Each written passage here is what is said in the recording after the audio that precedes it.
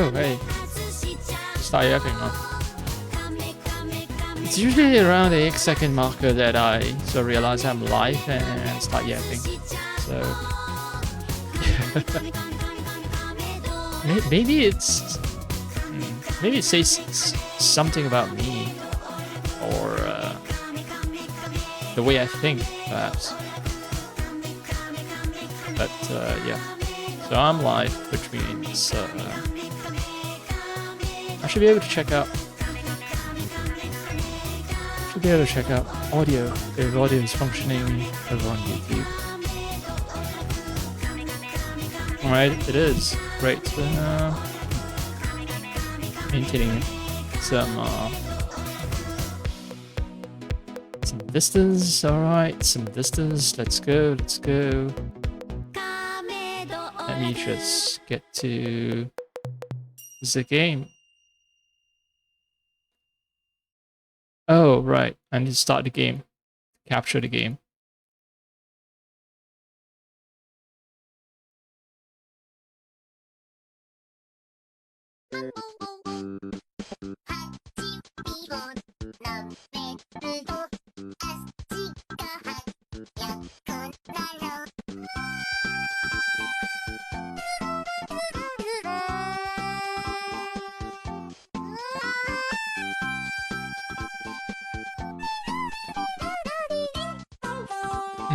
Seems I have to alt-tab back into the game, alt-tab back out, and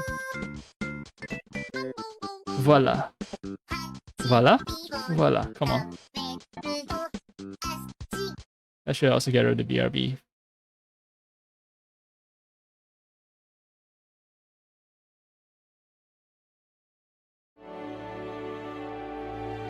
Audio is being piped in, but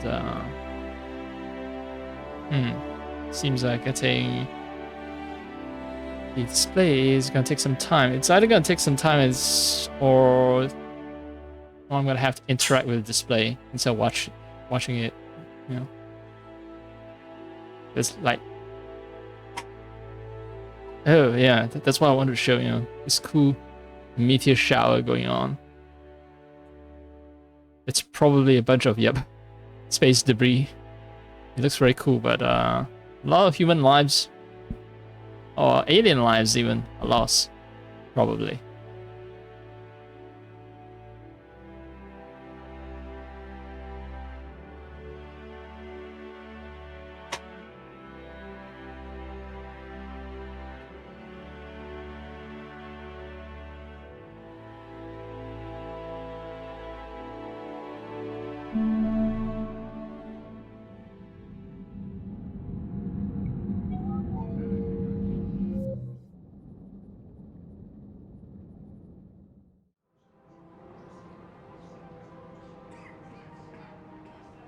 Oh, in fact, once again, I didn't prepare properly, so I'm gonna do a little something that's gonna take maybe like 1-2 minutes.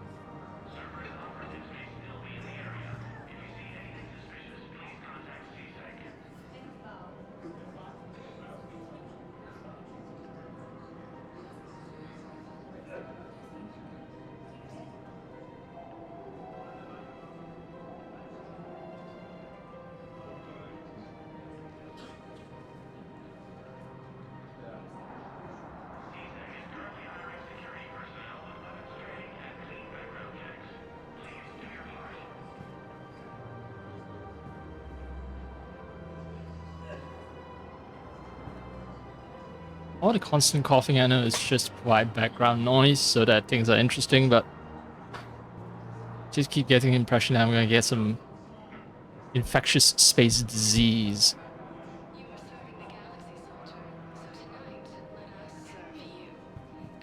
Right, so damn. Terran codes. I also have something of a party or something. If I go back to my ship and land back at Citadel, they'll ask me go for a short leave or something. Alright, these all will have to well, except for Wounded Battalion maybe, but yeah, a lot of them require that I leave the Citadel.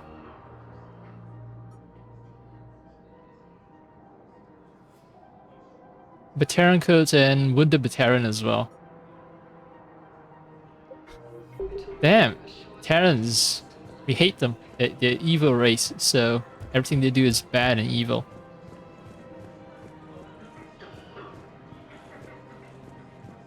Welcome to Elkos Combine Arsenal Supplies. Elkosi. Come again. Yes, I shall come again. Thank you, Earth Clan. Welcome to Kanala Exports. Thank you for shopping at Cannoli. Exports. Cannoli exports.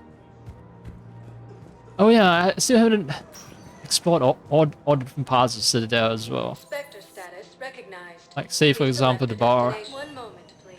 I need some R&R. Now arriving at ward level purgatory.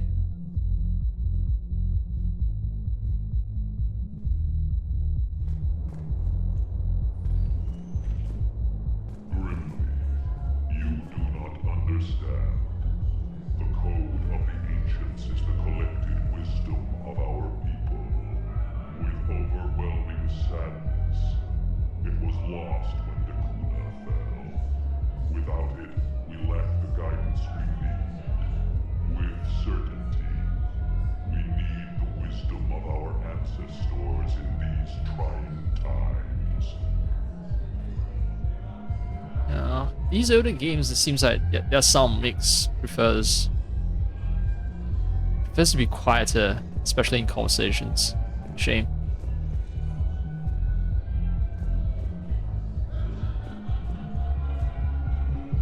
How's the head? Good. Concussion's almost gone. Good. When I heard you were injured. It was stupid. I should have ducked when that wall came down. Something good has come out of all this, though. Got new equipment. Sent me a set of Vortex armor. Man, summoning supply sure messed that one up. Oh, I've heard those are pretty good. It's great. I'd only be safer inside a tank. That's why Vortex gear costs more than I make in a year. Okay. If a Solarian team member, then I guess I should look for Vortex armor, but I don't. So what happened to the two, like, Turian cops were chatting? I guess they're gone now. Maybe they died in attack.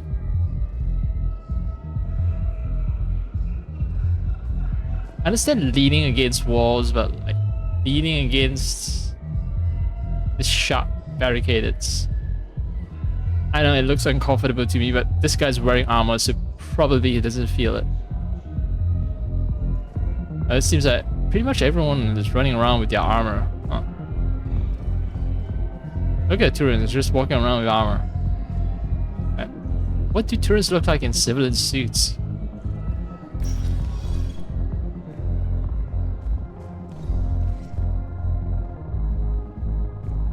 Yeah, dude, go home. You're drunk. The Alliance crew members who are here on shore leave, gone. Yeah, there was a girl here as well. Gone. This is casual Turian suit, right? And even then, it looks like an armor.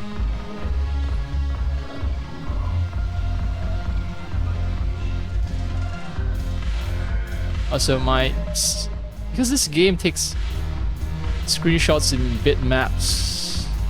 Oh, I think PNG, I forgot, but yeah, it's insane, man. Each screenshot cost me like 4 megabytes. Most of the games, modern games, they take screenshots with JPEG. This is a legendary edition, right? Something of a remake, so they should have mastered compression technology by now. Maybe they don't want to pay the licensing fee for JPEG. I don't know.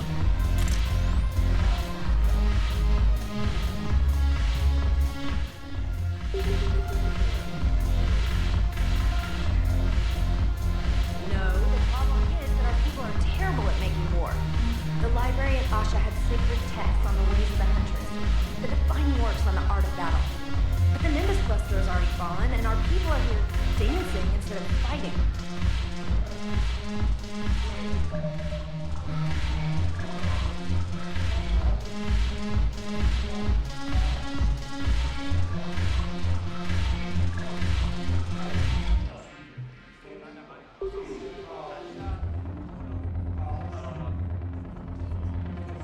I just admiring details on her armor, which looks remarkably like human armor, except with extra lights here and there. But human armors also have extra lights here and there.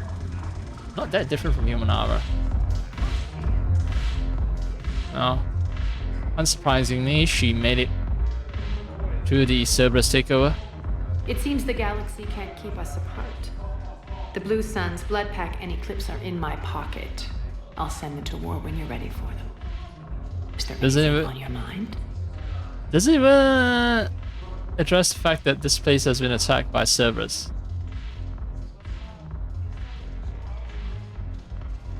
Are the Blood Pack falling in line? With Grill in charge, it's his void. The Blood Pack have committed 2,000 Vorcha to the cause. Is Darner wrong? Getting Voss still thinks, but he's committed his veteran soldiers to me. In turn, What have we gained? a ton of men. Sane has turned out to be. My control of Eclipse runs even deeper than I expected. An army that's willing to fight dirty. To do Eclipse mechs and Vorcha legions. Well worth the little song and dance I had you. How's the rebuilding going on Omega? People understand the first order of business is shoring up defenses. No one wants another invasion. So they're enduring valiant once again. I am Omega. Well, yeah, I guess considering she's from Omega. I'm sure. Okay. And I've actually done the Omega storyline, right, where Omega was taken over by Cerberus. Then, yeah, I guess Cerberus taking over places just doesn't faze her. She's like, oh hey, Cerberus is doing bad shit and taking over a place that's like Tuesday for me. Oh hey, Jack asked me to meet her, right?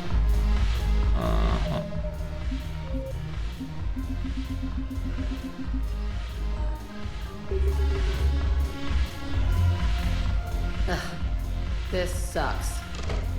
What have you got there? Duty roster for the students. It's what I do for fun now. They got us spread out across Alliance units, reinforcing barriers, modding ammo, that kind of thing. How are they holding up? They're fine. They're not the ones reading duty rosters while on shore leave. Complain if you like, but I think military life suits you. Hey, running back to the Alliance was your lifelong dream, not mine. Come on, plenty of combat, free room and board, and people you can depend on. Yeah. Maybe your little suicide squad taught me something about teamwork. Speaking of which, thanks. My guys are handling the support stuff well. Still see some action, but they're not on the front lines. They've saved a lot of lives. It'd be a hell of a lot more fun with you. You find bigger fights. But the little shits are useless without me. I gotta stick with them. 'Cause I'm dependable now, apparently. I blame you for this, Shepard. I've de-radicalized her. Come on. I'm sorry. What? The duty rosters can wait. Right now, you're on shore leave.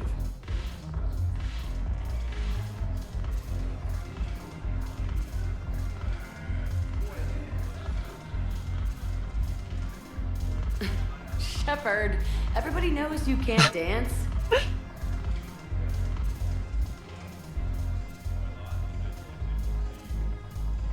No, you can't dance either.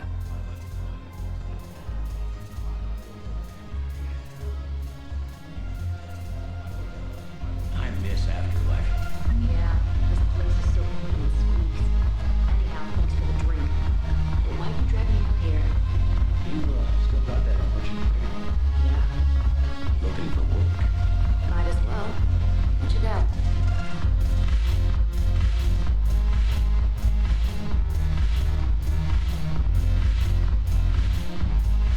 right now. I'm really in the mood to go clubbing if yeah, if ever since COVID I haven't been struck by a deadly fear of infectious diseases everywhere. Hence my comments about coughing and all that.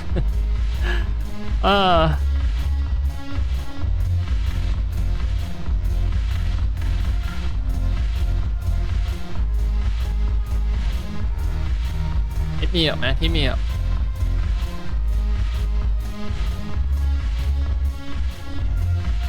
Oh, hey, Cortez. Shepard, you made it. Come have a drink with me. You're looking happy? You had it right. Yesterday can't change. Tomorrow, we might all be dead. Today is what matters. I'm not wasting it. I wouldn't have thought a club would be to your tastes. You don't have to get all hot and bothered to appreciate graceful dancing. There's an energy here. There's light. And some of the eye candy in the crowd isn't too shabby either.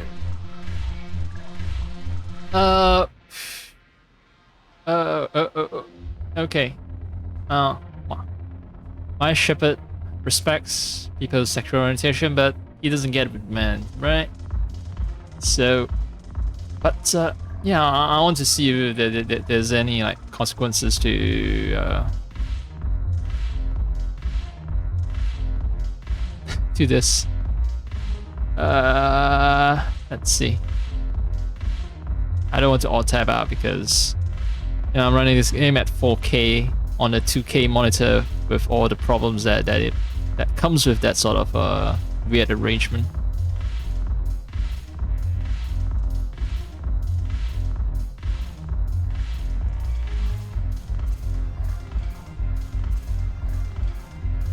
So it'll be Cortez, Mars Factory, Eye Candy.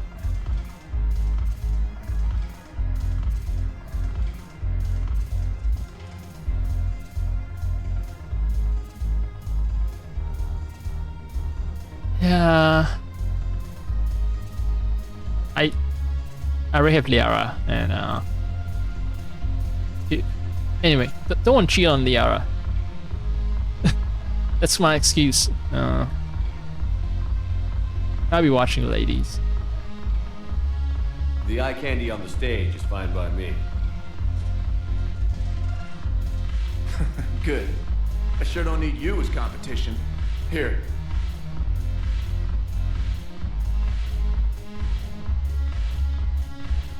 To you, Steve. And to you, Shepard.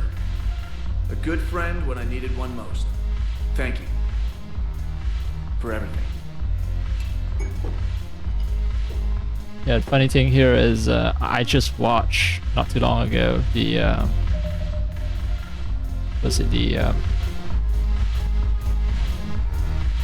Masters of the Universe, right?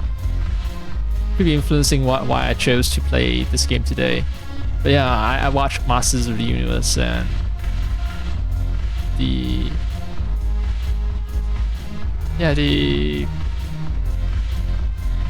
protagonist, He-Man, right? He hasn't called himself He-Man yet. He has a proper human name. Adam, was it? Alan? Adam? But yeah,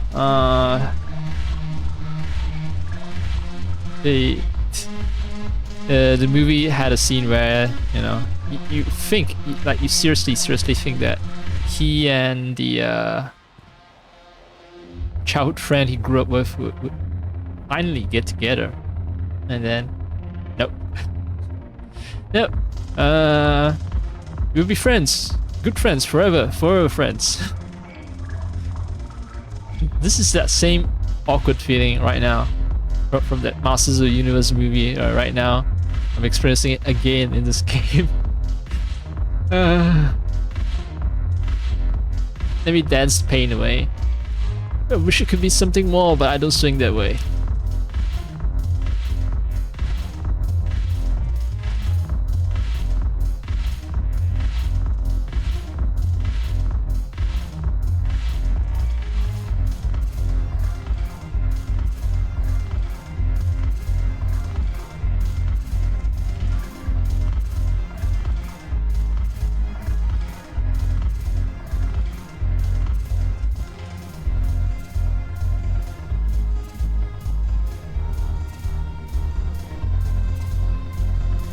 Need more dancing. Dude.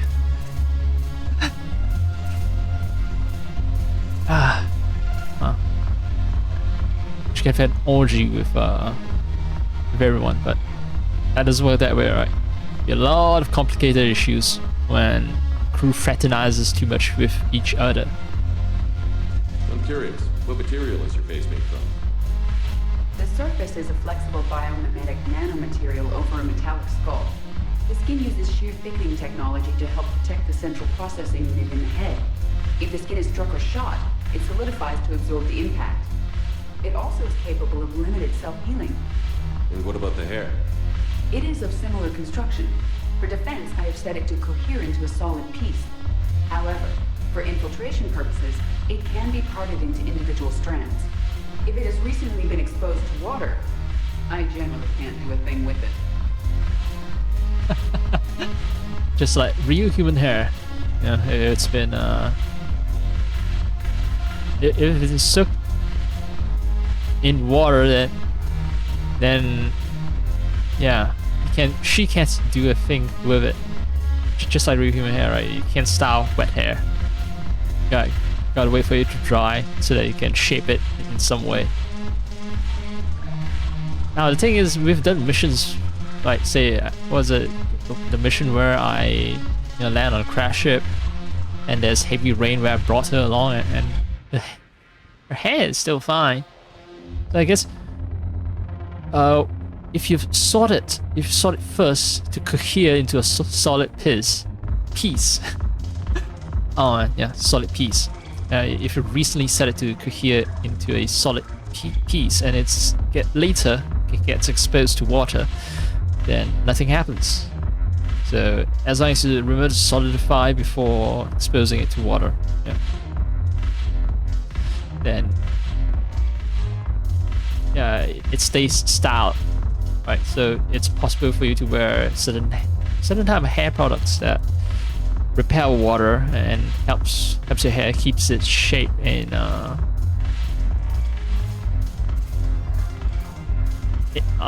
water, in light water exposure. Actually, if you jump into the pool, I don't think there's any hair product that can just help your hair hold its shape for long, except perhaps the thickest grease that repels all the water.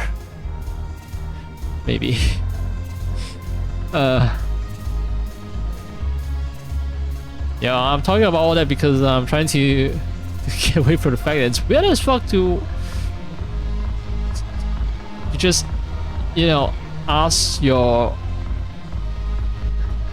lady robotic friend that's been designed to look like a very sexually appealing human woman, and you just walk up to her, ignore the fact that she's very human-like, and just straight up ask her, hey, what's your skin made out of? Hey, I like you. What is the composition of your skin? I guess maybe Shepard here, right here, like Shepard's brain is thinking in the way it's saying like, yeah, I'm just asking about the girl's skincare routine, I want to have like soft, smooth, beautiful skin like hers, and that's why I'm asking her, like, and somehow it came out a bit wrong. I asked, what's your skin made out of?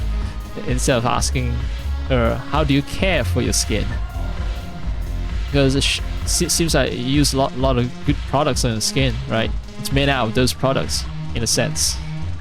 So, this is Shepard being socially awkward instead of asking straight up, hey, yo, girl, what's your skincare routine? I want that skin of yours. The banner of the 1st Regiment. That should put some steel in their spine. Joker with your crippled legs. With a lookalike of... What the fuck is wrong with you, Joker? Did you hire this lookalike? Okay. Shade of his skin is perhaps like...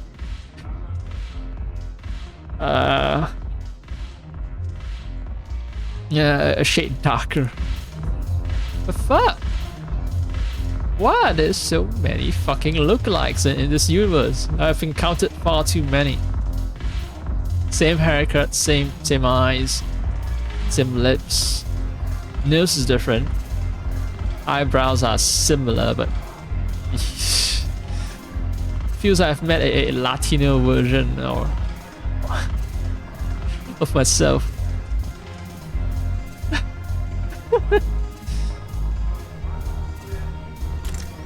This is a very important photo to commemorate me meeting yet another doppelganger. In Alliance uniform, no less. Maybe Joker hired this dude, right, to verbally abuse. Pick out his frustration having served under my command all these years. Look at this! All it took was a Cerberus attack on the Citadel to get folks around here to pay attention to the war. How is this any different from normal? Can't you see the desperation? This isn't happy dancing. This is forget my problems dancing. Look at the arms. If a guy waves his arms like that, he's worrying about a lot more than looking stupid on the dance floor. That's surprisingly observant. I've had time to watch a lot of dancing from the sidelines. Speaking of which... Dancing? Watching from the sidelines. What do you think about me and Edie? Yeah, there's other reason I can't move on to the cyber woman. Joker called dibs. And you know, bro before hoes. Alright, this is a game made from that era, right? 2007 or 2008? How old was it actually? Now I gotta check.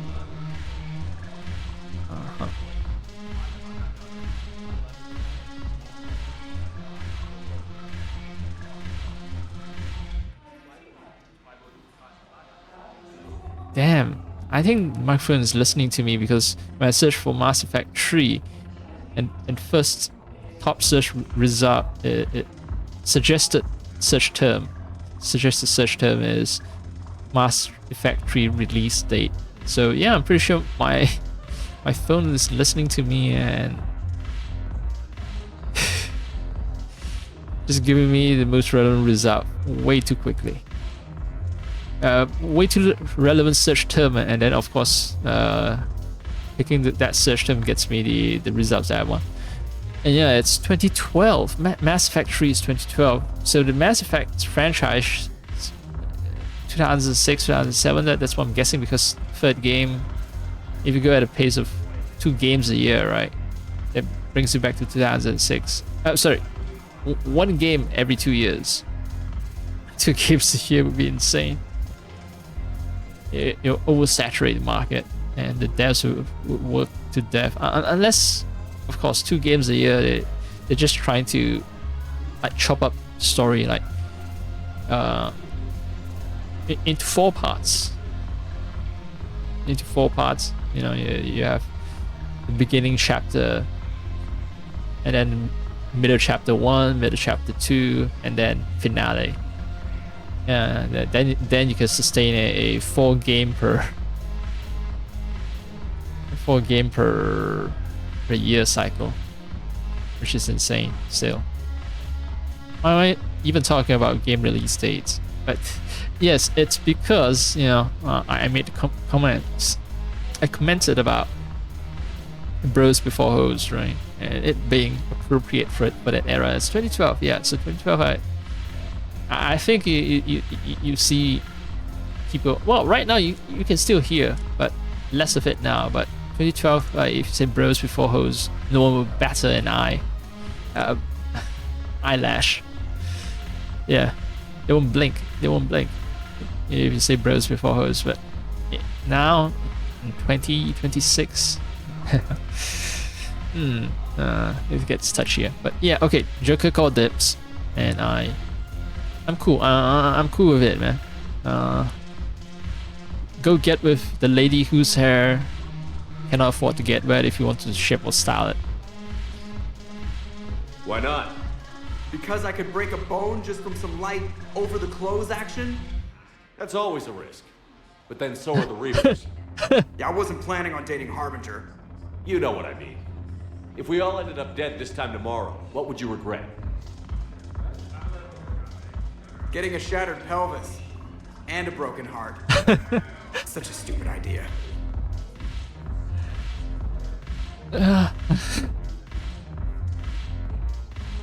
And then Edie's gonna review that she has some kind of biomimetic. A lot of many parts of the body are actually flexible, kind of like second liquid metal Terminator. So it's sort of like, okay, just like the Terminator, you can form into anything, and that means I can form into a support structure for your pelvis without you, well, visually perceiving it, right? You just see your own flesh and mind join, and then you'll see it will look as if your pelvis might be slightly bigger or something, but yeah, I can form a support structure, right?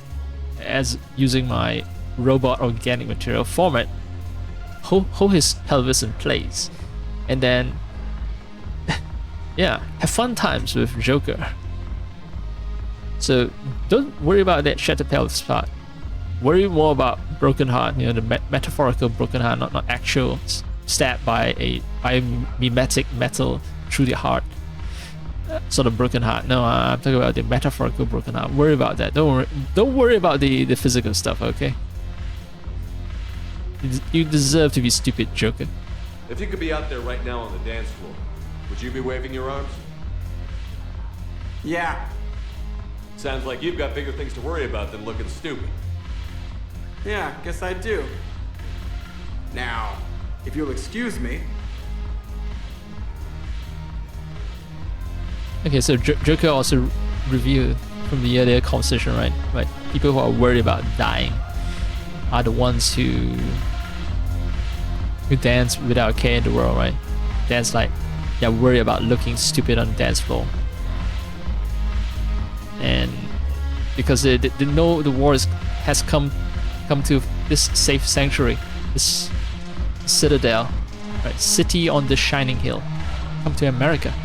Finally affects Americans. So all the wars that Americans have been fighting overseas, like if a couple of missiles actually land in the heartland America, not the American colonies outside the empire itself, right in the heart of the empire, the citadel of the empire, the city on the shining hill, America. If missiles do end up landing there, then then war has truly come home for them. Then they'll start dancing as if tomorrow they might die in a war, instead of just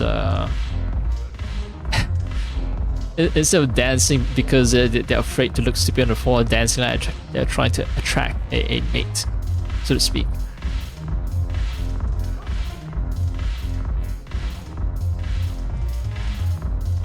Also, nightclubs are a very American phenomenon, right? Clubbing as a thing isn't like a part of a lot of cultures, Sure, as American culture spreads and British culture as well, British club culture, German ones, European. Essentially, club culture is actually rather European. It's only very recently has been introduced to places like Asia and Africa. If people want to mate, so to speak, find a mate or mate, either works. But yeah, there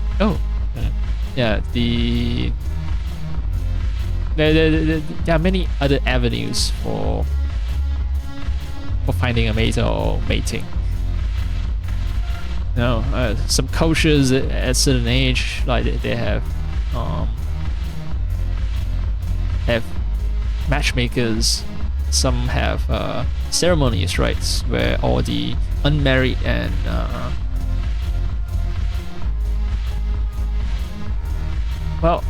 adults, adult as in sexually available women and men, are just sort of they get to meet each other and then find a way to pair them off. Do what's needed to continue the bloodline.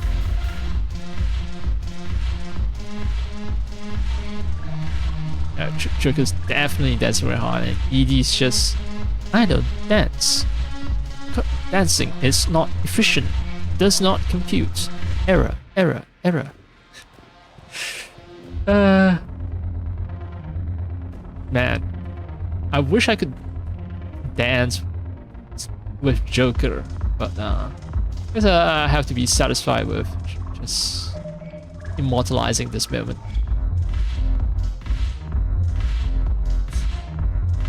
No, timing is off.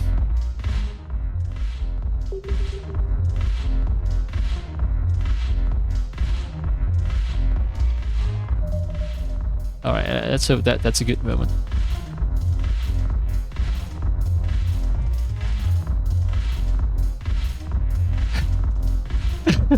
Yes, I like that. It's like, oh shit! You know, I've been found out. Keep telling that I have brittle leg bones, and here I am on the floor dancing, and my commander has found out that I'm actually a very healthy individual, extremely healthy.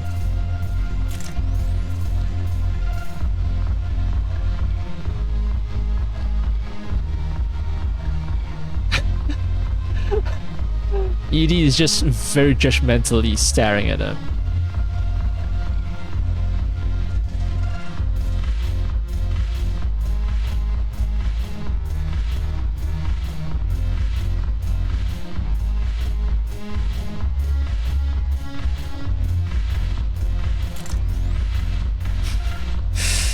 It's like, this doofus, this fucking doofus. God fucking damn it.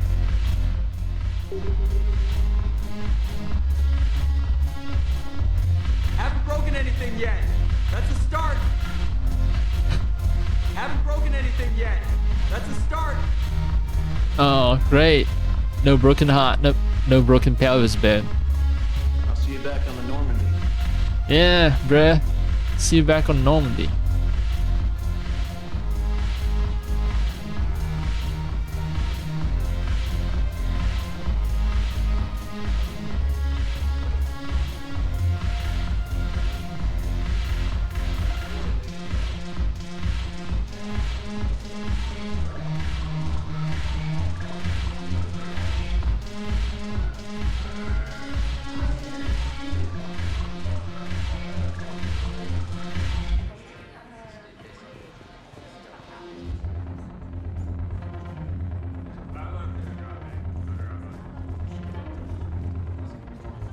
This fucking useless, fucking menace. Guy runs behind counter, fucks around behind the counter. It's like, oh look, yeah, human is wearing the same armor as Sari, so Sari armor and human armor is just the same. Okay. Anyway, yeah, I'm a menace. Just run around and use my privileges as being a Spectre and a well-known, like, public military officer to just abuse people. Like, just poor people trying to do a job, trying to survive in the universe, and nope, just mess up their workday because I'm Commander Shepard. And I don't give a shit about you and your life. I only care about myself. My ego is so giant, humongous. Right, I started at the embassies, right? Areas tagged of interest to you are highlighted on the elevator menu. And I check out the hospital because I want to witness the last moments of my dear dying assassin friend. And then I went to the commons to check things out. Check the shops out, turn in some quests, I believe. If you have a question, so I've been to the holding area and the Normandy dock itself, so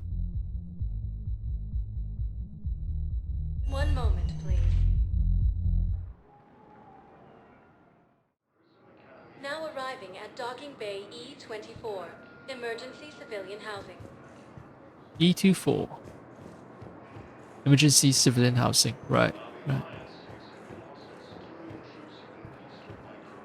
It keeps tempting me that at some point I'll be able to open the door. The galaxy needs to understand what these refugees have been through. Can't you let me in? No. I only need a couple of hours of footage. You're not crossing that dock. Oh no, this is gonna be like dark. It's gonna be. I heard Hey. that. Your drone's not speaking in either. And decide.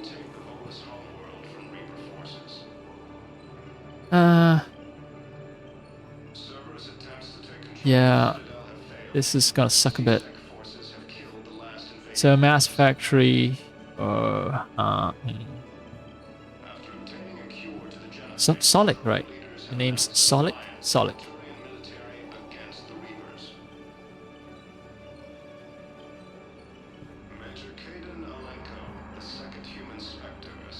Right.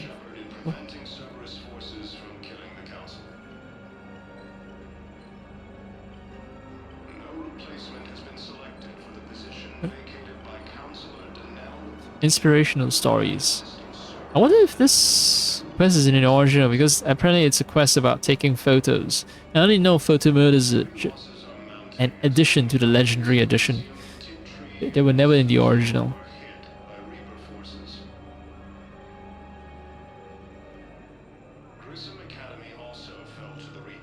There's a progress halting bug with this side mission. If you take a photo, make a manual save, and then load that, all photo opportunities of that type will disappear, either valid or invalid. To fix this and resume the side mission, you have to load an earlier save from before you started the side mission.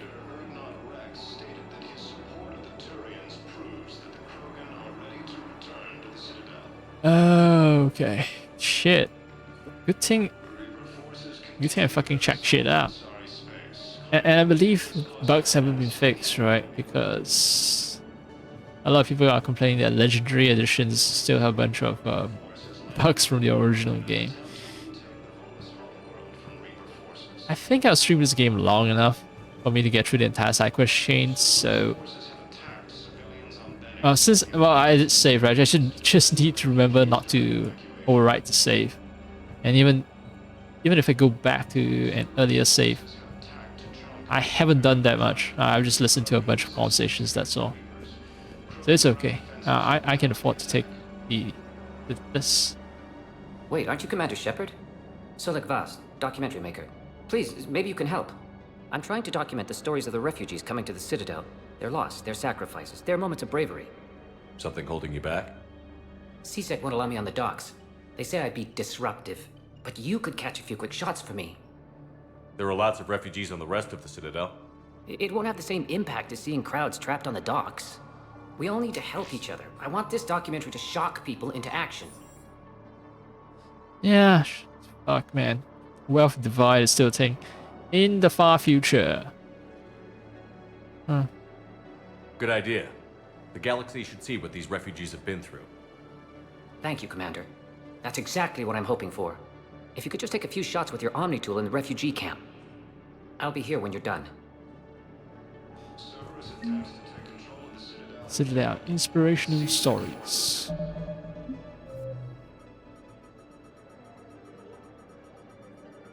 I think what happened was that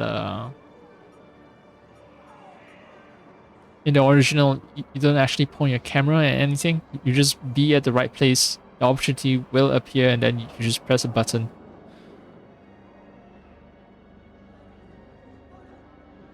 Find footage on the Citadel and return to Vast at the refugee camp. I should try to raise... Yep, it's just activate the photo opportunity, that's it. I think we might need a different subject. Yeah, different subject. So, mourning about lost people isn't good for you, or you want more up close mourning. Yes.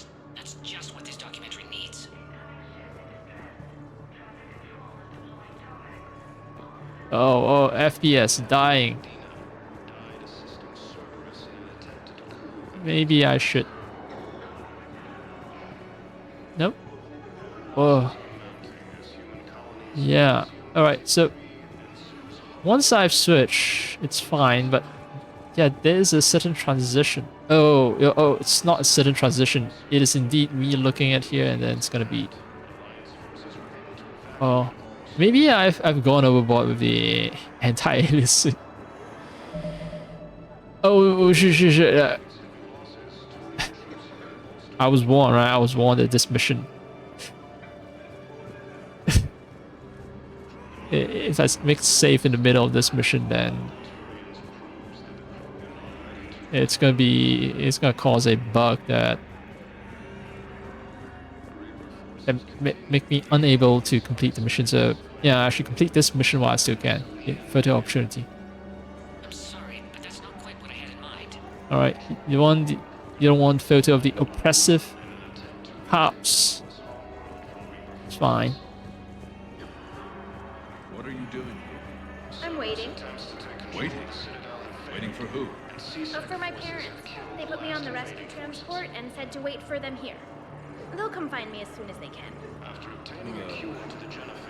I guess this is a signal. If anyone bothers you, let me know. I'll take care of them, okay? Sure thing, sir. Thanks. Shit. Yeah. Oh, if she's lucky, then her parents might actually come back. But I get a feeling, just a feeling that she's gonna be an orphan.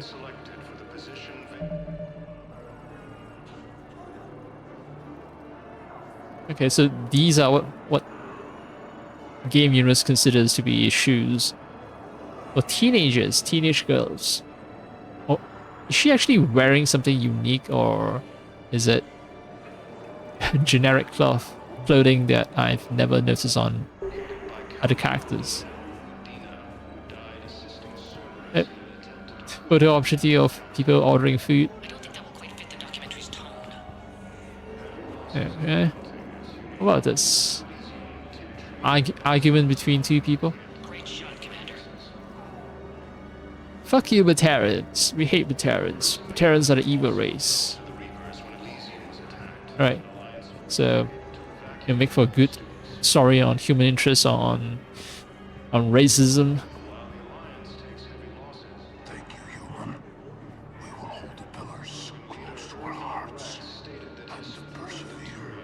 Unfortunately, I'm not a space racist, so I actually helped out the Batarians. Welcome to Batarian State Arms. Hornet, long-range submachine gun. Please observe all cast restrictions when making a purchase. Observe all cast restrictions. Fucking hell. Batarian State Arms. Terminus armor, melee ammo, shields. Like. Stand strong for your people with Batarian State Arms. Ammo capacity shields. This one is suited for those like action type heroes who rush up with maybe a shotgun, kill people, and if they can't, then they do a melee combat to take them down. That's for that playstyle, which unfortunately my character isn't. I don't know if I should pay $7,000 for a gun that I might be able to loot in the future. The standard equipment for service troops who are trained to handle the recoil from the guns. 3 rounds. Okay, goodbye. I don't like burst fire weapons. You can't change them to full auto, so bye. Can I talk to him? Only if it's important, Commander. He's hurt bad. Take down the sedative a bit, but hurry. I peg his survival at 50-50. Right, I was supposed to integrate some Batarian. Are you Gorek? Go away. Nothing to say. Not even what a terrorist is doing on the Citadel? You! Do I know you? Every Batarian with someone on Eratop remembers your face. The planet that got caught in the Alpha Relay explosion. You butchered a colony. Only regret. Don't have the strength to... No, we had to do that. Stop a really big threat. Like we're extremely sorry, man. I destroyed Eritot's relay to stop the Reapers from pouring through. Ha! Easy for you to claim now that they're here. Don't pretend you have any remorse. You think I didn't feel guilty? I destroyed a colony. I've thought about the people who died. About how I couldn't warn them in time. Actually couldn't remember the mission. In the end, I didn't have a choice. But I'm sorry. If that means anything. If you're so remorseful, if you have any real guilt, show some mercy. Unplug this machine. Let me join my family. Well, it seems like the good choice would be to shut off life support based on positioning of that choice, but is it? Is it really?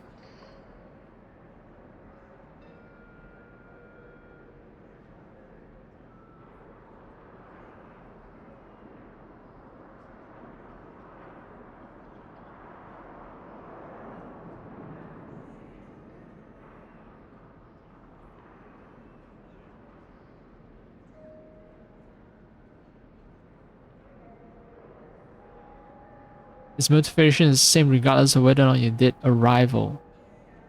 DLC for Mass Effect 2, which I think I have done, right? Because I do every mission, because it's a legendary edition with all the DLC.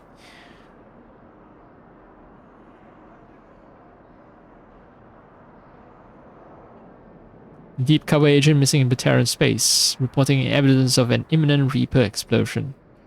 Shepard must travel to the edge of the galaxy, rescue the agent, and discover the truth behind the Arrival. I'm trying to look at the screenshots, but it's absolutely triggers nothing. I might even have played through the mission and I just can't remember.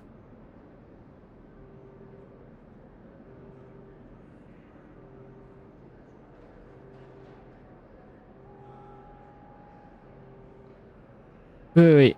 Rescue Dr. Amanda Kenson. That name...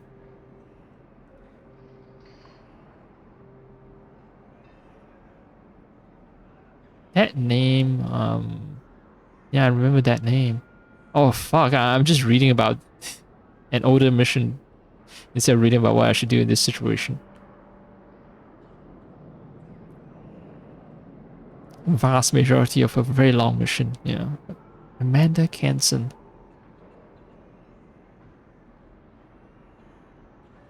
Mass Effect 2.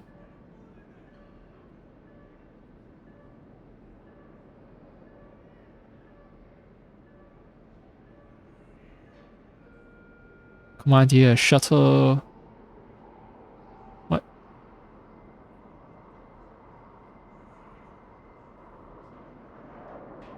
Yeah, alright. Shit. I finished playing Mass Effect 2 not that long ago, and already I don't recall what the fuck happened.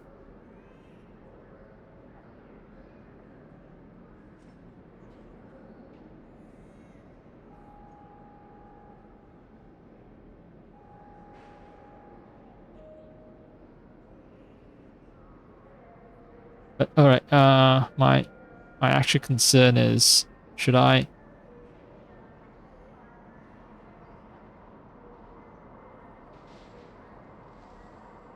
Okay, taking Gorik off life support does not elicit a reaction from the nurse. After completing this mission, I'll get reputation and credits and experience.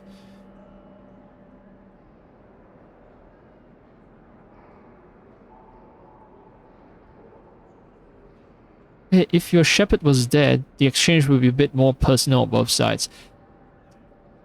Based on how this conversation went, I'm gonna say that yes, I actually did the Arrival mission, right? Sounds a bit personal.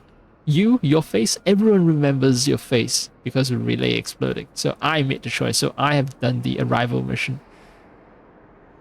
Unplug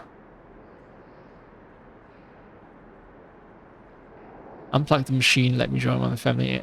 And well, the nurse has resaid that, you know, he doesn't have long anyway. So just granting him early mercy. Die.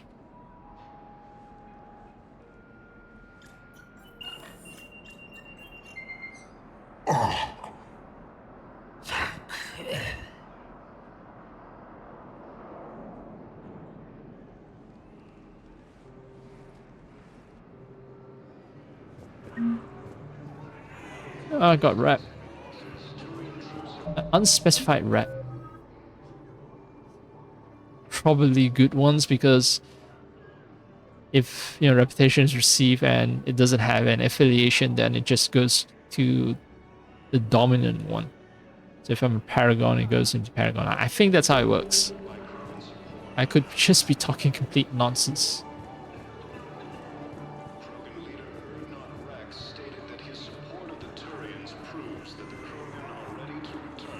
Whatever happened to that nice lady who was helping everybody out?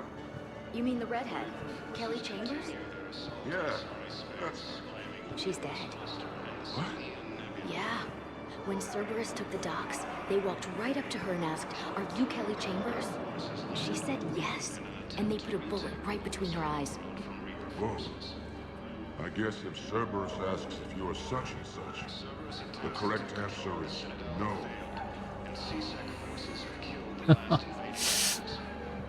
Oh, I mean, I tried asking Kelly Chambers to join me back on board the my ship, right? Forgot the name already. But Kelly Chambers is dead. She was, you know, she was doing the whole secretary thing on Mass Effect 2. So it's a shame that she is dead.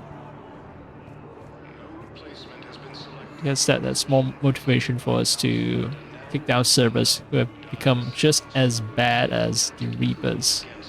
Insanely brutal as the Reapers. Excellent.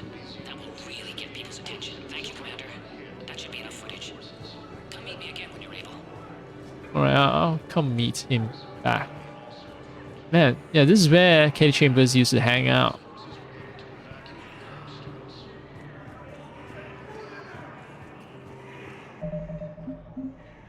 Alright, this is bugging me, so...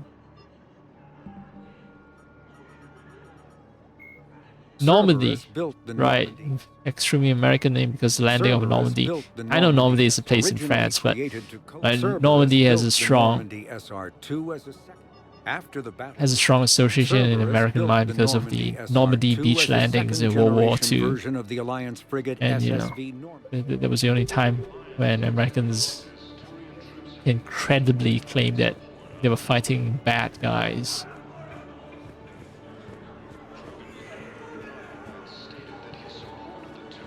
And then you look at the nation's founding, and then all the wars fought after World War II.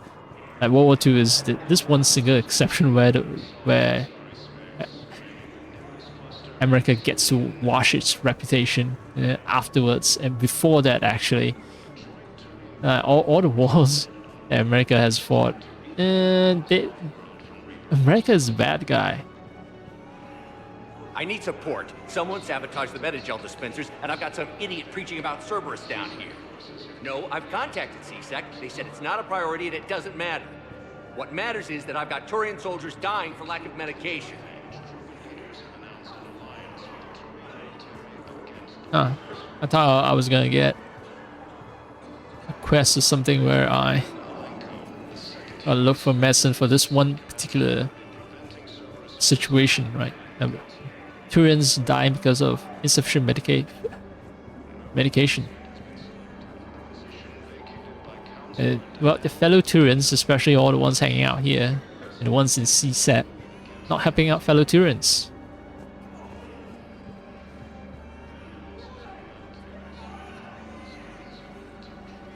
Hey, I've assumed full control of Eclipse, and we're committed to moving forward with Aria. Hey, I've assumed full control of Eclipse, and we're committed to moving forward with Aria. Got any pets? You look like a Varrot person. Fuck me. Always nice to see you. Hey again. Anyone ever tell you you're one hell of a looker, soldier? Yeah, I do look good. I look so good that a bunch of people have decided to clone themselves and remodel their faces to look like mine. I believe those are my credits. Hey, James. Okay, invisible wall, great. But the game not stopping me from walking into this.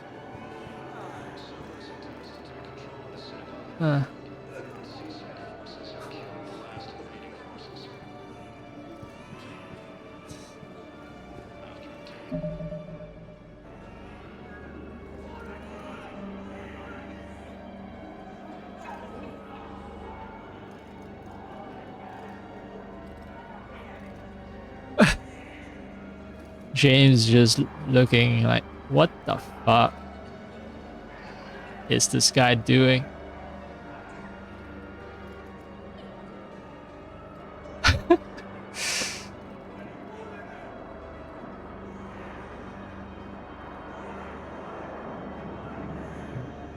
Yeah, This is me, Commander Shepard, doing Commander Shepard things, being extra normal.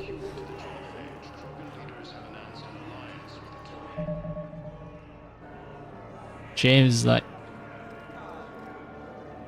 what you doing, bro? What you doing, SA?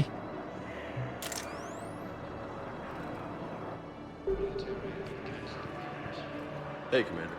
James, enjoying yourself? Yeah. Try not to lose everything. Those clothes are Alliance property. Have a little faith, local. I have a little. You just gonna stand there and watch? Yep. You're kind of making me nervous, Commander. Yep, that's the point. I'd ask them to deal you in, but I think they're afraid of you. Oh, I'm making everyone else nervous too. You're kind of killing my mojo here, Jefe. I was up a minute ago. You just came by at a bad time. You just gonna stand there and watch? Alright, gonna actually exit this. Okay. Bitch. Please, we just need more food. I can give you the location of some ruins. When Gay hit him in the Hades Nexus. Yeah, I'll If you could get past the Reaper patrols, I'm sure you'd find something valuable. That's got to be worth something. Please, my family is starving.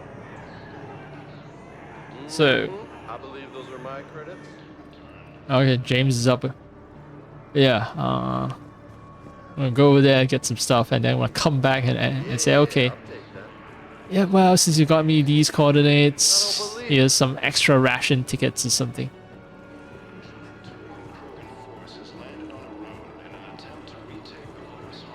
It's interesting that you get to just hang around here. Oh, this is how I'm supposed to approach James and talk to him. Instead of all the dumb shenanigans I was doing.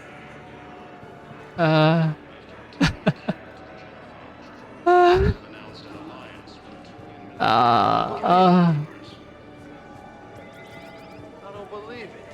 also don't believe they recorded so many lines of dialogue for in anticipation of the player just standing around listening to James monologuing away. I don't believe it. I believe those are my credits. I don't believe it. I believe those are my credits. I need support. Someone sabotaged the Metagel dispensers, and I've got some idiot preaching about Cerberus down here. No, I've contacted C-Sec. They said it's not a priority and it doesn't matter. Alright, so I think I remember taking a photo here and there. Yep, I have done all I... Nope, not quite. Conrad Werner, who are you? What are you?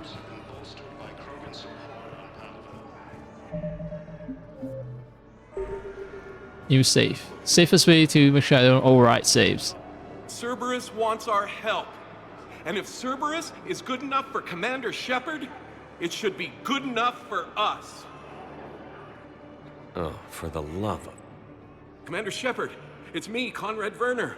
Wow, it's great to see you again. I joined Cerberus too. Conrad, Cerberus just tried to kill the Council. I'm not working with them. Oh no. I screwed up again, didn't I? I'm sorry if I ever accused you of pointing a gun at me when you didn't actually do that. I was really stressed out. Holy fuck. Okay, so... I thought there wasn't a quest related to a doctor talking about, you know, crazy person preaching about Cerberus. No, actually, this fucking dude who really wants to impersonate me because he admires me, he's responsible for all that fuck up.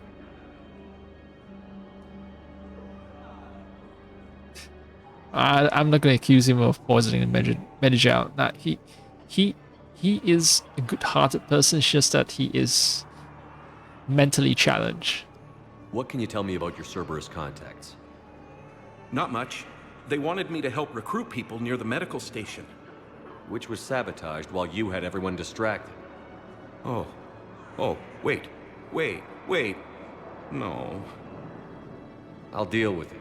Just don't do anything. Okay. But I might be able to help you with whatever you're doing now that isn't Cerberus. Conrad, I'm building an ancient Prothean dark energy device to stop the Reapers. Can you help with that? Well, I did write my doctoral dissertation on xenotechnology and dark energy integration. For real? Yes. In fact, I may be able to find some ancient tech schematics that could help you with construction. Hang on, I have an old contact. Ah, come on, Hossel, help me out. Sorry, the war has him scared. Hossel? Gavin Hossel, the tech researcher? I did him a favor once. Tell him this is for me. I had no idea you two knew each other. Small universe. Okay, he's forwarding the schematics over. I don't know who Hossel is, though. Oh no, it's in an ancient Asari dialect. We'd need a lot of ancient Asari writing to translate. Would this collection of Asari matriarch writings help? Yes. Yes, it would. Okay, it's auto-translating. Let's see. Oh no, the technology falls under an existing patent. I can't actually access the schematics without a license from, let's see, Elkos Combine? How did you even? Well, this is great. Okay, here you go. Hope this helps you build that dark energy device. Anyway, good luck fixing the Metagel dispensers. I'll just be here, not touching anything. Unexpectedly helpful. So he is... Gavin Hossel is actually from... Yeah, dark energy. What I said, dark. So he is actually like truly helpful. Gavin Hossel is from Pharos, from the mind-controlled colony, Zeus Hope. So that's why I was able to call in favor of him. That's the favor that he owes.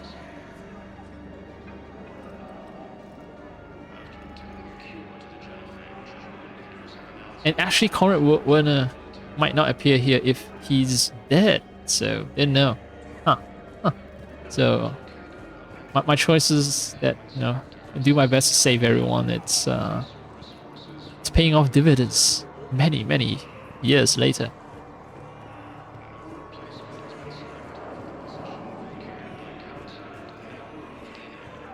And yeah, me doing things for the Volus also helped with just now bypassing some sort of licensing requirements for the some kind of tech schematics. You need Elkos Combine, right? And Elkos Combine is Volus, so I probably had some pull there, although I can't remember which particular mission I got that pull from. The influence, that favor point. Alright. Many jail dispensers in the Citadel refugee camp have sabotaged, find dispensers, repaired them. So I'm just gonna have to walk around the entire place all over again and repair them. Great.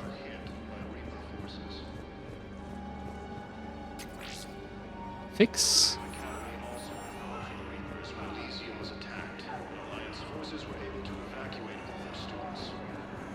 No similar device here.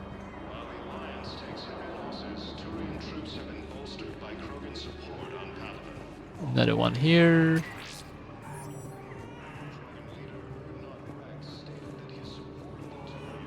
Here. And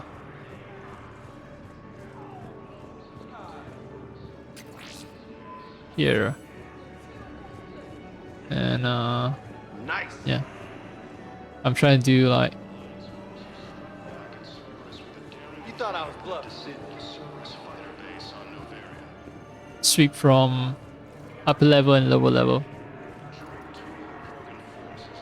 Yeah, I'll take that.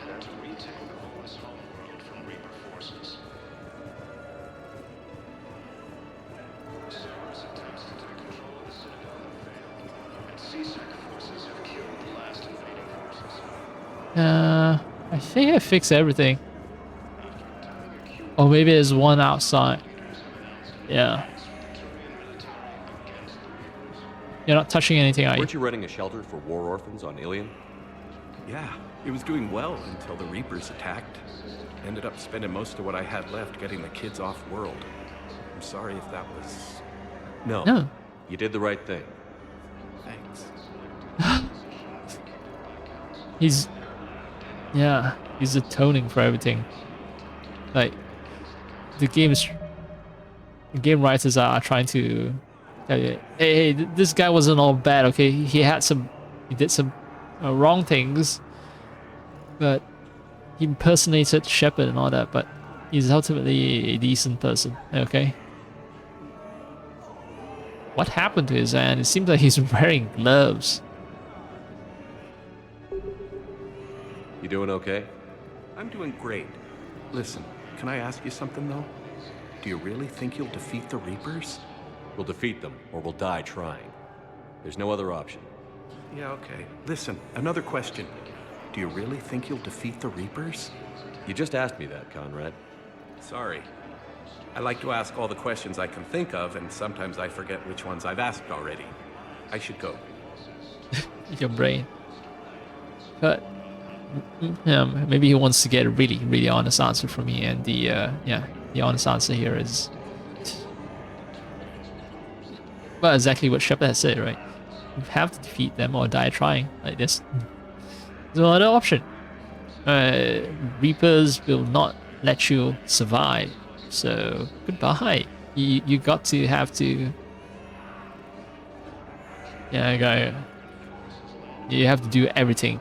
Which is really weird, considering that the rest of the galaxy is still talking about not having enough war funds and all that sort of stuff. It's like a force that literally wants to completely annihilate you is coming, and you're not working together.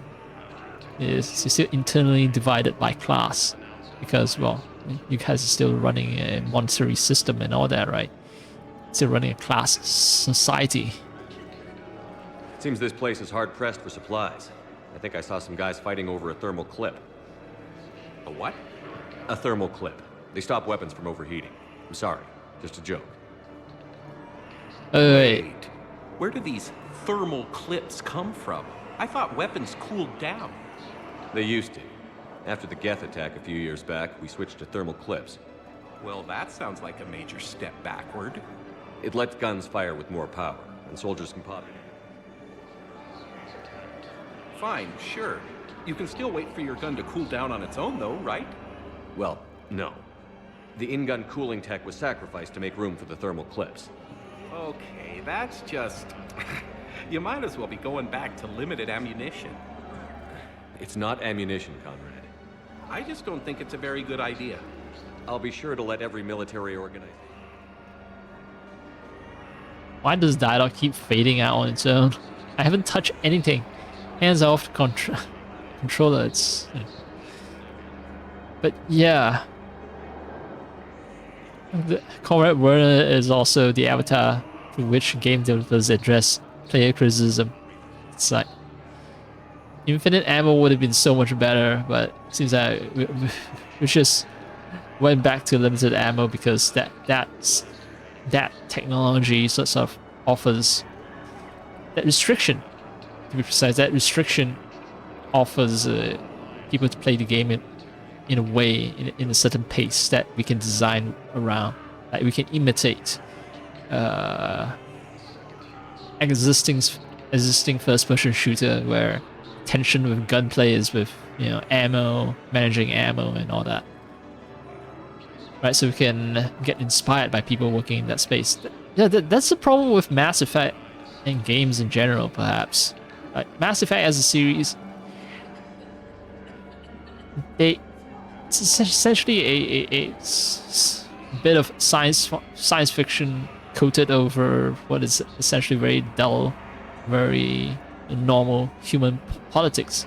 Games don't dare to imagine, like truly dare to imagine something truly liberatory, truly alien, because well, game developers, their brains are still shackled to capitalism, so they tell the same story that the bourgeoisie would tell, because that's their brain, that's how they see the world, which is a very limiting way to see the world, really. Well. Did you lose anyone back on Earth? No. I mean, extranet friends and such, but I don't really have any family left. What about your wife? Conrad, do you even have a wife? Oh, yes. Yes. Well, no, but see... Conrad, if you have some kind of weird shrine of me, I'm gonna be very unhappy. It's just a poster with a few candles. It's very tasteful. Okay, so... I'm Conrad's wife. Oh, like... Makes sense, right? It makes sense for this guy to be the avatar of the game developers, right? We are literally playing a game about a story where the protagonist is Shepard. So essentially, game developers are so worshipful of Shepard that they made 3 games about this person named Shepard, Commander Shepard. So of course this guy will be an avatar of game developers. And yeah, I think I sort of trailed off earlier when I was talking about why the bourgeois imagination is extremely limited. Right, so game developers don't want to deal with the concept of infinity, right? So what happens when you have limitless energy, or when your gun has infinite ammo, right? No, you must always introduce artificial scarcity or challenge, right? You can try to do that. Maybe try introducing scarcity in other areas. Like, keep the infinite ammo idea. I know the thermoclip is essentially introducing scarcity in another idea. The problem is the thermoclip. The idea of the thermoclip itself resembles too much like it's too much like the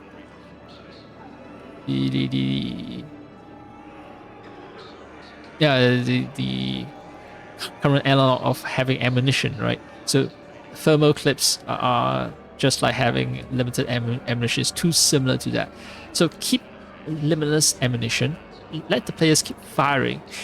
But okay, because right now I'm not a game developer, I'm not a game designer, so I can't, on the spot come up with new or better ideas. But they should investigate how to keep infinite ammo while introducing challenges, right? Not by making enemies have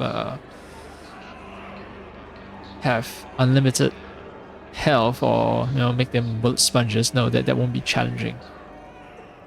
But say, okay, ask yourself the question: why do you want players to have limited ammo? It's because you want them to stop and reload, which forces the player to take a break in combat, right? So maybe introduce another weapon that forces players to take a break during combat. Like, say, all enemies have something like a shield breaker, because Mass Effect, right now they talk about everyone having this Mass Effect personal shield, right? So that's how combat is conducted. People destroy shields or barriers, then that's when when the bullets start hurting you physically. That's when your health starts dropping. So because there's a regenerating shield, so maybe introduce some kind of mechanic around that forces you to take a break. Something related to shields. Like maybe, you and the enemy have a special weapon called shield breakers that have very limited ammo.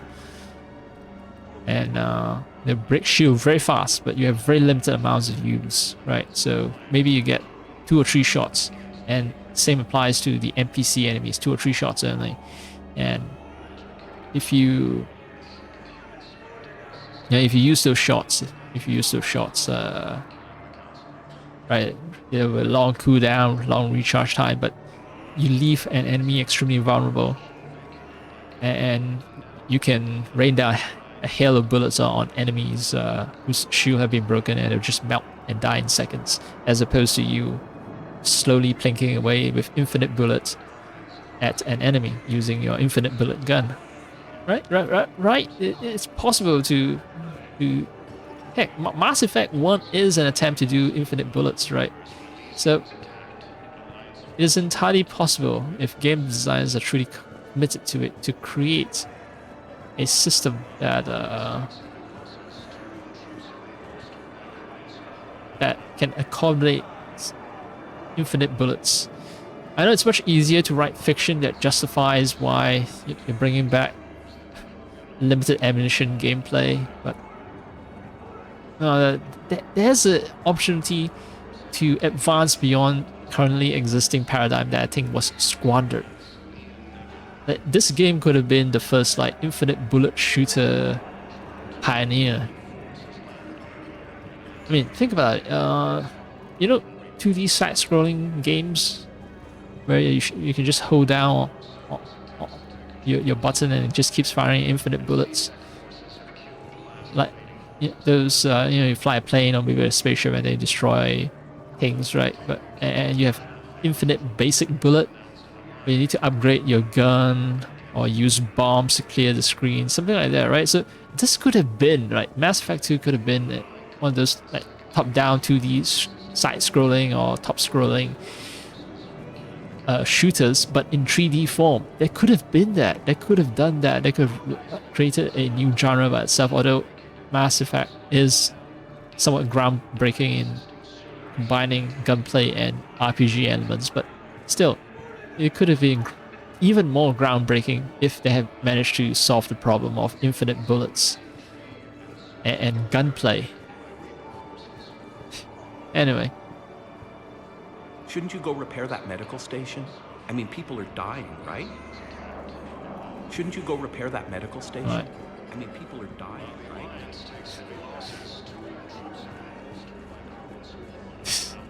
He hates me now. Shouldn't you go? Fuck off! I didn't know Commander Shepard was such a annoying person who constantly pesters me for conversation.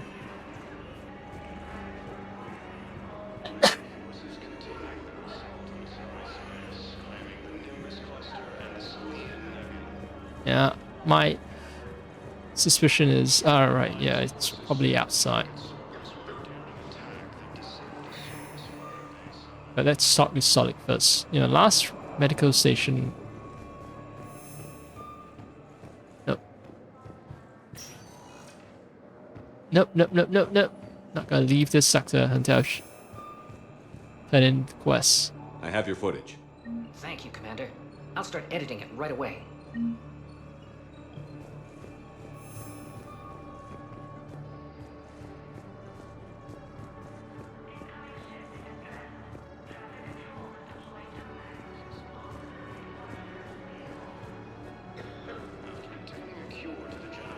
Okay. That was completed, right?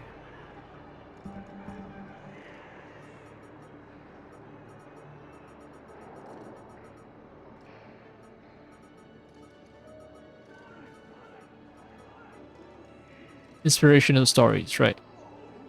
Footage was found, completed. Yay. And now to fix the Medjal thingy. I was like so certain that I've done a thorough sweep, but I guess I wasn't thorough enough. Oh, yeah. Let me jog leisurely as I find a fucking dispenser that I've somehow I believe those are my credits. miss. Oh, the... Oh. Teenage Oh, the teenage girl's over there. Alright. Yeah, I fixed these. Are you kidding me? Are you kidding me? Yeah, I'll take that. What? Wait, is it throughout the entire Citadel or is it just the refugee camps? Refugee camp only, not the entire Citadel. So, wait, don't tell me this is a fucking bug.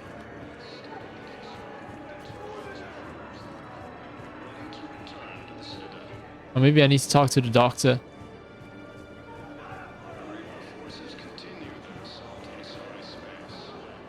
I fixed the sabotage. The Metagel dispenser should be working now. Thank you. I'll get patients moving through triage immediately.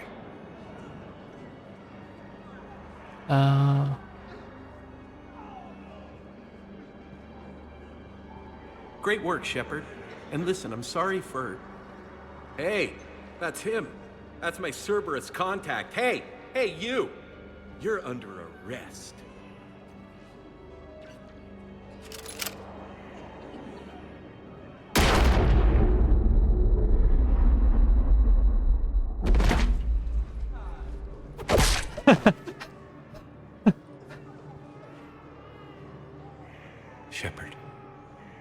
Shepard, did I help?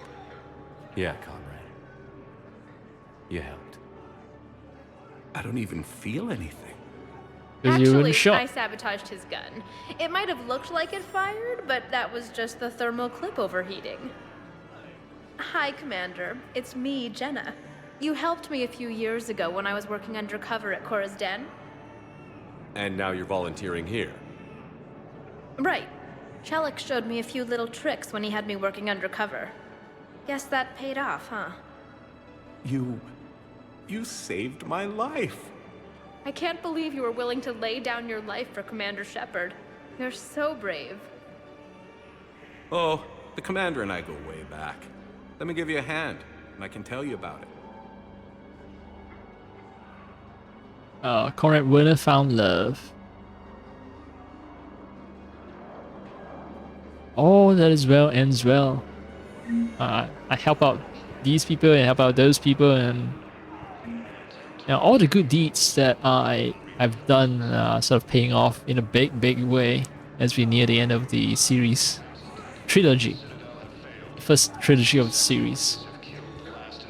Mass Effect Andromeda was meant to be the start of perhaps another trilogy, but it didn't do well enough to justify sequels. Shame. Real shame. Alright, so Medjal thing done.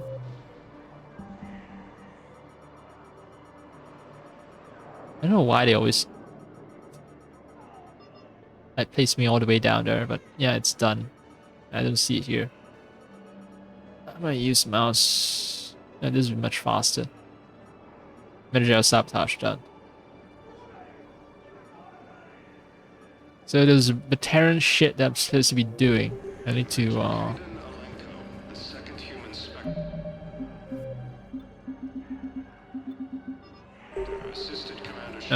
I need to go back to the Spectre office. Spectre status recognized. Please Spectre select a status. destination. I still haven't done anything about Normandy Bay D24. Haven't been there, haven't checked it out. Areas tagged of interest to you are highlighted Need on to the keep that in elevator. mind because I'm slowly but surely clearing every If you have a floor. question, please consult. One moment, please. Now arriving at Presidium Embassy.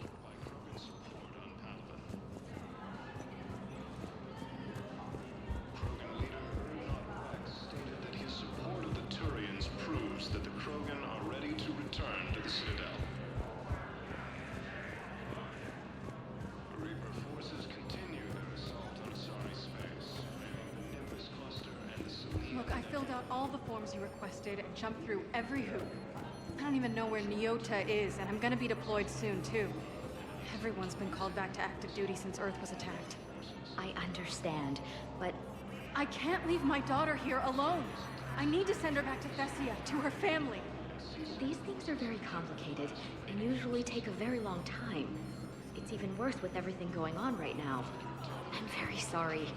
If you can't accept a fostering by proxy until her file is processed, there's nothing more I can do. Oh, shame.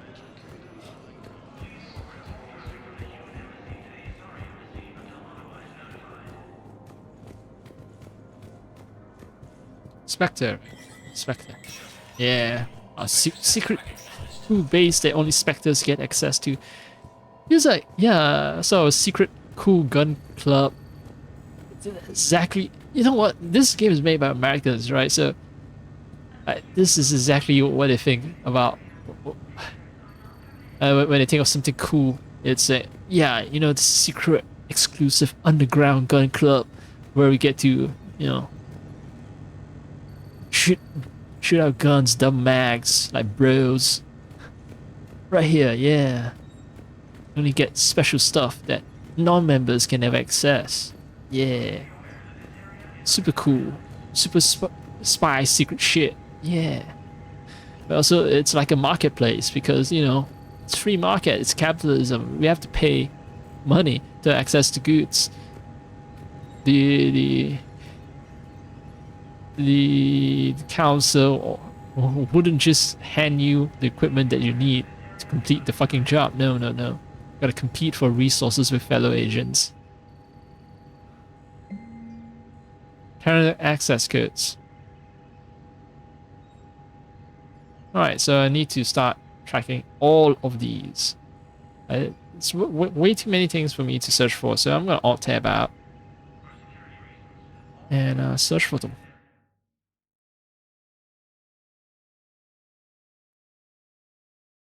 It gives me an excuse to touch Bongo Cat too.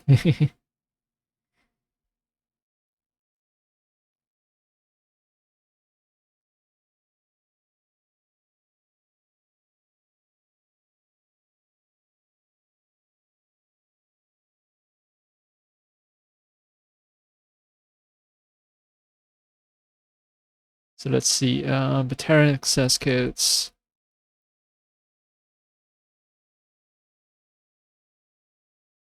Oh no, god fucking damn it.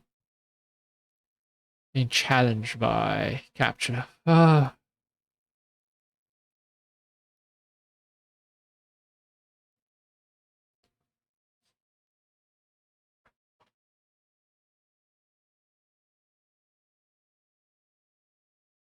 Terran access codes.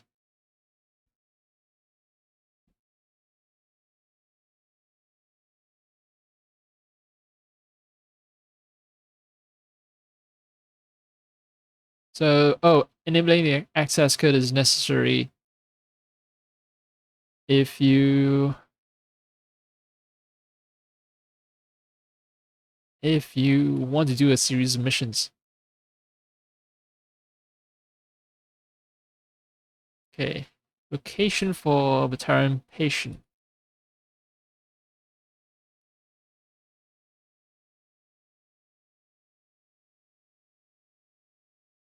see. Wounded, Batarian, Mass Effect, Wiki, Bandit. Find him in the refugee camp and investigate, blah, blah, blah. Reading is optional. Okay, so it's not enabling anything. All right, surveillance authorization. Mass Effect 3.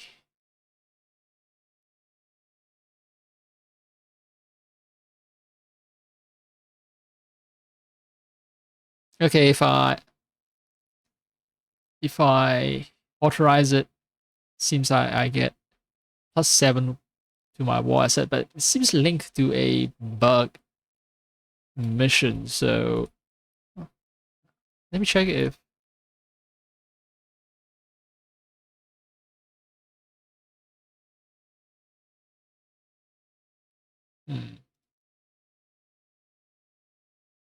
Haram. You know what? Might as well just play some BRB music. Even though I'm present here, there's gonna be some earworms drilling into your brain. Let me see. What was it?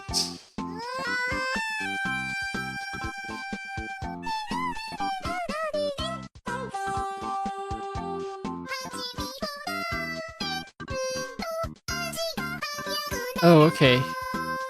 Also, there's an additional choice.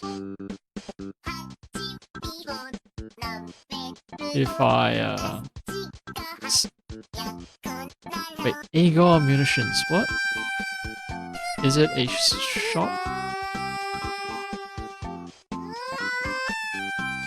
Oh, selling mods more freely, right. There's that. So I need to authorize the Citadel Defense Force, or authorize civilian militia, and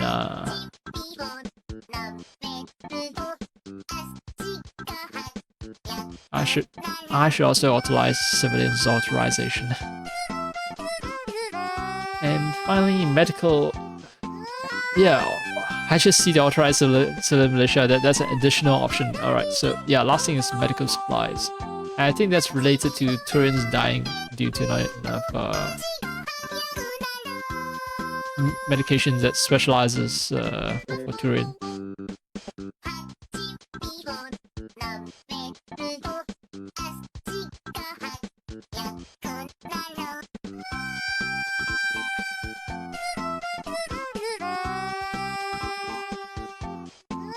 No, wait, that what? Medical supplies?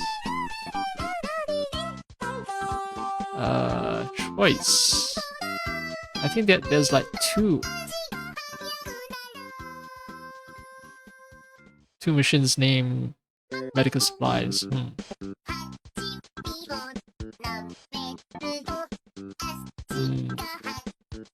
Alright, I'm gonna look for that later. Let me tab back in.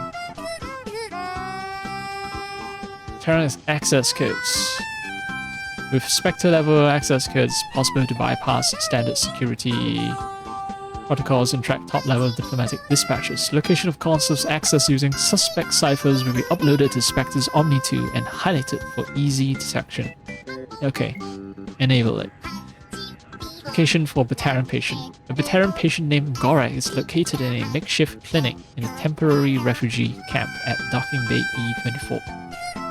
He's suffering from undisclosed but severe injuries. Oh, I already found him. Yeah, this is the guy who I took off life support. Medical staff from Huerta Memorial Hospital have provided painkillers, but there is no viable long-term treatment. Because the Terran hegemony refuses to share records, no data on Gorak is available prior to his arrival on the Citadel.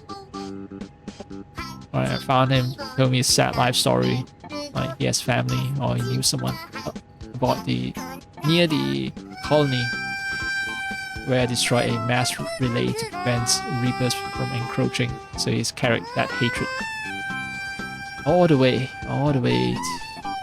back. And that's why I started doing terrorist attacks. Surveillance authorization. CSAC has requested a number of surveillance warrants. in an attempt to find evidence that would incriminate Cerberus informants on the Citadel. Officers have tapped public surveillance feeds but do not have legal access to private security feeds. Spectre authorization will enable CSEC to tap into business feeds without informing civilian agencies. Authorize. That's how I get at some point instead of like deductions. First, Irene Financial Report.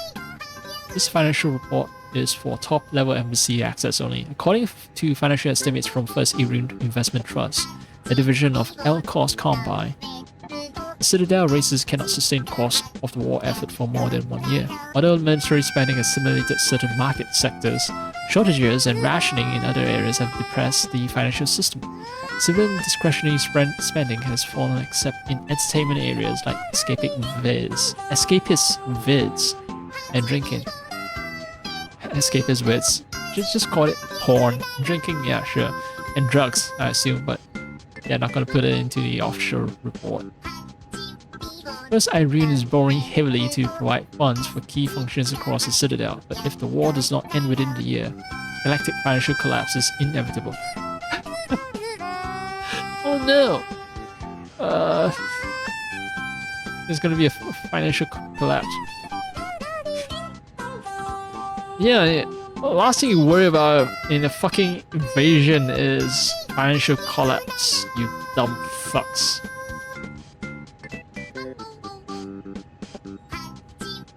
Now, what the fuck is wrong with you, man?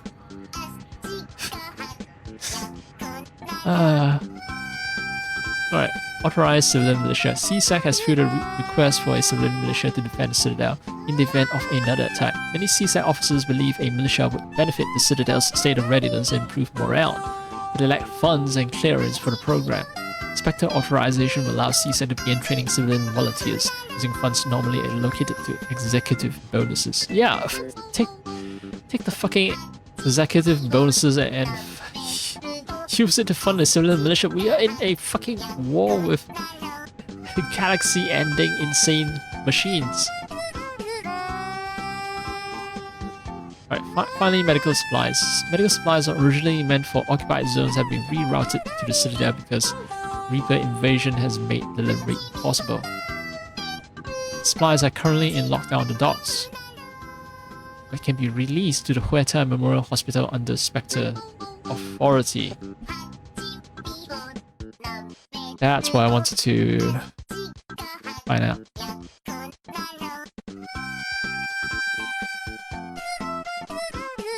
So, I'll tap back out. Let's see if I can find.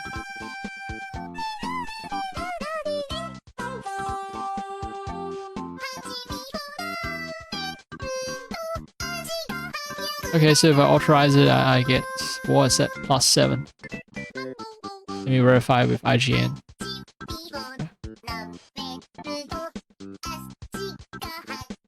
If I can find it on IGN. First entry I found was from Mass Effect Wiki. Casual Player's Perfect Ending Guide.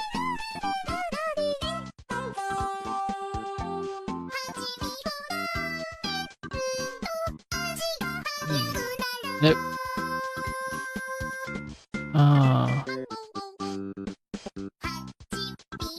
Spectre Terminal, right. I should look for Spectre Terminal then.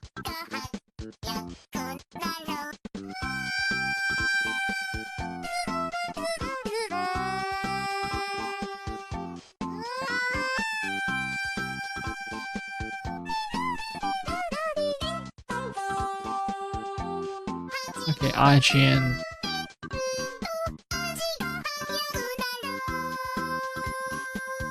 Wait, what? Nope, that's not what I wanted to find. So, I might have to trust Mass Effect Wiki then, because IGN doesn't seem to be providing its own entry on the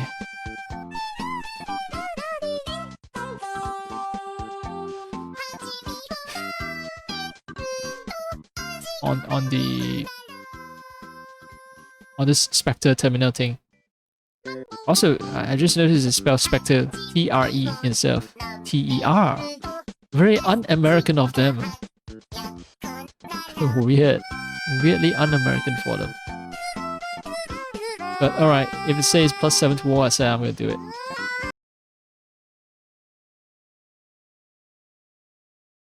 If it's true. If it's true.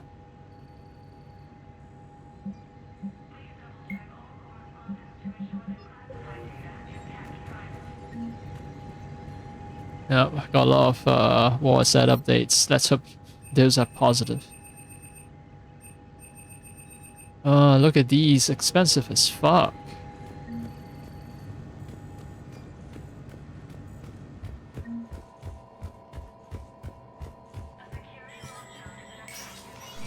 Alright. So... I guess I will... check out the bay where my ship is docked, and I am sort of done with all of Citadel.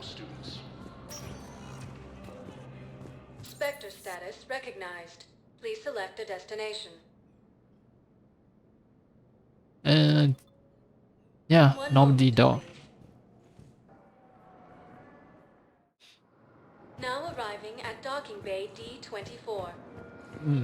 D24. I keep forgetting that this place is called D24, and the first thing I think of is, yes, tasty durians. D24 are indeed good. That tells you a lot about where I'm from. My first thought about D24 is, yes, delicious durian. I've got your briefing, Private. Let's fill you in before the squad arrives. The Alliance is posting us to an Ezo mining facility on Zani. It's a low-gravity planet, toxic atmosphere. You'll be expected to maintain full survival gear. Any questions? Are we playing security, Sergeant OMB? No, Private. We are not. OMB, it's not Olembe. I was about to say Olembe. No, it's OMB. OMB. The name could just be 3 letters. O and MMB. OMB. Rude. Fucker is rude.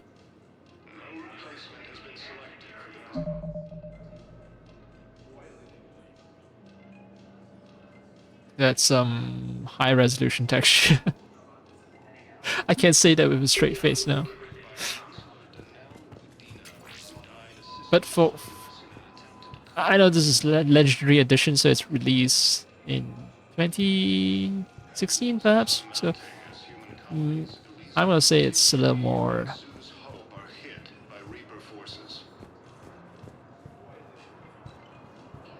acceptable, I guess. It's more acceptable for it to have all these defects.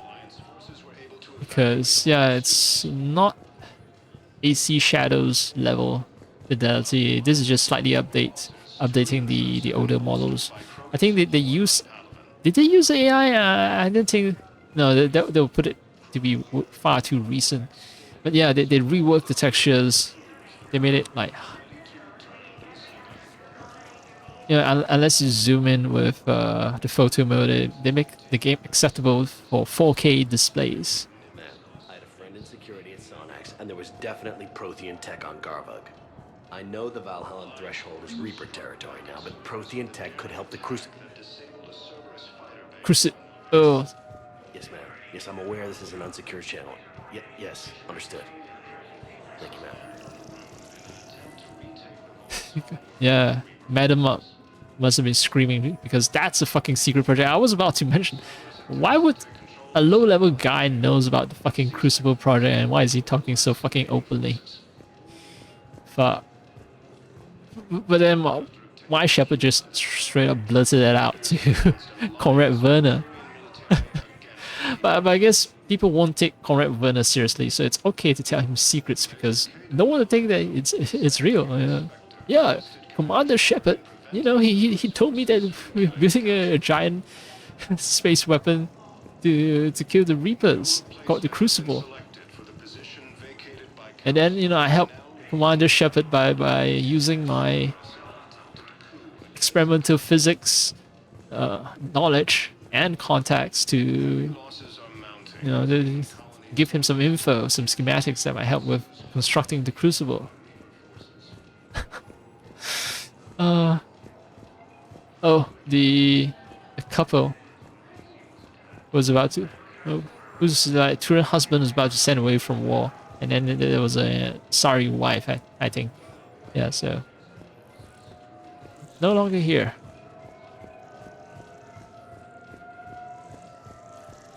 And if I go back to my ship, then it all ends.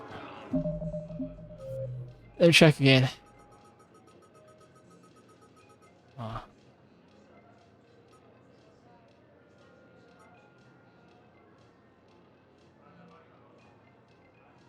Oh, I think I still need to run around the Citadel to find those the Terran terminals.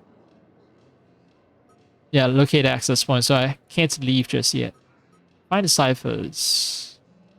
I think this takes me outside. Turn poison. Treatment plan. I think a lot of these will have to take me outside the Citadel. Tire jamming. So I still need to do another sweep of the Citadel. A lot of these find something and bring it back. They listed the places Citadel because they want to tell you where you should go looking for it, which is a very misleading way of like naming the missions, because every other missions it tells you where the mission will mainly take place at. Anyway, alright, that's I can't track any missions I've got. It's an ancient game.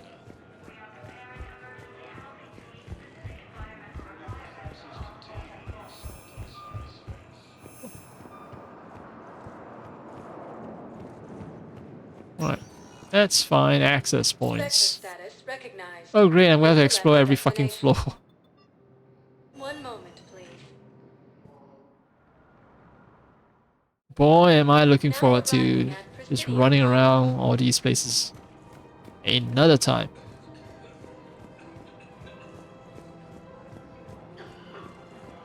Exploring every nook and cranny.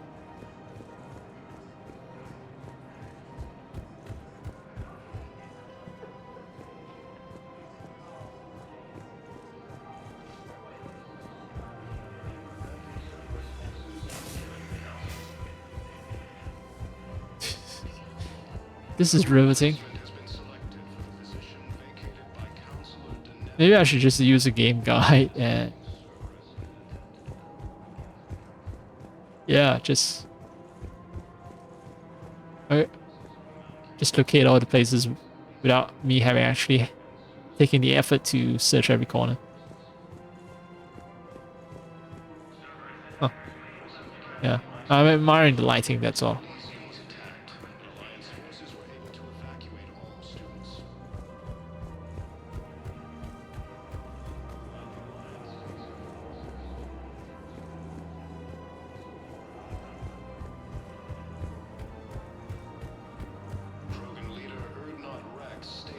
Enjoying the ambient music.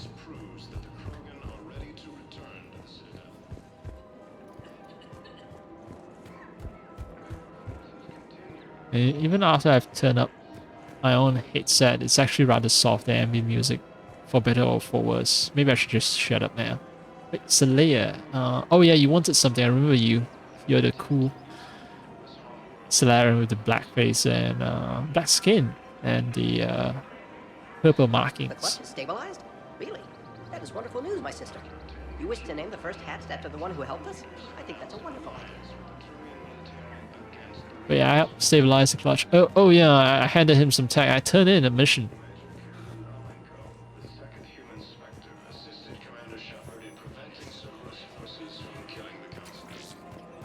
So there's gonna be a Solarian out there who's named Shepard.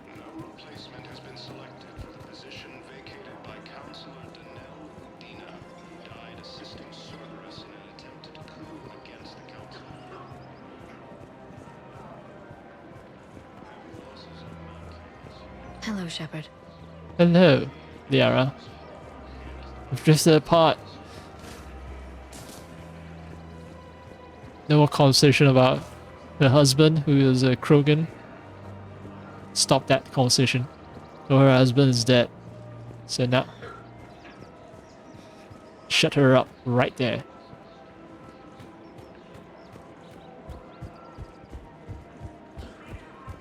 Hey, stop talking about your husband. He's dead. Now she has to spend some time. Think about her dead husband and then spend all day talking about her dead husband and what her dead husband did.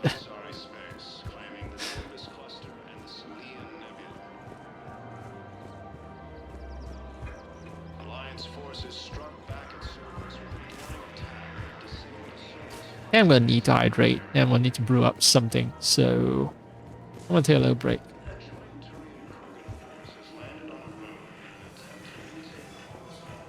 Question is,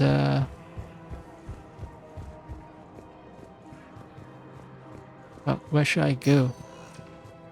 I can't go back on my ship because they'll trigger something. In my ship, we can enjoy some music, but if I'm slowly working my way up, it'll be 4, 3, 2, D2, D1. I'll hang out in the Purgatory Bar then. If you have a question, please consult an Avena terminal for assistance. I want to hear actually how my BRB music mixes with Purgatory Bar's like thumping music. Now arriving at Ward's level, Purgatory. Might as well do some checking.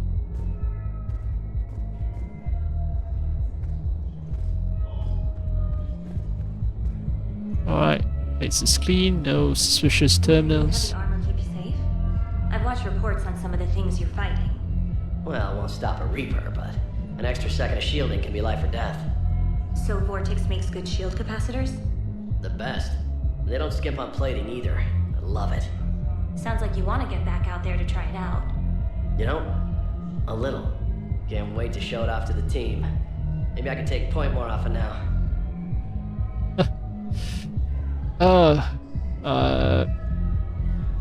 Damn, he's adrenaline junkie. Even with more shielding, I'd say nope. Someone else take point. I'll cover out rare.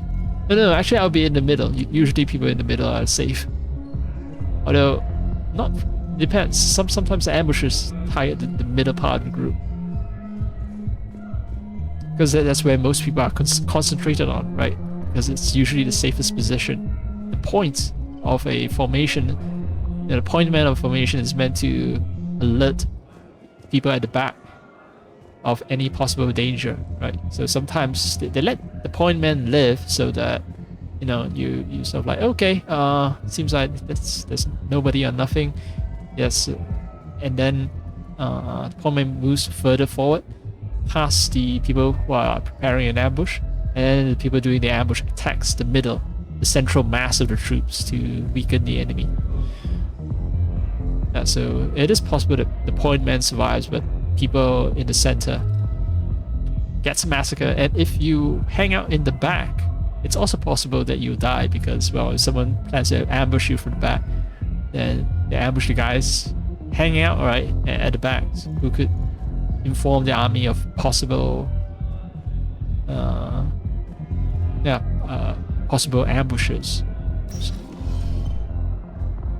possible pursuers, something like that.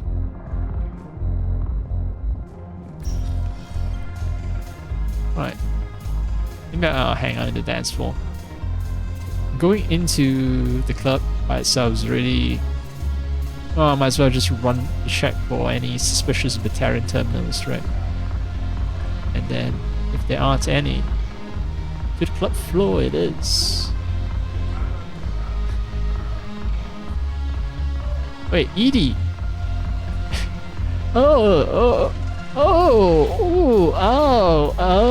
Ooh, yeah. Oh, look at them. Little young lovebirds.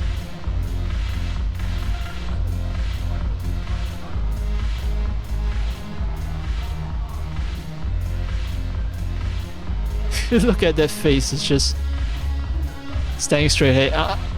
So nervous that he can't talk.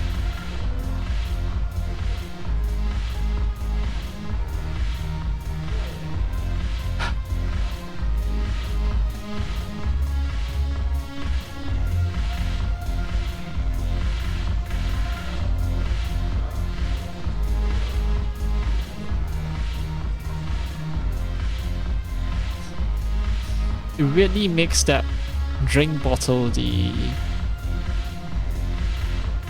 centerpiece of the entire photo, but I guess this is the best I can do.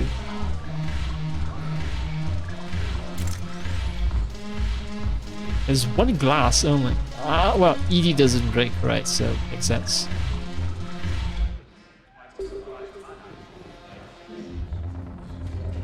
Yo, how are things? Hey, Commander. I was just about to get us another round. So, looks like you two are having fun. Yes.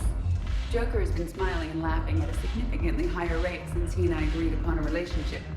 I mean, he is happier.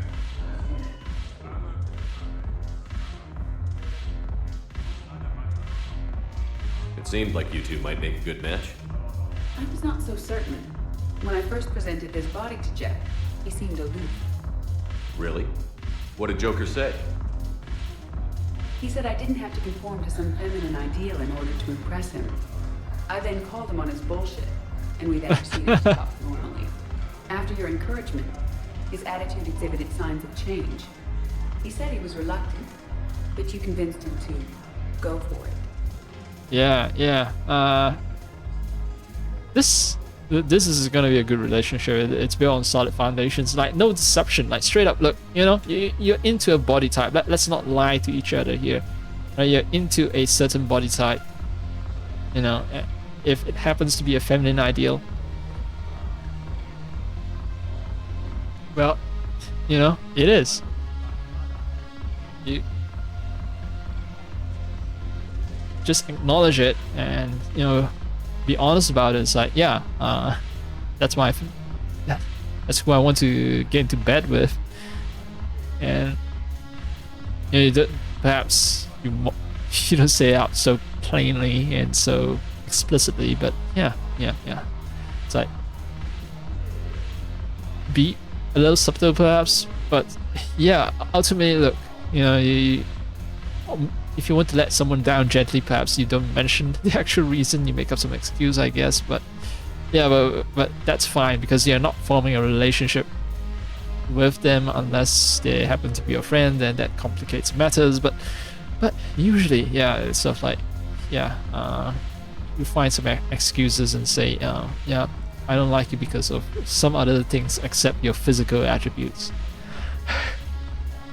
Say, oh, we don't have the same values, perhaps, but yeah, physical attraction plays a major part in human bonding. At least I can't talk about other animals, but yeah, many cultures, human bonding, they all have their own idealized form for men and for women, right? So women will be attracted to a certain type of men, and men will be attracted to a certain type of women, and yes, it's socialized to some extent. You know, those standards can change if society forces a change. But yeah, just be fucking honest, right? Just be fucking honest, and yeah, and it's nice, right? Or be lucky enough to have a woman who you're interested in, who can call you on your bullshit and say, yeah, you know, you don't have to conform to some feminine ideal. You tell the woman, and the woman just says, look, fuck you, you're talking bullshit. I know damn well that I have type of body that you like. So, you know, let's start a relationship with this basic, concrete truth going forward. So yes, I encourage him to fuck you. That's it. Say he was reluctant, but yes, I convinced him to go for it. Yes, true. I did what I could. I might have helped a little. I see. Thank you for your support, Shepard. This is proving to be an illuminating experience.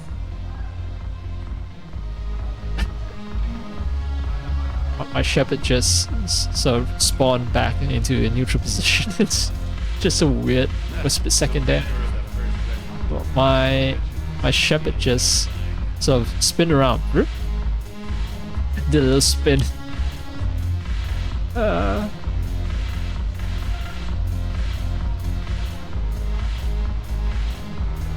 little spin. A little spin. A shepherd spin.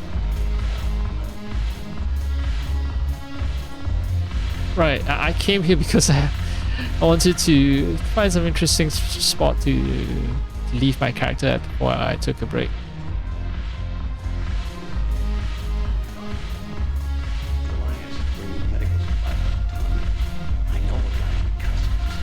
Ah yeah, I already approved or authorized release of the Medgels.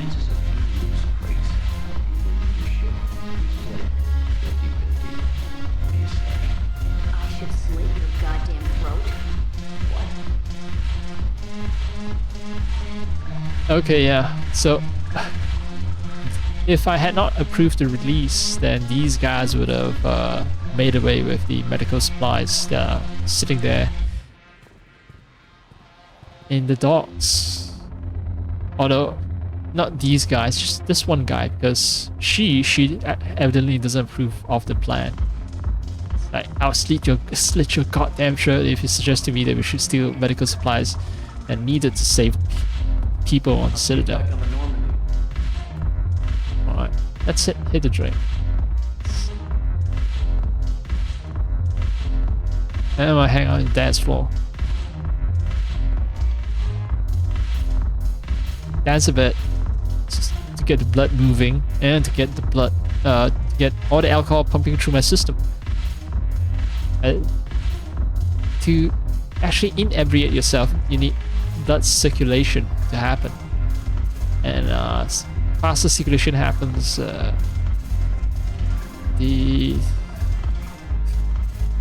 more you get that whole body feeling of drunk. So that's why you should combine tiny bit, you know, because you're drunk. It's very dangerous to do physical exercise, but you want to move your body a little, just a little, to get blood flowing.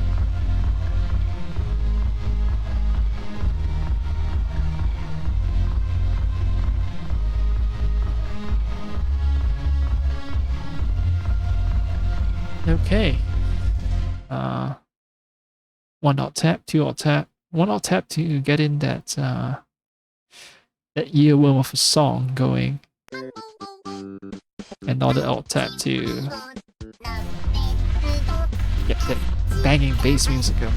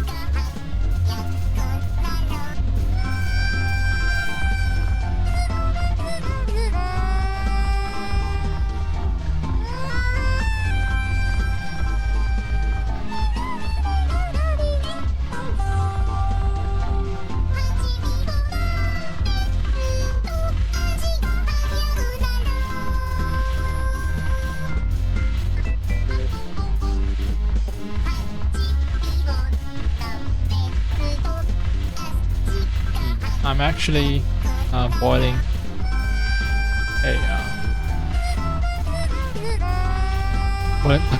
boiling a kettle. So yeah, I don't know if I should get back so soon, but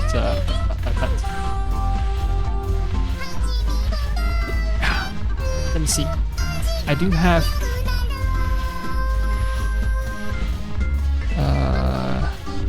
Duolingo, which I haven't completed. But you know what? I'll do that and then get back to this game.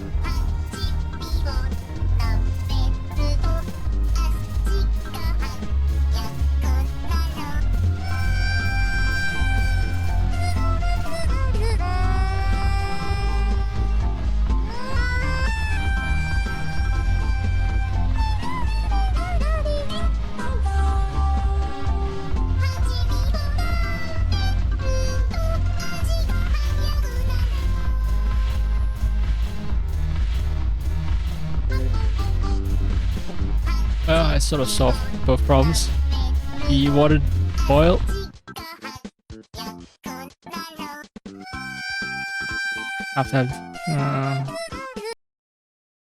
Just right after I've done my French lesson, and I am ready to rock.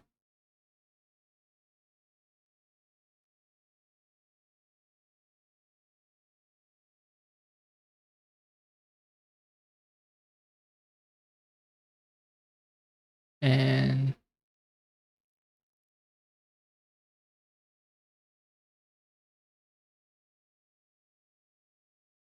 ready to all tap back.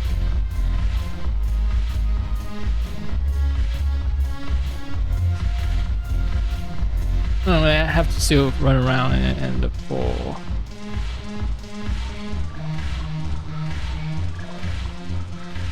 goddamn thingies to consoles to. You just introduced me as your personal assistance mech. Yeah, well, it was the only way to get you inside. But you know I am not one. Why deceive others? You don't really want to introduce yourself as an AI with Reaper-based code. They would lynch you. That would be an inefficient way to render me unfunctional.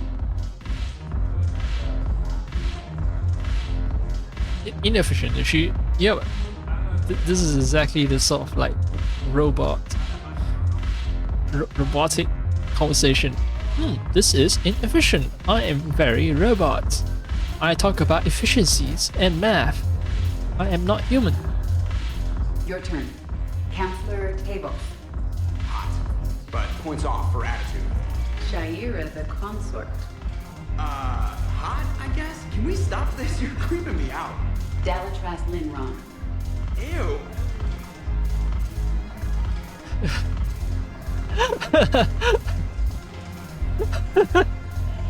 Dalatras. No. Joker. Interspecies relations for Joker is off the table. Your turn. Counselor Tavos. Hot, but points off for attitude. Shaira the consort. Hot, I guess? Can we stop this? You're creeping me out. Dalatras Linron. Ew. Your turn. Counselor Tavos. Alright. I'm actually gonna all tab out just to look for pictures.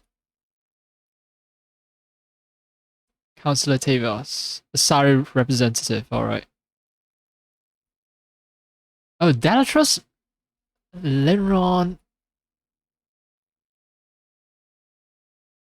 is Solarian, right.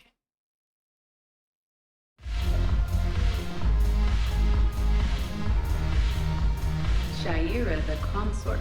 Shaira the consort, right. So it's not a counselor, just Shaira the consort, okay. Shaira the consort. Also a Sari, alright. Yeah. We know what sort of woman Joker likes. Dalatras Linron. Ew.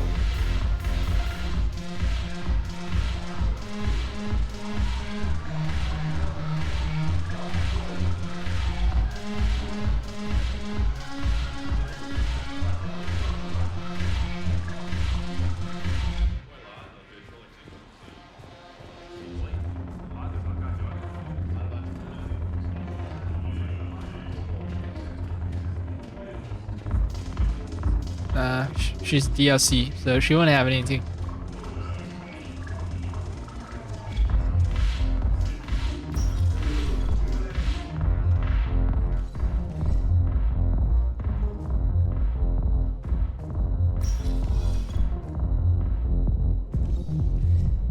Alright, let's start from the hospital and work our way up. Spectre status recognized. Please select a destination. No, from the commons. If you have a question, please consult an Avena terminal for assistance. Starting from... No, I've done the commons. I've done the commons and then I didn't work my way through the hospital. I skipped to level 3, Purgatory Bar. One moment, please. Now arriving at Huerta Certa Memorial Hospital. Wetter. Wetter. Something I need to do here, right? Besides hunting for terminals. Man. Quiet. Unsettling. My ears are too tuned to this dance music. Welcome to Certa. Be safe. Be certified.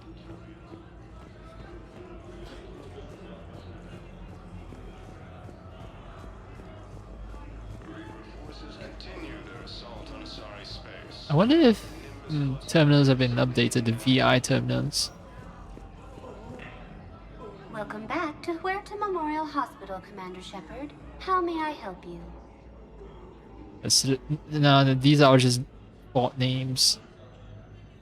What else is in the and default options? The Huerta Memorial Hospital. The facility works with access to cutting-edge technology and support from major pharmaceutical companies. She provides cutscenes.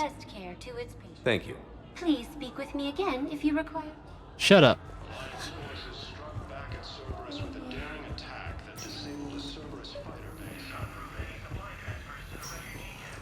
Wonder if my dying friend has finally been moved out of his room or...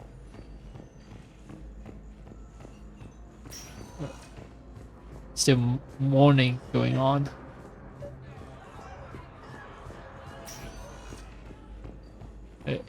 Oh, Bat Console 1. Knowles, this is Shepard. I found one of the code locations. Okay, I'll shut it down. Just need to authorize your Spectre status. Someone used this to cut off power to a dozen life support machines in the hospital. Okay, that access code is officially disabled. Can you find any more?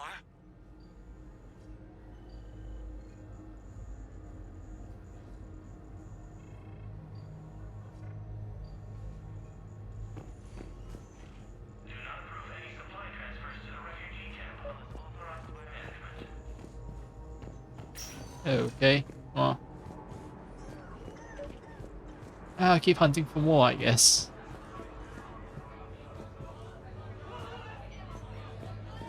Don't mind me. Just kicking your face while I try to move around.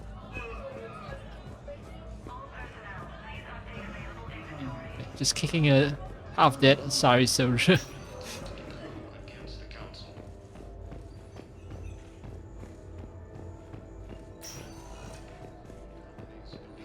Still morning. Man.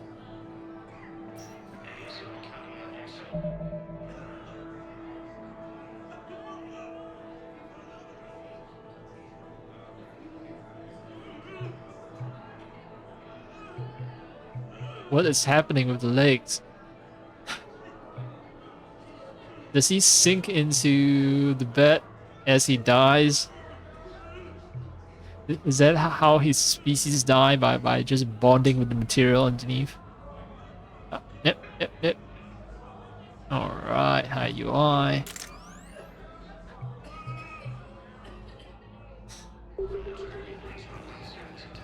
Things to remember this game by. All its flaws. All its very funny flaws. Because otherwise the game is like too excellent, too stellar, to critique, really.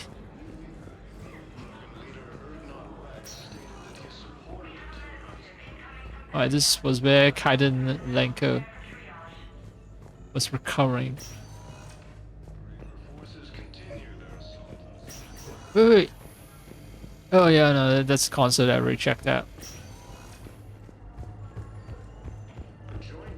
Another floor then.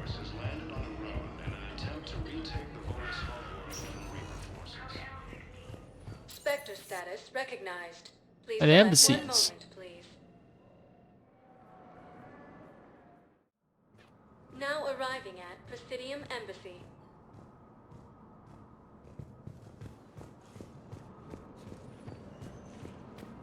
Major Kaiden Alenko, the second human Spectre, assisted Commander Shepard in preventing... Thank you again, Earthclad. No replacement has been... I just like making people repeat dialogues. Counselor Danelle Udina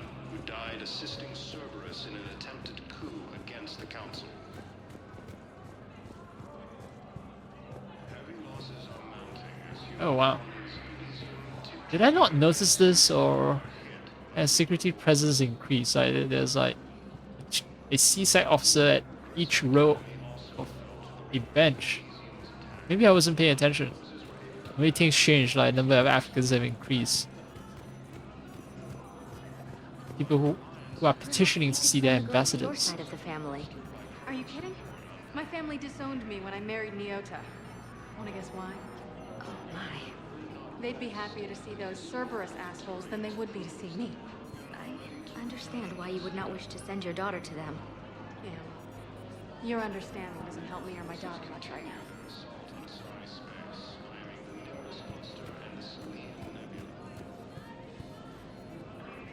And humans are space races.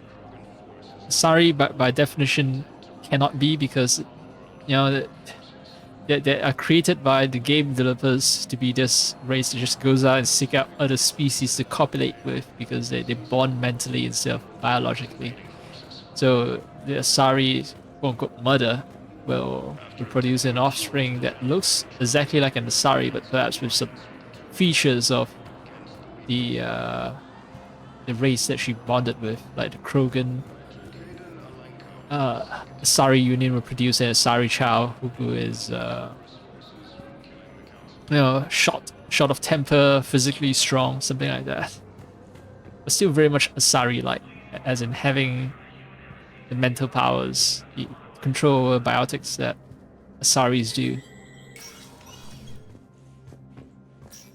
Although one wonders what happens with selective breeding, like this perhaps getting into eugenics territory, but what happens if Asari family lineage just exclusively pairs with Krogans endlessly? Right, so Krogan father and endless lines of successions where there's a Krogan father and a Asari mother.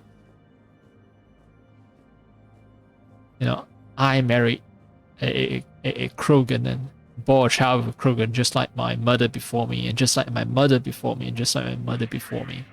Like, well, would there be speciation? Like a new Asari species arise that are no longer compatible with regular Asaris? Hey, Shepard. I have to admit, the place feels safer with you here. Everyone's walking around in a daze, or in my case, limping. And I wonder if we'll ever be the same. These are dark days for all of us. He has updated dialogues, and I think I already asked his stuff. So good luck, baby. You got your work I actually don't give a shit about you. I didn't actually want to drop in to check in on you. I'm actually hunting for terminals. I'm one man running around the entire citadel like a dumbass hunting for a fucking terminal.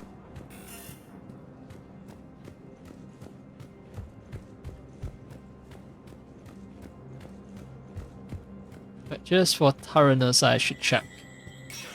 Yeah, our exclusive Spectre Club hasn't been hacked by whatever the Terrans are doing.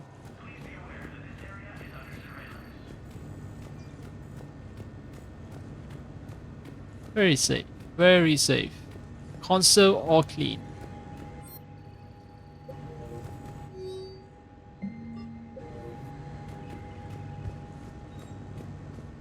Alright, another floor then. Yeah, 2 more, I believe. Because there are 3 consoles corrupted.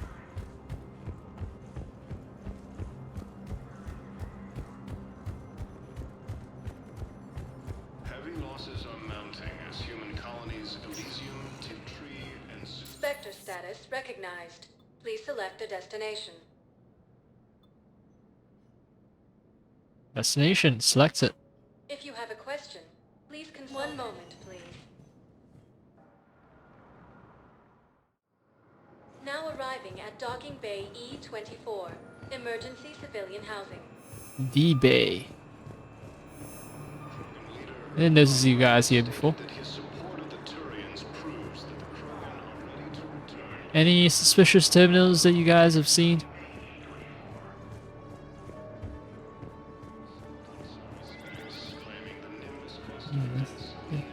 I should remember to do something about this after the stream. fixing the... I've used multiple anti-aliasing solutions, and even if it's a 3090, there's... And this game being so old, but still, you know, there are limits. It's a 3090, it's not a 5090, so I can't do ridiculous shits with it. It doesn't have enough horsepower, doesn't have enough grunt to implement a bunch of ridiculous resolution raising enhancements in my quest to eliminate all jaggies or jagged edges in my game.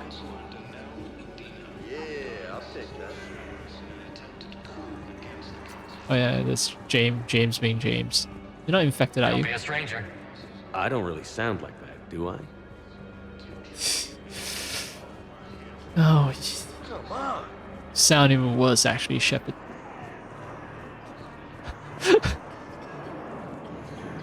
About time. The VI sounds kind of like an overly happy and chirpy sounding person who... Are you kidding me? who's trying to sell you something. That's my impression. Parents get here yet? Nope. It's okay. I mean, they'll get here. They always keep their promises. Next shuttle was probably just late or something. That's all. I'm sure you're right. I look forward to meeting you. It's gonna be a sad story. Why did this guy just walk in on the conversation and stand there? Okay, maybe he was suspicious of me. It's like, why? Because he's looking at me and thinking, why did this guy wearing an N7 jacket, yeah, why did this N7 jacket guy just stand here while listening to two people talking? He's being very suspicious of me right now. So just look at how he turned his head all the way back.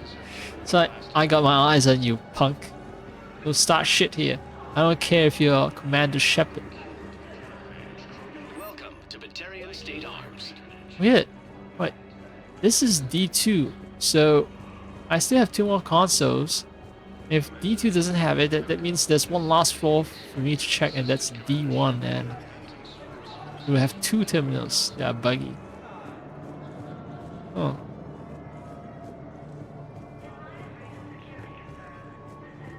Or maybe there's only 2 terminals. I don't know. Maybe I was wrong about there being 3.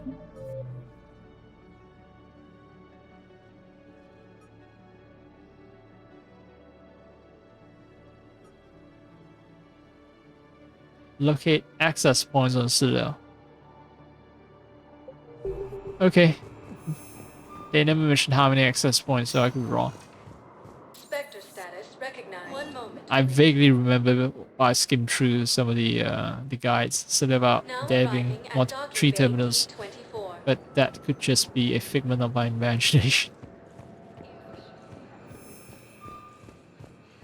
But the fact that there are multiple, access points. Have you discovered a way to run FTL spaceships without an ESO core, Private Talavi? No, ma'am. Then consider this a serious assignment. Intel's expecting a Cerberus raid. Cerberus? Cerberus? They're a problem? I thought we were fighting Reapers, ma'am. Give it a week. You could be. Oh, she might have Cerberus sympathies.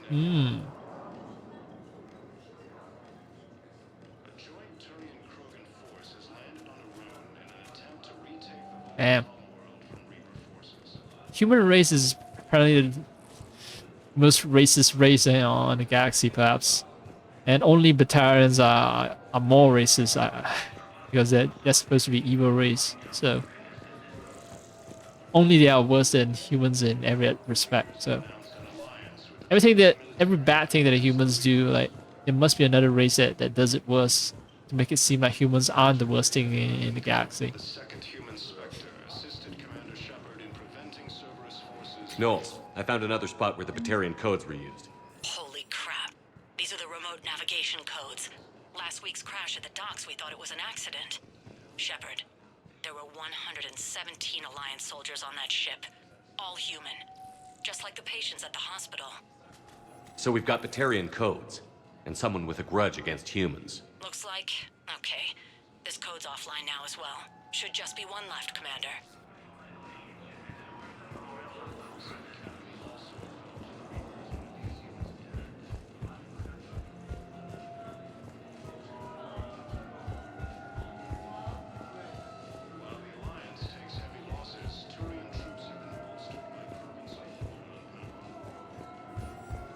Yeah, I don't like the implications because, oh man, there's indeed a third one, a third console. So I was right about there being 3 consoles. Yeah, but it means I haven't been thorough in checking. Spectre status recognized. Please, one moment, please. I must suspect it's Commons that doesn't have it. Now It's either that or maybe D2. Those are places where they most commonly plant those dumbass terminals.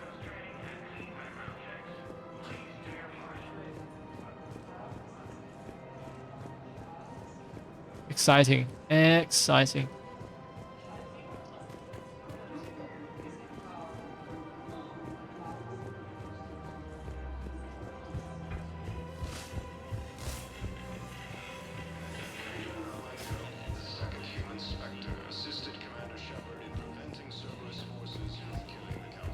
No terminals here. Yep.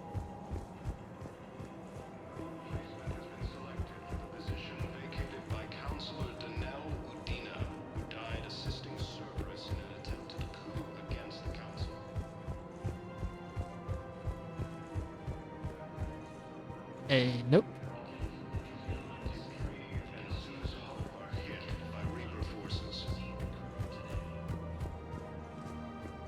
Grissom Academy also fell to the Reapers when Elysium was attacked, but Alliance forces were able to evacuate all students. While the Alliance takes heavy losses to Slow motion running. Found another one. Yeah, the guys in Zakara did too. Disarmed there safely. No casualties. Nice work.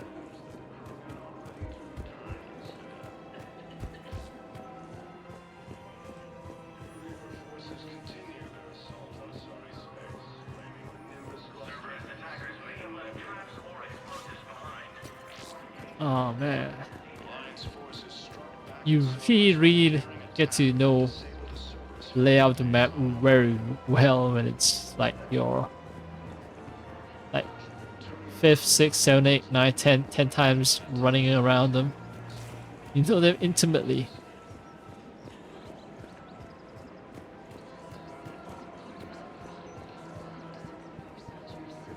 Welcome to Casa Fabrication Weaponry. Casa Fabrication Weaponry.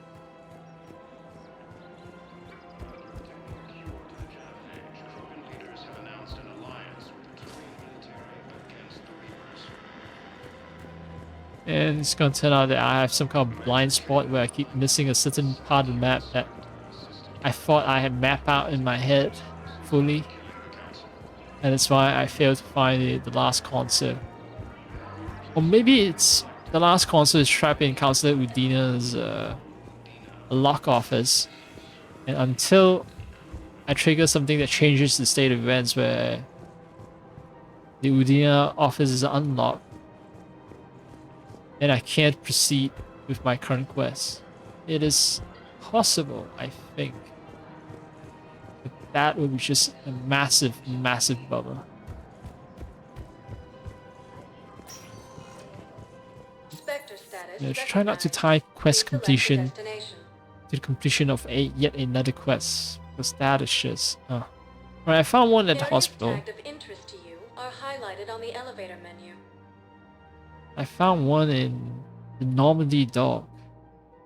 If you have a question, please consult I didn't find one in the Commons. The bar, I guess I can check it a second time. The bar... I didn't find one in the embassies as well. Areas And tagged of docks. interest to you are highlighted on the one moment, please. The holding area, yeah. Oh. I haven't done a second check. Now arriving That's what I at meant. Ward's level, Purgatory.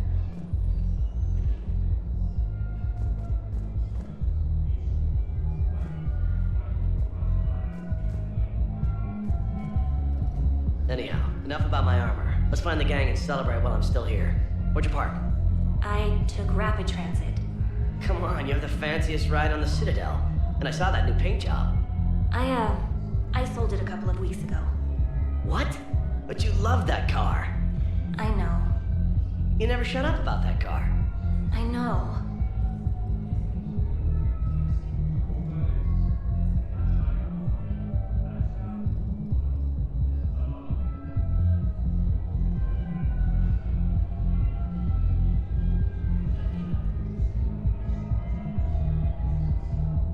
Yeah, so basically the story here is, I think she bought that armor for him. This human woman is into this Solarian, cares a lot about him.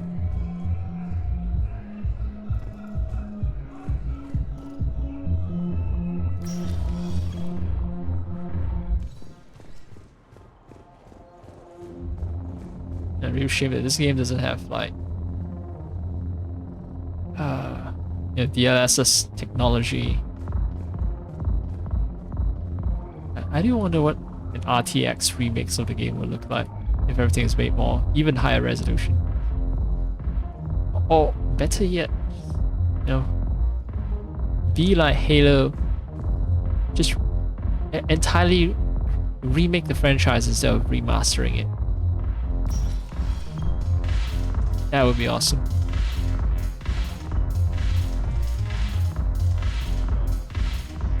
Although it doesn't quite have the, sadly, it doesn't quite have the legacy of Halo games where they've made multiple games that they can sort of afford to do a remake. If Mass Effect had additional trilogy, like so there are two, Mass Effect managed to pull off 2 trilogies, just like the Halo series did, then they can afford to do the whole remake, I think. The banner of the first. Your turn. Counselor Tavos. Hot. But what's on, Brad? Shaira the consort. Hot? Can we stop this? You're creeping me out. Dalatras Linron. Alright, well, I've done another check and there's ain't shit.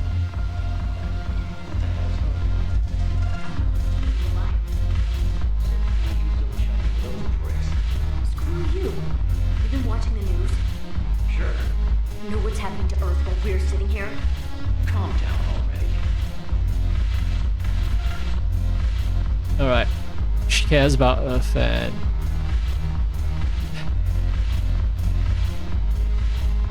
yeah. I'll see you back in Normandy. She doesn't think it's a good idea to expose the Earth people to danger. She is a... You won't call that racism, right? It's more like nationalism. It's a defensive sense. It's not sort of,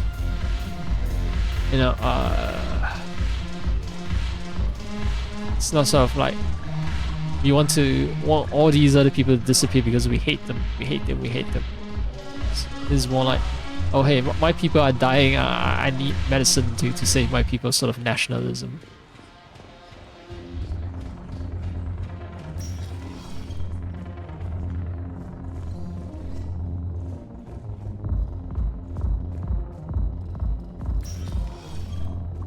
Alright. A second check of the club, despite orally being a pleasing experience, I did not turn up another terminal. Oh. Embassies, I've done a sweep, but let's do it again. Now arriving at Presidium Embassy. Maybe I didn't do a thorough enough sweep. I mean, embassies would be a good place to plant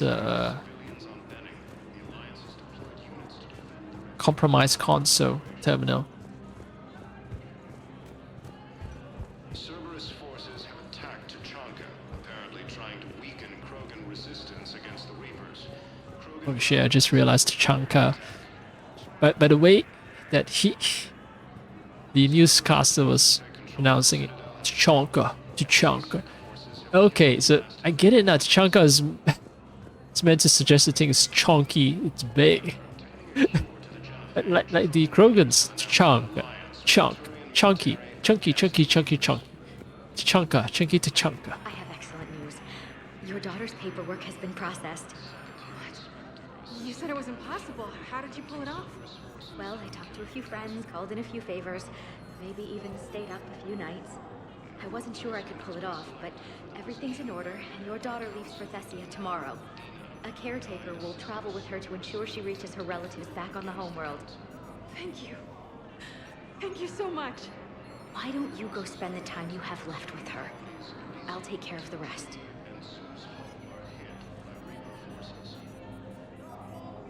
This soldier off to fight a war knows that the daughter is safe. Well, as safe as they can be. If the war is lost, then well. But yeah. She's at front lines while one daughter is being cared for at the planet where there aren't racist humans who hate her kind around.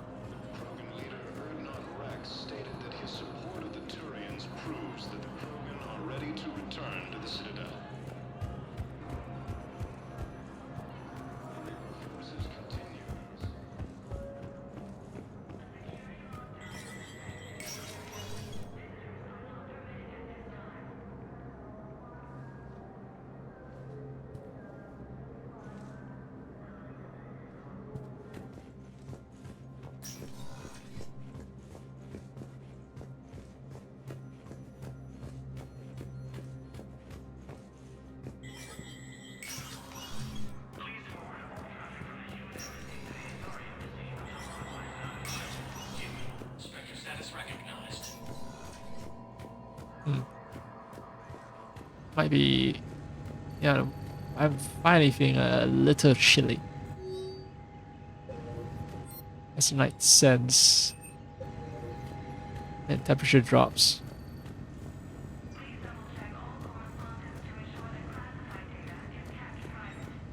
I haven't been into the firing range.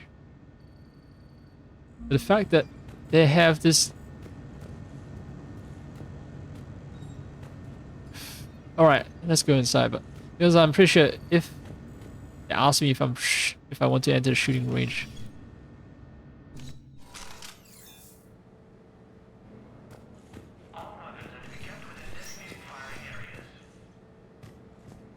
Okay, so basically the game runs differently when it's in combat mode. That's why they want you to be extremely certain that you want to go into combat. Talent. Heavy, low capacity, high damage. I'll stick with what I have.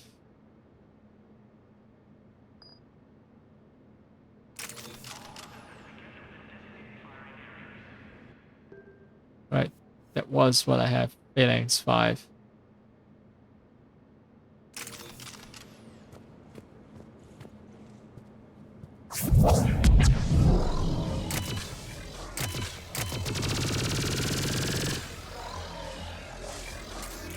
Right, if I hold down X, I will swap weapons. Yep, this is what I remember.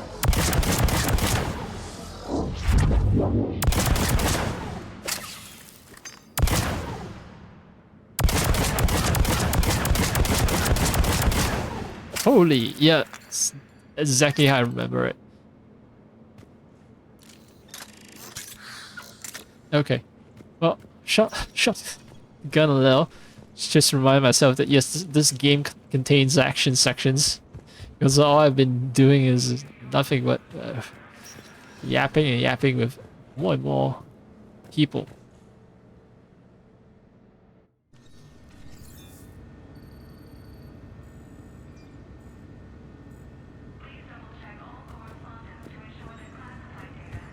So nothing in here.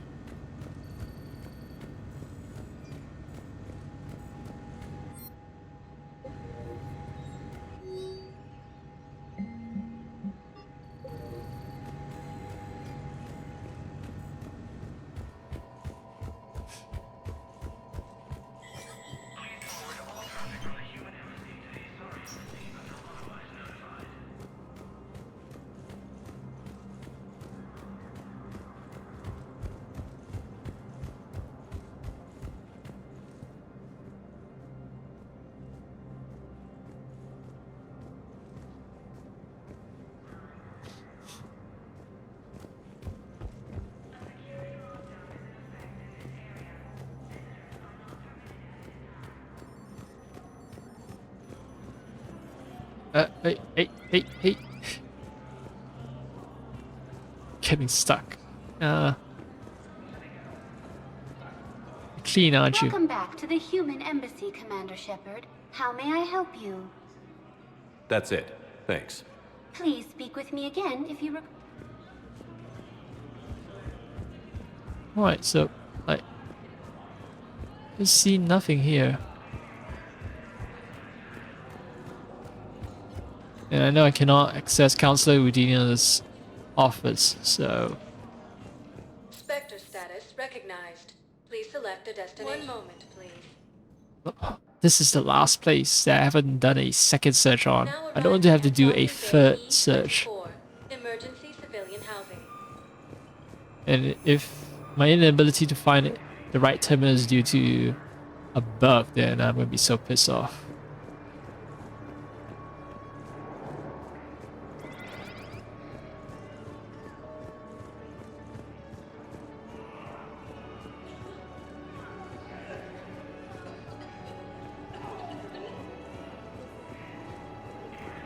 God damn.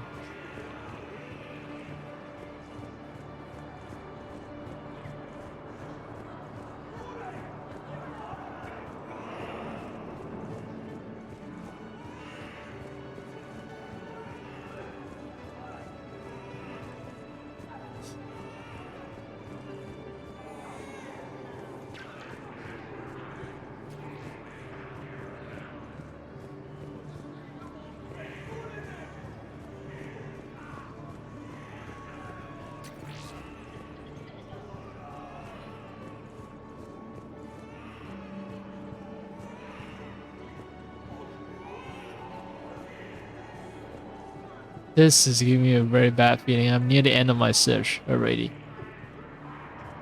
And I haven't found a suspicious terminal. You thought I was bluffing, didn't you?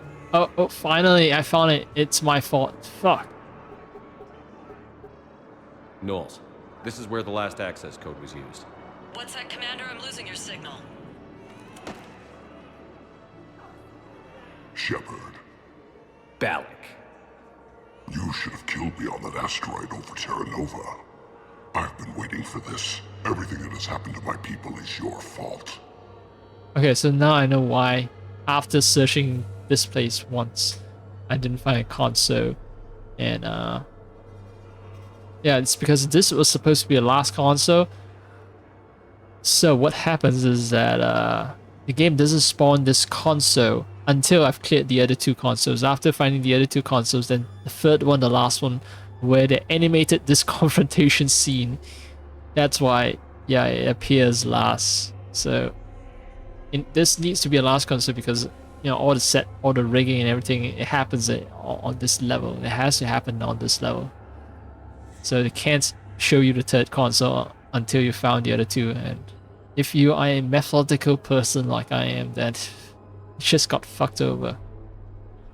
Alright,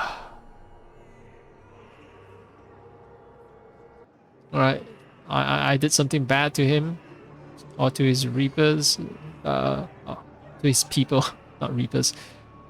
So I did something bad to him, or I did something bad to Terrans and he wants to kill me, or something like that, right? All I did was stop you at Terra Nova. Yes. After you ruined my plans, my government accelerated research efforts on the Leviathan of Dis. Have you heard of it, Commander? The ancient organic dreadnought my people recovered from Jartar 20 years ago? Sound familiar? A Reaper? Your people were studying a Reaper corpse. Yes. Looking for a way to reclaim our place as the true power of the galaxy. Hundreds of our best scientists were enlisted. And then they became indoctrinated. When the Reapers reached Karshan, our own people betrayed us.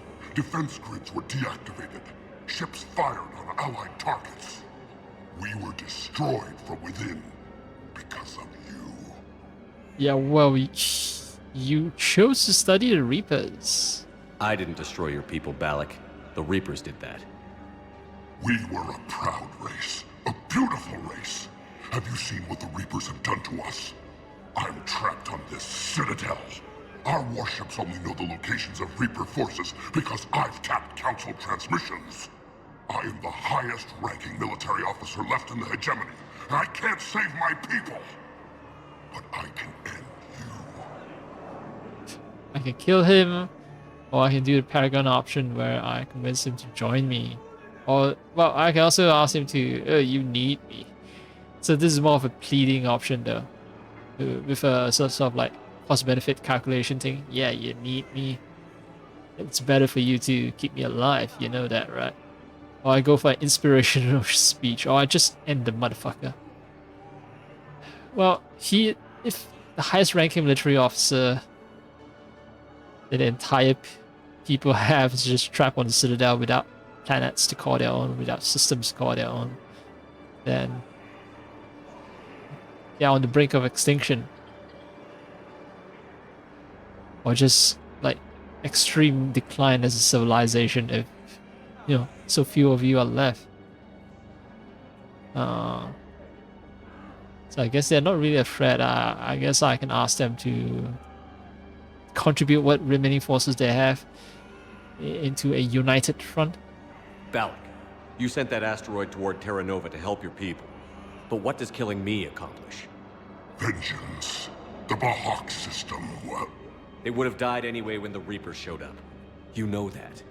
I'm uniting the Krogan and the Turians. We're the best hope for this galaxy. If you care about your people... Our ships are yours. Shepard, are you all right? Fine. You won't have any more trouble with those codes. Is that... Do you want me to arrest him? I want you to put a bullet in his head. But we're all making some sacrifices today. Let him go. Spectre Authority. Understood, Commander. And thanks.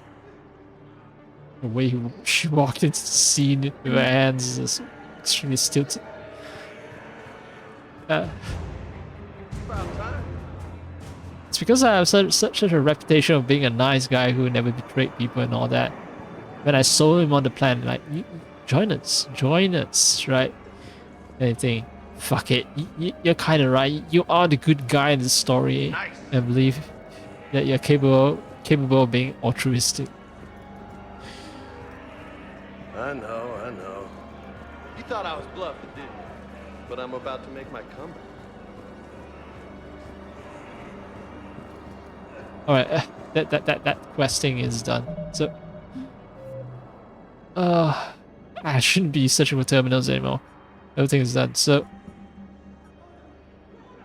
what now? Anything that I still need to do? And to find ciphers. So this is off Citadel, I think. Toxin sample off Citadel. Treatment plan off Citadel. Also off Citadel. Reaper code fragment off Citadel. Target jamming tech off Citadel. Right, so I can finally depart on my ship. Hey! Oh. Hey, it's you. Still waiting, I see. Any news? No, but they promised, right? They'll get here soon. I'm sure they will. I'll drop by later to check in on you, if that's okay. Okay. Well, perhaps she's only temporarily off, and you know, long separation. Maybe you know their parents ended up in the wrong port, couldn't afford to buy passage because they're still running on capitalism, so they couldn't afford to buy passage to the Citadel to reunite with their daughter, so parents could still be alive somewhere else. Just trying to hold out hope here, right? Like in a galaxy without hope. Oh yeah, I'm not finding terminals anymore. I need to shut off that part of my brain. I just wanted to get to the elevator so that I can get back to my ship. Status, one moment, please. Now arriving at docking bay D-24. I'd like to request a transfer to a zone with Reaper, Sergeant. And may I ask why you think your deployment deserves special treatment, Private? I think I'll do better against the Reapers than Cerberus, ma'am. And what combat experience against Reapers are you basing this on? None, ma'am. Outstanding. She just really wants to fight Reapers, but or she's a space racist that couldn't bear to open fire on their fellow space racist friends over at Cerberus.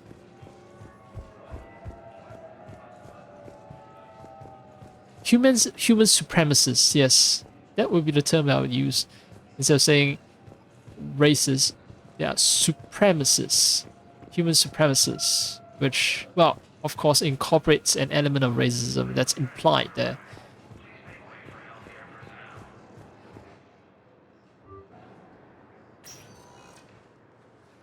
Cade. Hey, I wondered where you went. What's up? I'm trying to wrap my head around what just happened. You sound angry. No, just not used to staring down the gun of someone I've worked with so closely. How it all went down, it's got me... I don't know. Okay. Talk to me. Let's have it. If I hadn't backed down first, I feel like you would have taken me out. I've done all these conversations before. I'm going to stick to the same choices. I don't want to skip it though because it's been a while and I could use a story refresher on what happened in this subsequent series of cutscenes that I'm about to enter into.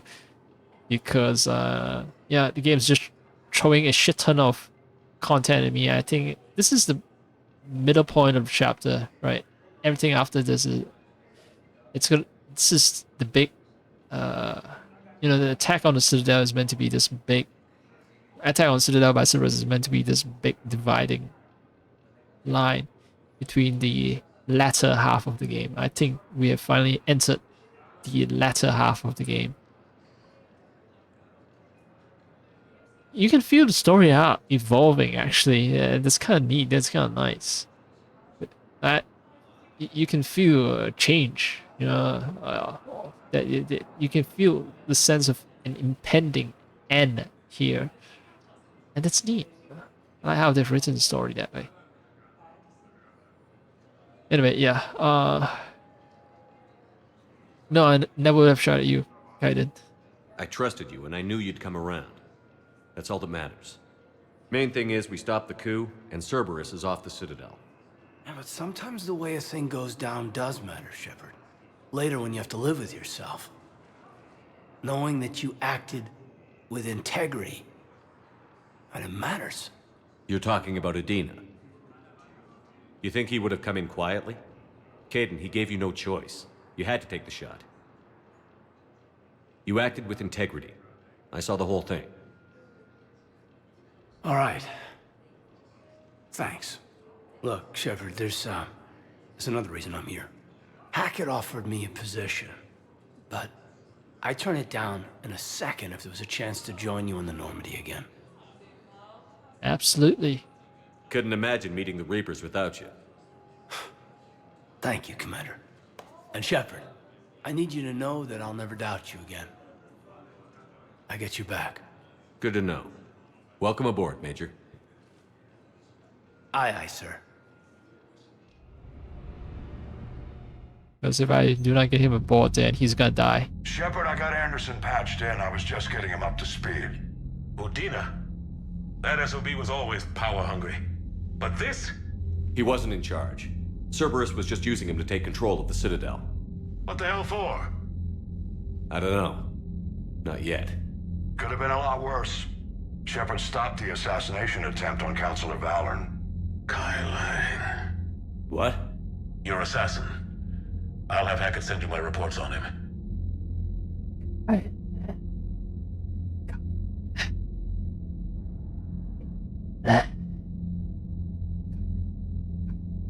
Okay. Oh, so all that guideline. Okay. So it's a good thing I can see my voice because I'm using a filter, right? So if I do certain voices, I think the noise filter just filters out. Yeah, it filters out. I was saying Kai Lang just now, but It fills it all out.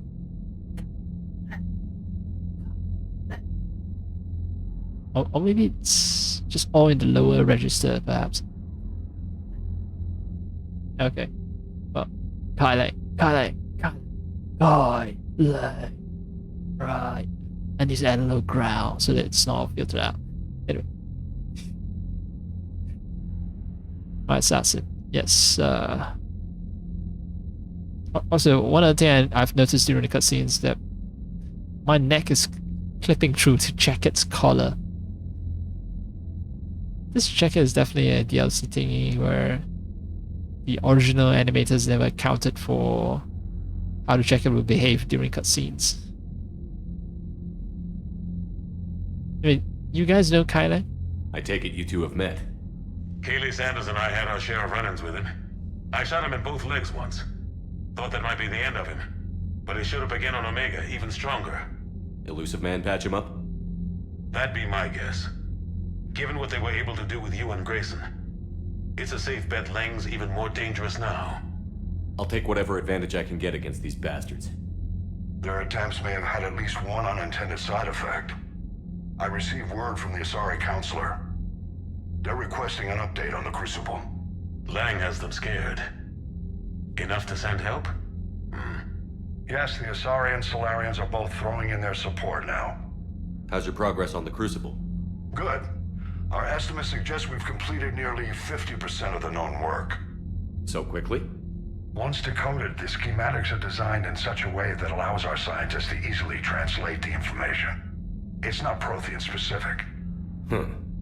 Are we any closer to understanding how to use it? That's still open for debate. Utilized in the right fashion, our scientists are convinced it can generate enough energy to destroy the Reapers. The question is, how will it dispense the energy? And in what form? You mean, how do you stop it from wiping us all out? Exactly. We think the catalyst is the key to determining how to focus its energy, how to direct its energy at the Reapers alone. I'm working on that. You'll find the answers, Shepard. I'll send you an update on the schematics. And in the meantime, we'll keep building. And we'll keep fighting. Make sure there's an Earth left to come back to. You've always trusted me. I won't let you down. We're still in this. The gods of war haven't given up on us yet. Good luck, both of you. Anderson out. Commander, the Turian fleet is stretched thin. We need more support ships. And the Quarians are willing to talk. Understood, sir. I'll look into it. Be careful. We've got reports of instability along the Geth border. Hack it out.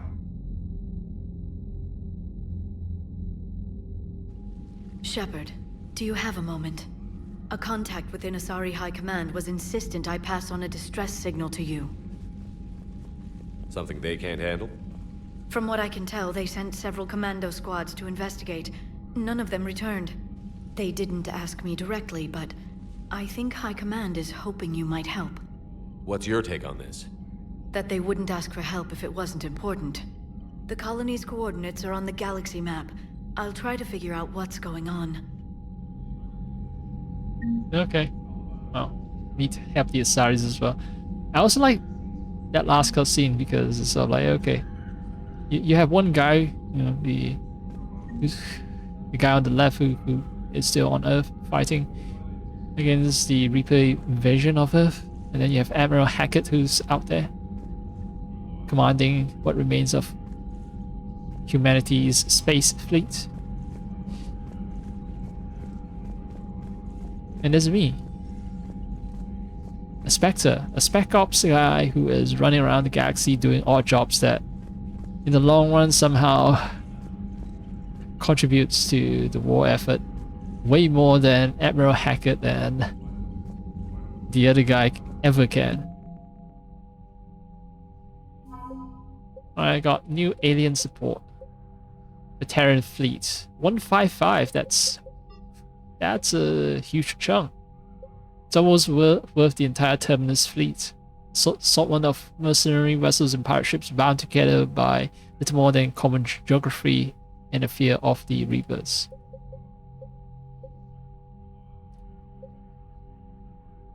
So Battarian Fleet 155, Citadel Defense Force 115. Okay, Battarian Fleet Once formidable Batarian navy was all but annihilated when Reapers struck Karshan.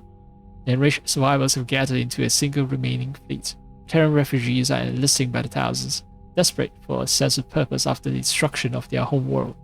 No collection of vessels is more eager to engage the Reapers than Karshan's last warships. Updated. As the highest ranking officer left in the hegemony, Balak is now the last Batarian military leader.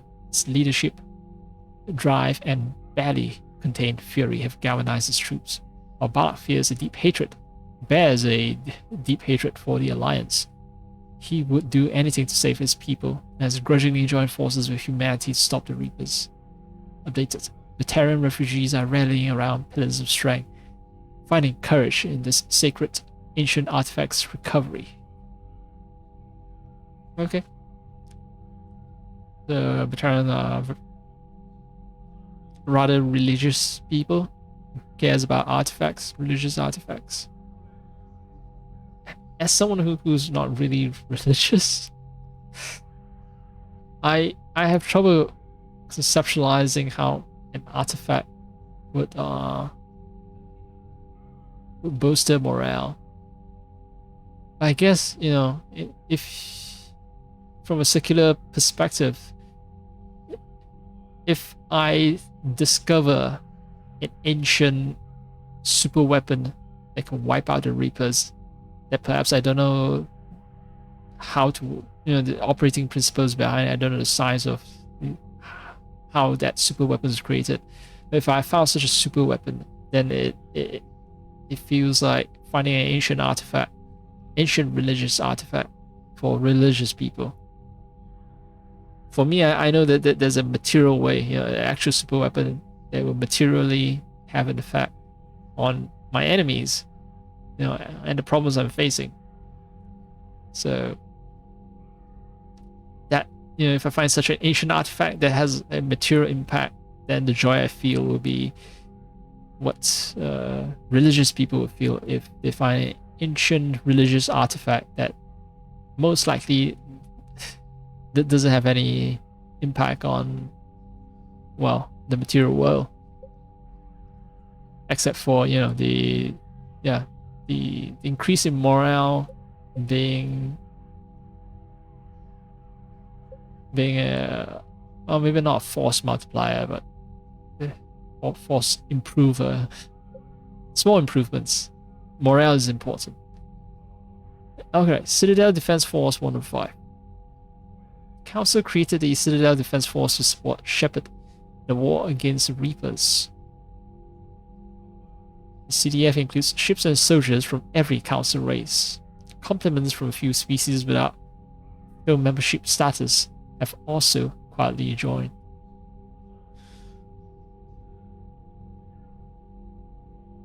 After the attempted coup, no offer of assistance is being turned away by the Council and its advisors. Updated. An increase in refugees on the Citadel depleted resources that might have otherwise gone to defense systems and personnel. Yeah, that was one of the things that I fucked up.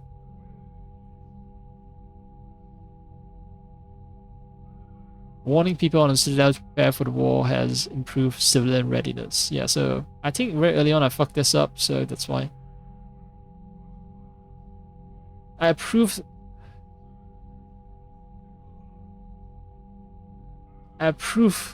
taking in refugees. I approve taking in refugees, so that cost me some war points.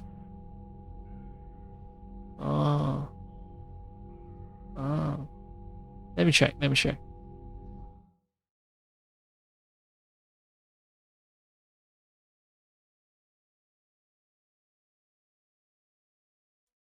Increase in refugees. Citadel, Mass Effect. So I should have been a little hard, more cold-blooded.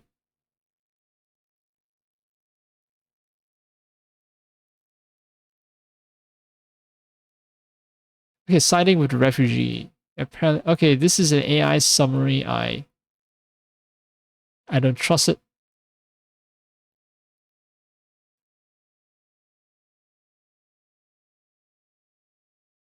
So it's possible to max out war assets, and yeah, if you miss out on a few opportunities here and there, it's still possible to max out some war assets. To max out the entire war asset bar.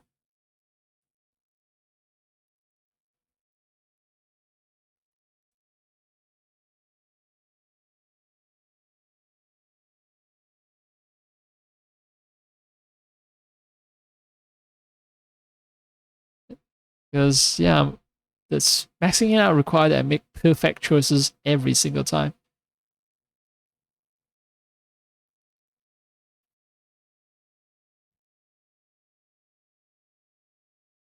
So I need about 7,800 for perfect.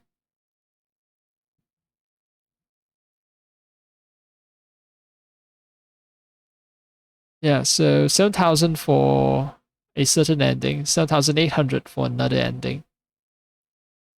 And how many points are available?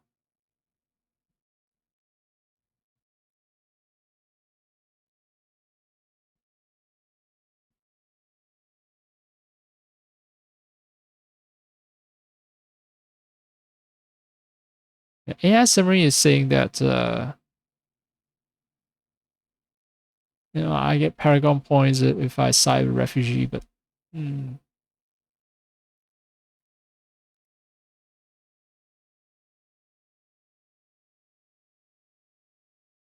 Dark holding area. Right, this is from Mass Effect Wiki choices. Interacting with either one yields 2 reputation. Siding with the refugee loses 2 war assets, but siding with the officer gains 7 war assets. Okay. Okay. Okay.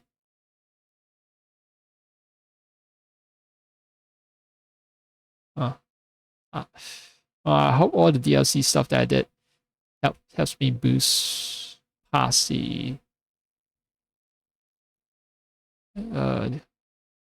well the barrier needed for a perfect, which is 7,800.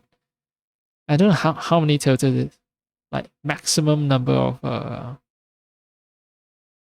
war assets possible. Like where are the 1,000 more points of war asset? Like what's the max number? Because I see a max of 8,500 based on AI summary.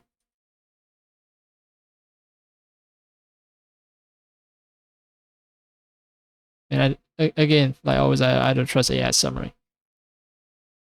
Max all assets you can get is about 8,550, which is way more than you need to get all endings. So we can make room for a little bit of things here and there. So 8,500, and to get perfect, I believe, was 7,800, based on what people are saying for perfect for something. So legendary edition, yeah. So 5 years ago, these are numbers for when was legendary edition released? Then it's pretty old then.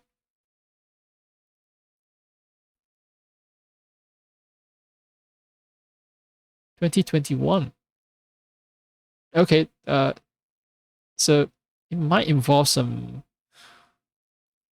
AI texture upscaling then.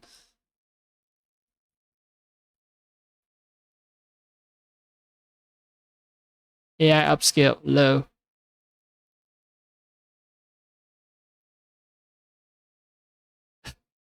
So it is involved in a controversy of using AI to upscale. A lot of textures are just AI upscaled, so there are some potential texture problems here and there. Yeah, that's why the patches. I recall seeing some patches that were incorrect. Like they don't make sense. Like the letters are wrong and all that. And there's a high chances because of AI upscaling. That sucks.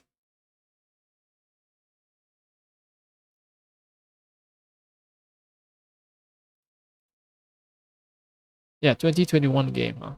Alright, fine.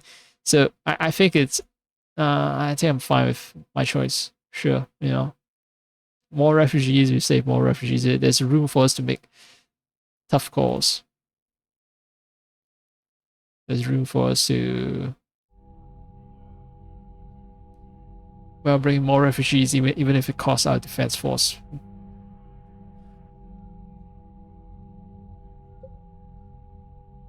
Governor Grofan Pazna as well. Yeah, veteran. Alright, aliens all done. Asari. So yeah, Asari have thrown their full weight behind us after the assassination attempt. It's like, oh, they're trying to start a coup. Cerberus has gone insane, so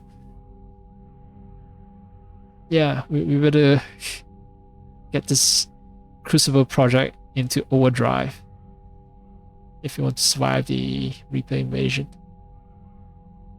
Sorry, science team. Many respected Sorry scientists have used their long lifespans to become leading experts in their fields. Wait, I've read about this. And Sorry science teams working on Crucible because some of the keenest scientific mavericks in the galaxy, eager to contribute to its construction. Yeah, I read about the part where grasping the larger contextual forces behind new proposals and using the springboard into hypotheses years ahead of their time. Because so they perceive time differently because of their long lifespan. Allows them to conceive of breakthroughs that other shorter-lived species cannot conceive of. Although species with short lifespans, I assume, like the Solarians, who are also really good scientists, they have their own unique perspective as well that makes them so good at science. Right, Sari's Second Fleet. The Sari's Second Fleet is largely composed of frigates and fighters, embodying the Sari's hit-and-run mindset with a nimble swarm rather than a slower collection of vessels. Wait, Sari is famous for dreadnoughts, no? Oh, yeah, no, it's the... Well, it's more... Yeah, Turians, the warlike race, will have more dreadnoughts, although Destiny Ascension, that one Asari ship itself, that's what Asari is famous for. It's not for a bunch of dreadnoughts, but Destiny Ascension. Anyway,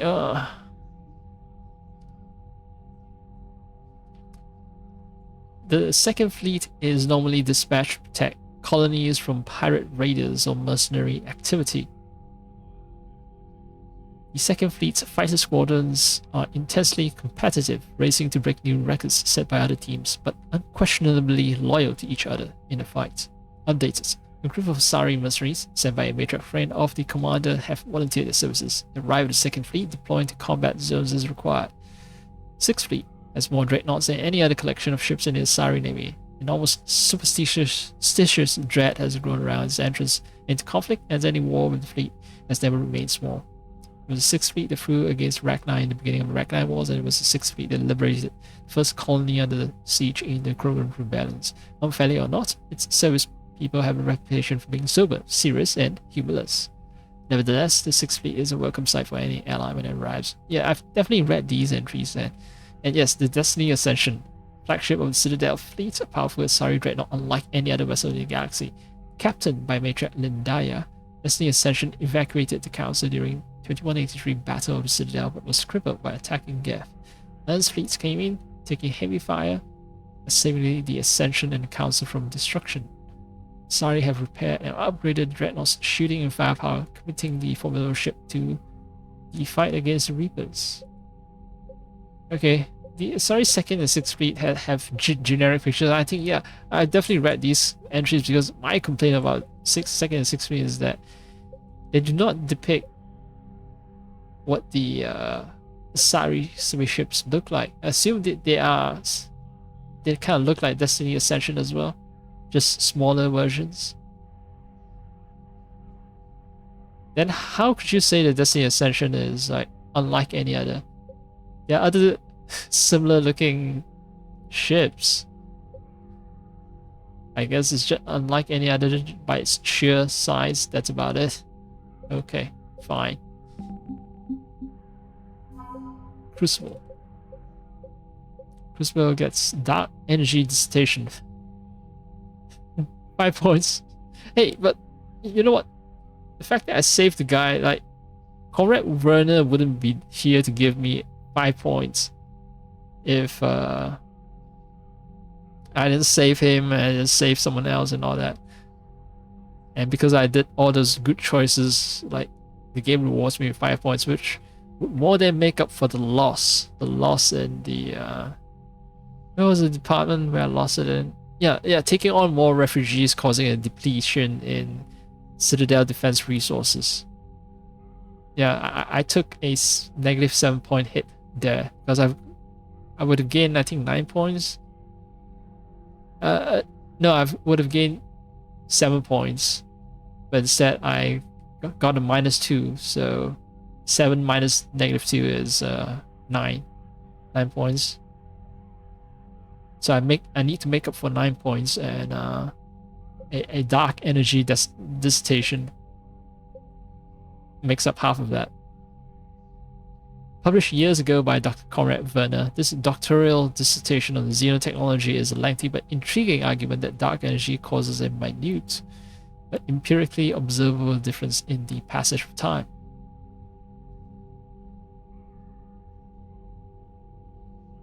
Hotly debated when first published, the paper's theory is supported by recent data. The dissertation eliminates several instructions left by the Proteans on how to build the Crucible. Dr. Werner found additional schematics useful in the creation of the device. After passing data on to the Alliance, he added Commander Shepard to the dissertation's list of acknowledgements. Doing fanboy shit again.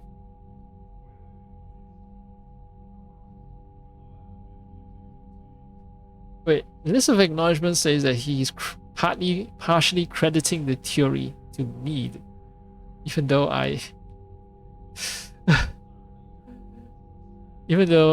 wasn't involved at all. Like I just pass this information to other people, to the Crucible who make use of theory, and it should be the Crucible's creators who should be acknowledging the contribution from Werner, not Werner acknowledging me. But whatever, fanboy shit, right? Fanboy. Solarian Third Fleet. Solarian ships, I can't tell how they look like. Alliance. Yeah, overabundance of spy planes, right. Now that their 8 clutches are out of danger, Solarian colony Cinequal is shipping all the materials and weapons they can muster to the Third Fleet. Right, so the young have been protected. So the colony now focuses on contributing fully to the war effort. Cool. The Turians, 6th Fleet. Turian Navy has the most dreadnoughts. Yep, Treaty of Ferrickson strictly controls the number of dreadnoughts. I read about that. Now it's ready for the Reapers. It was chiefly used to patrol the space around Citadel. Now it's ready to fly to areas trying to fight off the invasion. Big ass 6th Fleet coming in to wreck your day. 7th Fleet. 7th Fleet assigned to the privilege and burden of guarding the Crucible during the weapons construction and deployment. Right, so 7th Fleet guards the Crucible. Because if the Crucible falls, then there's no way to stop the Reapers, because the Crucible is the only weapon that can stop the Reaper. And Crucible, like every vessel's captain is prepared to make the ultimate sacrifice because they know that the last line of defense against Reaper encroachment. Because if there's the magic weapon, the magic plot weapon doesn't finish construction, then the entire galaxy has no chance of ever surviving the Reaper invasion. Right, crates of dextra amino acid Medigel have been shipped out to the Turian 7th Fleet. This resupply will help Turian medics treat potentially fatal wounds. Covering the and earlier I've recovered the legendary banner of the 1st Regiment that lifted spirits of overworked Turian forces. Alright. I think most of the time I have positive impacts. My choices have led to better war assets in general? More war assets. More is better. Goddamn Cerberus bastards. And Udina too. Son of a bitch. That's crap. Medina made a deal with the devil. He got what he deserved. Yeah.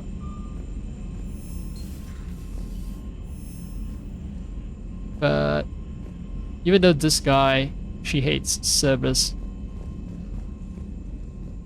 she still kind of likes Udina. So maybe there's a bit of a space racist in her. Commander, I've got a lead on something interesting. Have you got a minute? I've got a minute. Commander, I've found something you need to see. What have you got? A group of Cerberus scientists cut ties and fled. Perhaps they finally realized they were on the wrong side. We don't know what they were researching, but they were among the Elusive Man's top scientists. They could help build the Crucible. Yeah. Maybe we could recruit them. Lots of Cerberus people think they're doing the right thing. I know I did. And you were right, Commander. Whatever crimes Cerberus is committing now, I was on Horizon when the Collectors attacked. Really? You'll recall I mentioned growing up in the Terminus systems. I was visiting my family at home. While the Alliance was running studies, you were saving me and my family. Has the Alliance tried to make contact with the scientists? They've been unable to find them, but they're searching. As is Cerberus. I've been monitoring Cerberus communications. I've charted signal frequency from various Cerberus cells by location and cross-referenced known ship movements. You found them? I believe so, yes. Nice work. Put it on the map and I'll give it a look. It's on the map now, Commander. Thanks. Okay, so while I was working for Cerberus, I have actually,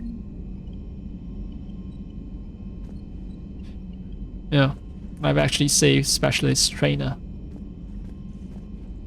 And that's why people are inspired to join Cerberus, because while I was working for them, I was being this super good guy. And I may have given Cerberus brand prestige by being associated with a nice guy.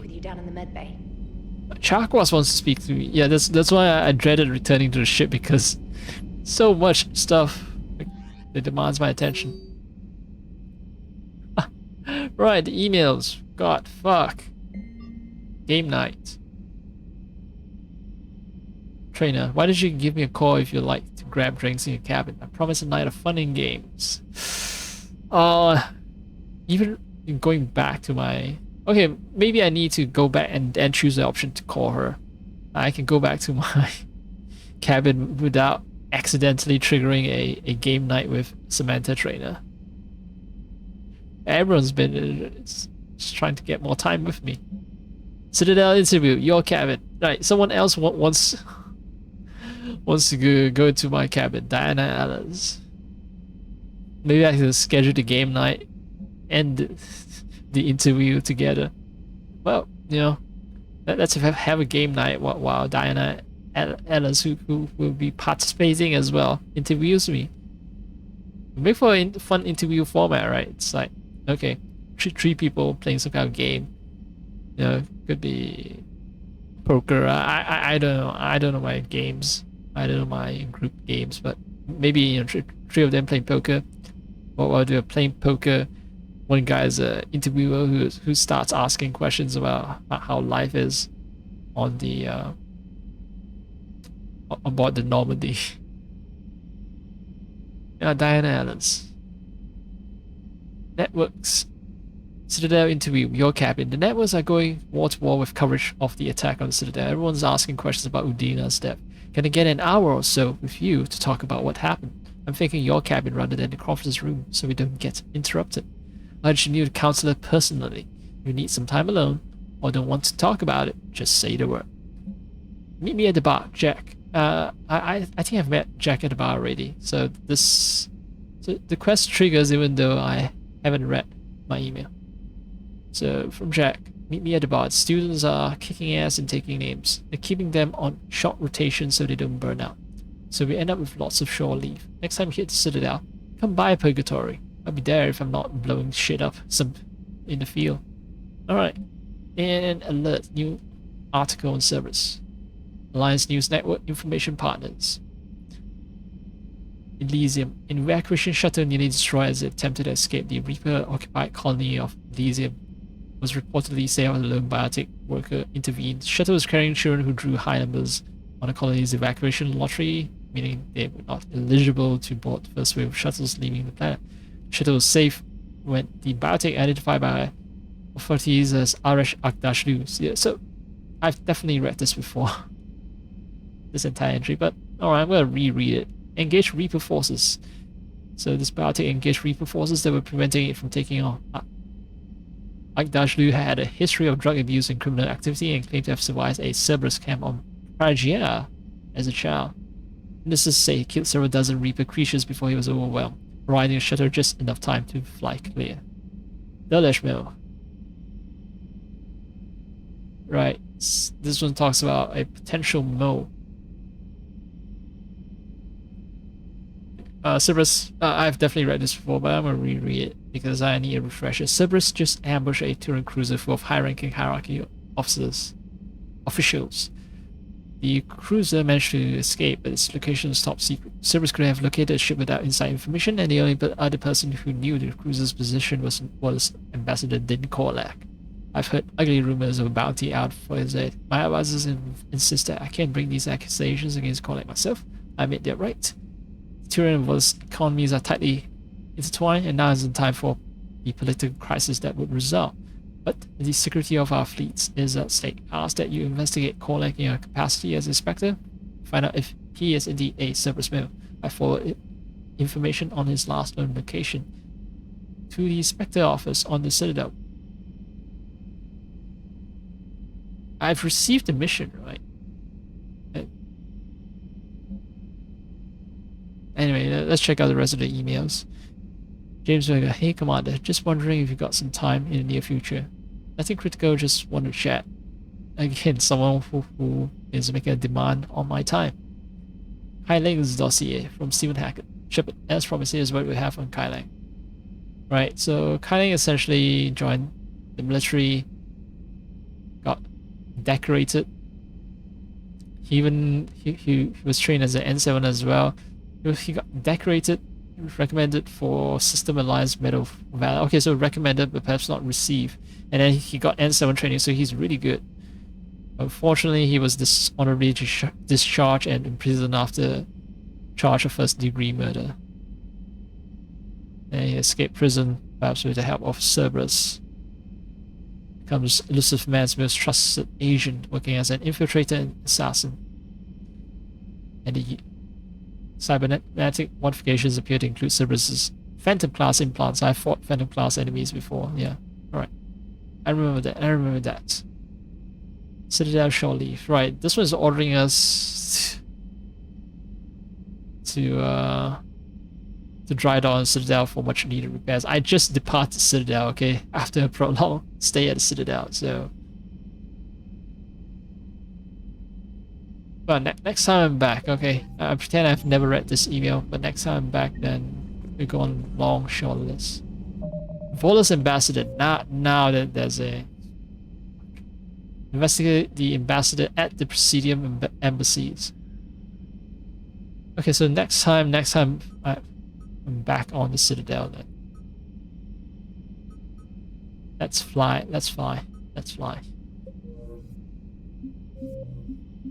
Ah.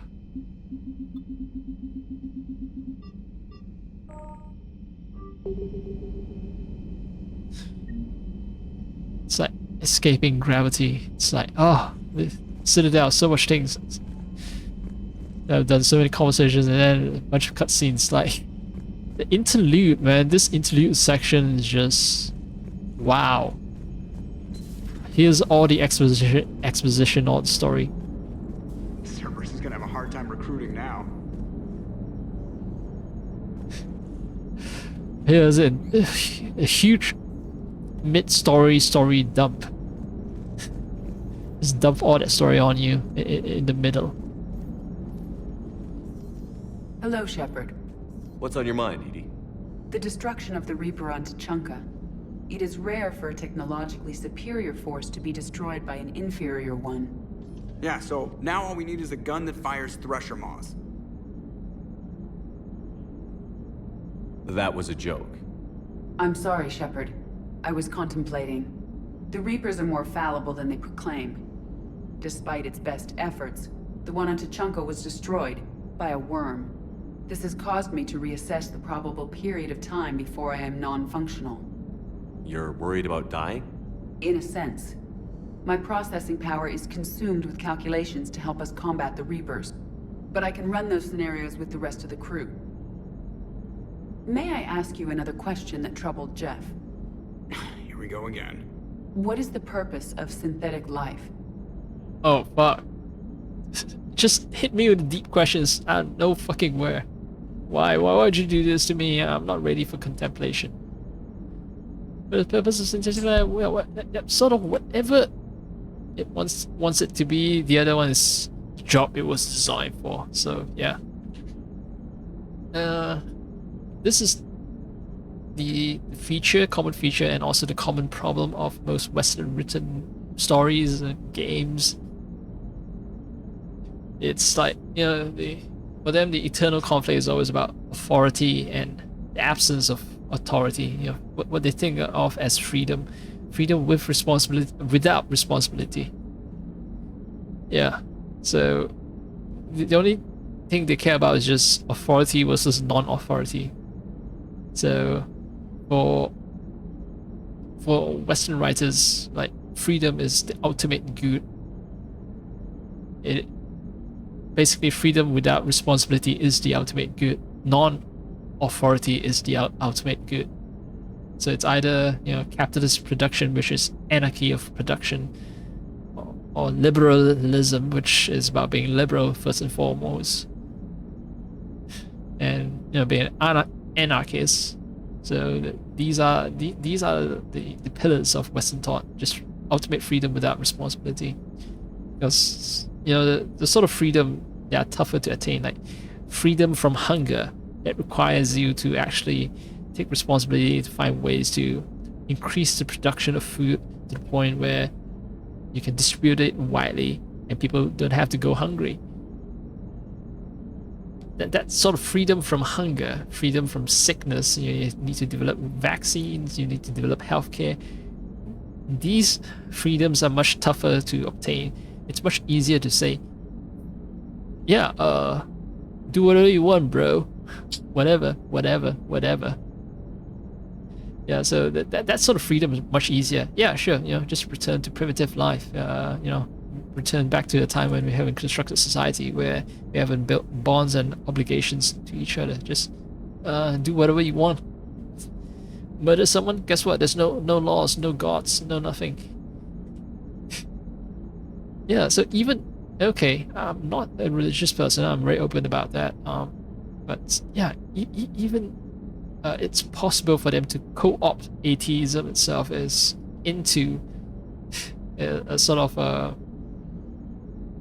creed for irresponsibility, instead of saying, oh shit, you know, no gods, the only force that can save humanity is humanity itself, right? We cannot rely on gods to just swoop in and save us. Right? You should take responsibility for your life. Right?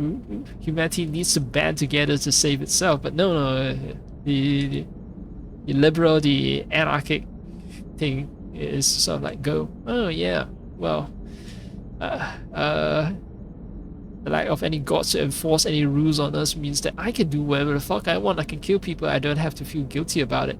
That sort of brain is like, something wrong with you, right? Why do you need someone overbearing on top of you to stop you from committing heinous crimes? You don't need to do that. Like, just think in terms of being a good person, having beneficial effect for the humanity as a community. Like, it's much more likely to prolong your life and your family's life, or people you care about. So, like, generally being, like, taking actions that are good for humanity will benefit you down the line as well, instead of thinking, how to best benefit yourself first and foremost. Because all you care about is just you yourself. God damn, yeah, I know I'm getting really philosophical tonight. Yeah, what is the purpose of synthetic life? Yes, fine, I'll go for the nice guy answer. The liberal answer. Because, well, this game was made by, yeah. Okay, so politically liberal is not the American defined liberal / conservative spectrum. No, liberalism is actually like even Donald Trump, liberal. Yeah, so that is actually a, like, instead of using the American conception, in the study of political science, yes, they actually both, like Trump and Biden and Obama, or just all the politicians in the United States and in Europe as well, they're all liberals. They may have conservative views, but they are still liberals. They are conservative liberals and then progressive liberals. That's about it. But ultimately they are still liberals. So yeah, because yeah, this game, it was made by a bunch of liberals. That's why I had to explain the term what liberals mean. Because they're made by liberals, yeah, the good option is the options that maximizes chaos or maximizes freedom without thinking about consequences of those freedoms. So yes, the purpose of synthetic life is whatever it wants it to be. It's not that different from organic life. A free-willed synthetic chooses what it wants. But the purpose of organic life is to preserve itself long enough to replicate copies of its genes in succeeding generations. My purpose is not so clear. The other successful synthetic life forms that I have examined for comparison are the Geth and the Reapers. Well, so you don't face the death issue like humans do, so you're thinking of from that spectrum, I guess. You want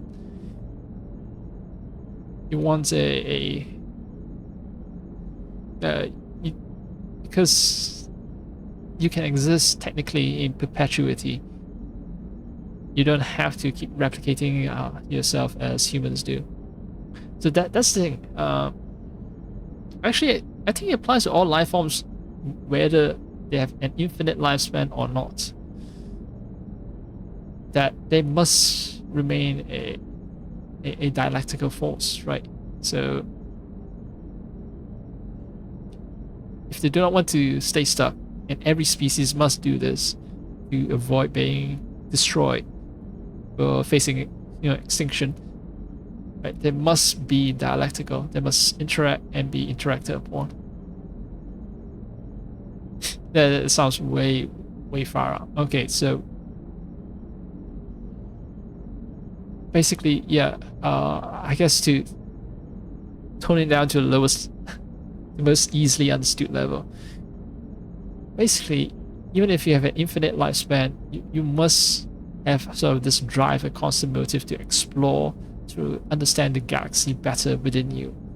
And as long as you have that drive to master more, to know more, to know something in a way is to master it, right? To have mastery over something, not necessarily in a enslaving sort of way, but knowing the laws of physics, mastering physics allows us to create all kinds of stuff that we wouldn't have been able to create if we did not master the laws of physics, right?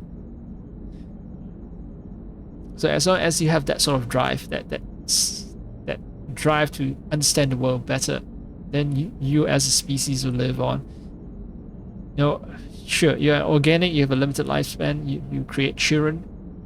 The children will carry on what you're doing to perpetuate yourself, to to perpetuate your mode of thinking, mode of production, knowledge production as well. Yeah, so as long as you have that drive, you're fine, right? So yes, humans limited by lifespan, but they create offsprings to sort of continue. But you, well, you can create offspring if you want, you know, make copies or create corrupted versions that makes the corruption makes them unique and all that. But you know, you can make copies, different copies and so on.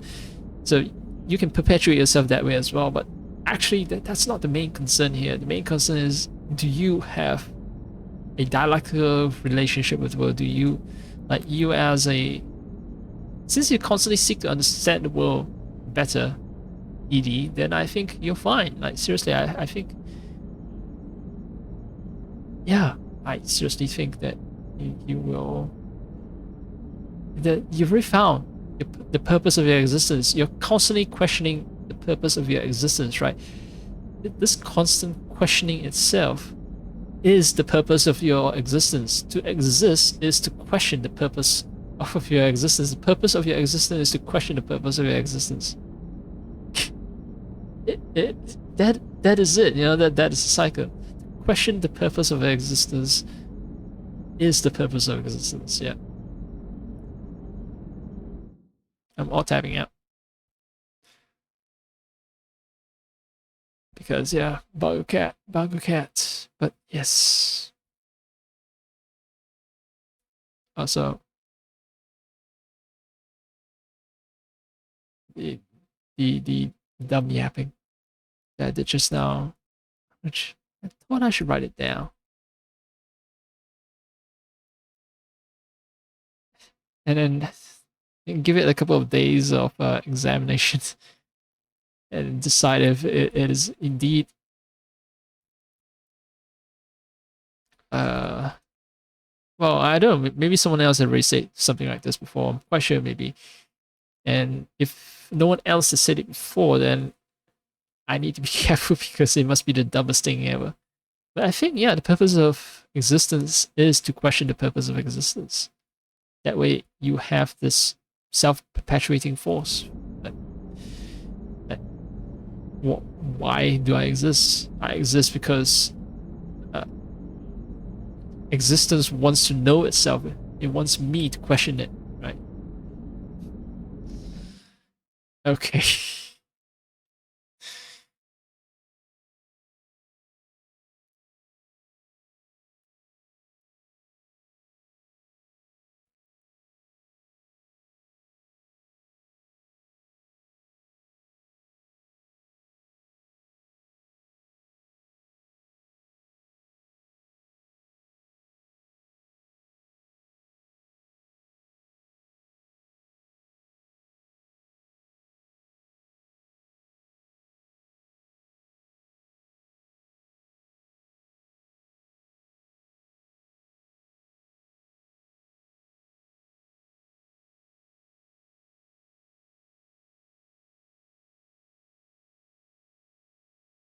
All right.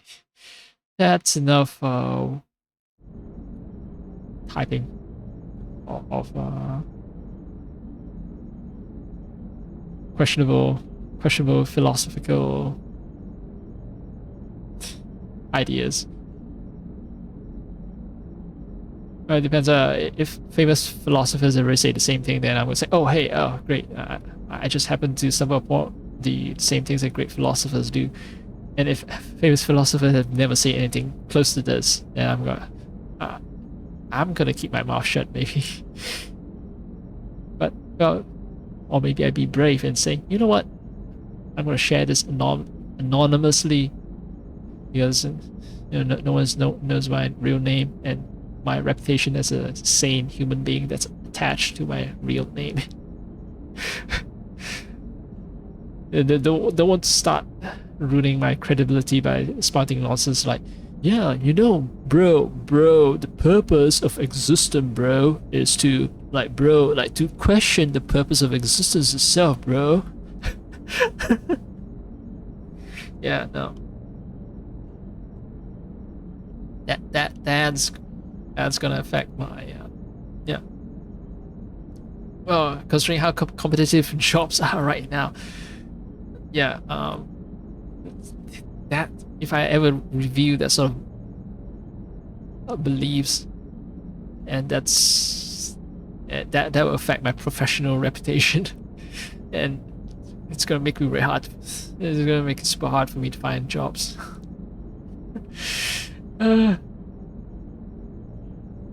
It's fine, but okay, maybe I'm exaggerating a bit.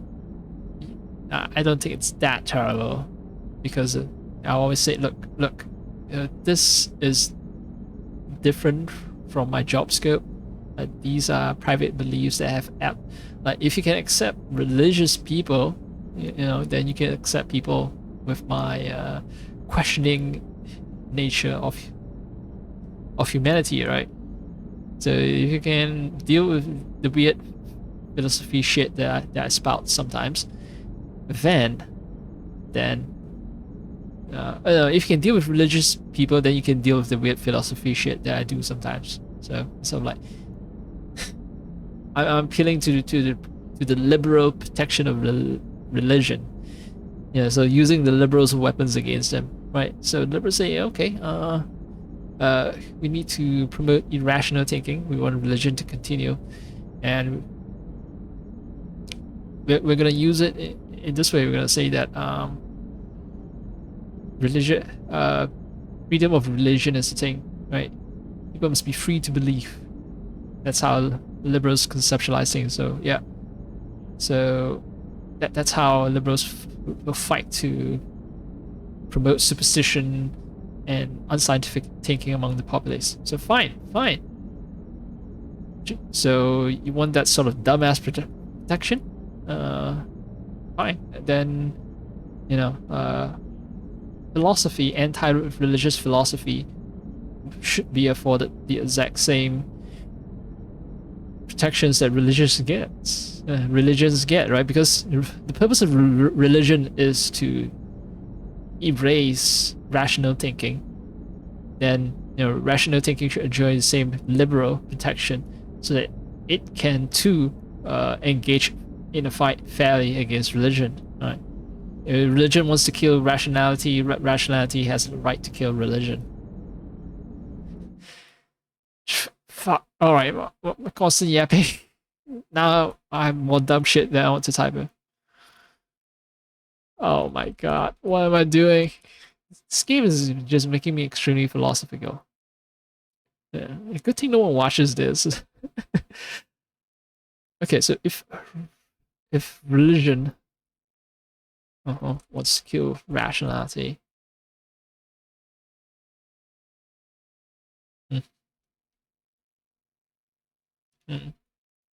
Rob,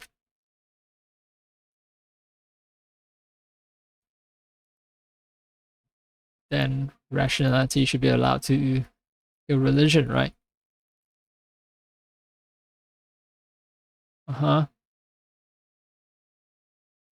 If religion conducts its assault on rationality while being protected, by the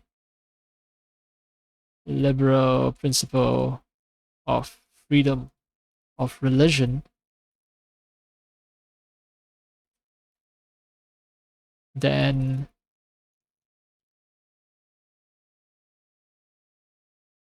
rationality,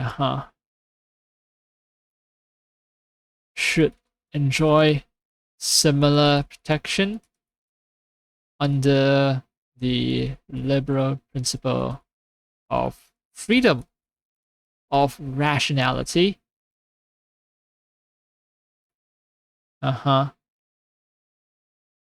So that religion is banned. Banned from destroying rationality too, right? Freedom of religion, rationality cannot destroy religion. Then religion itself cannot destroy rationality either. We enter something of a... It's not a peace, no, it's still a state of war, but it's more like a pause in the war and stuff like, okay, I can destroy you and you can't destroy me. This is an unstable state of affairs. Temporary truce, yeah. It's a temporary truce.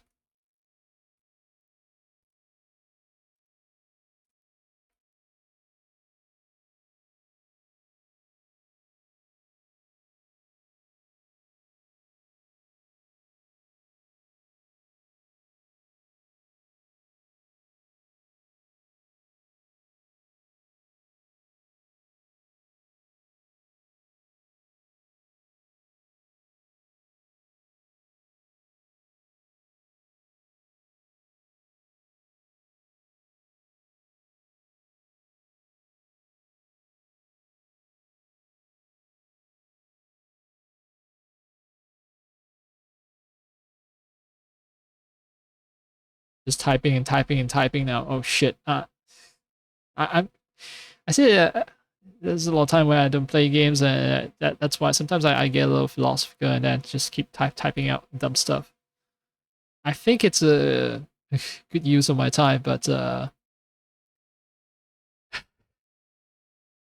doing it while I'm playing a game, like I would have like thought about all this sort of stuff if she didn't trigger me with that conversation and didn't give deep thoughts about the questions that she's asking.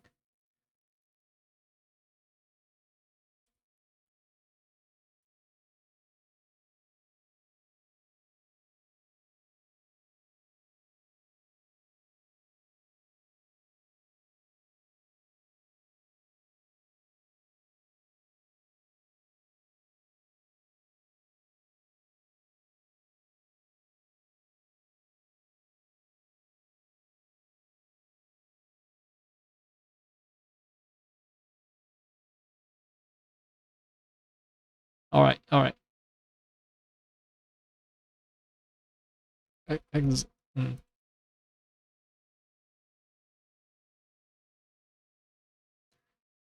All right. All right, all right. That's way too much philosophy, perhaps. So, I've delved into it far deeper than the game writers have. Right, Edie says that her purpose is not clear. The other successful synthetic life forms that I've examined for comparison are the Gap and the Reapers. Right, so this is dumb choices. Oh, the Reapers are evil. Don't think like a Reaper.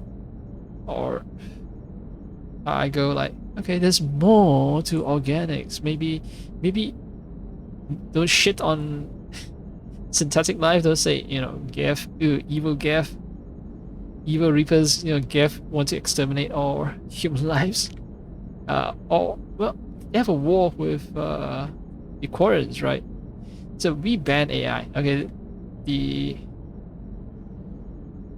Citadel ban AI. Oh, fuck, man. Okay. Shit. I just realized, oh, fuck. Oh. I just realized that Mass Effect series is actually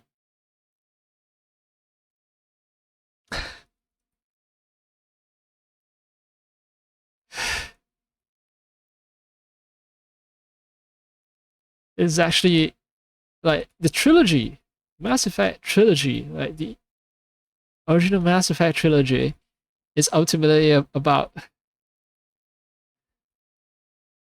the war between synthetic and yeah, it's kind of Dune, right? Seems like Western science fiction is very afraid of artificial intelligence. Right? Dune also had a war with AI. Warhammer 40k had war with AI. Yeah, I just noticed that. It's like, huh.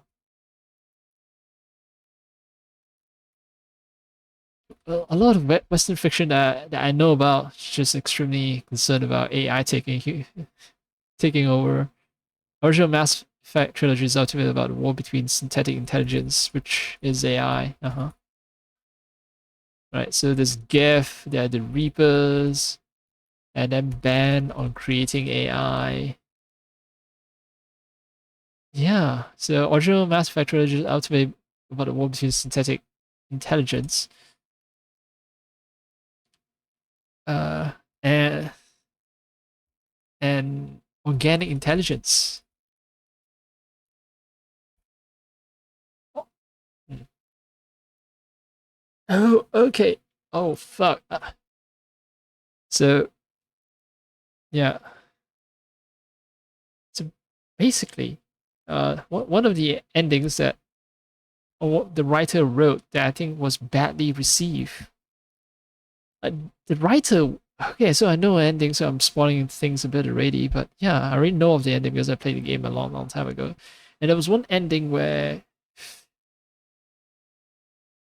a synthesis was achieved out of all possible solutions. Yeah, let's just put it that way. And that. Oh. Okay, so. Yeah.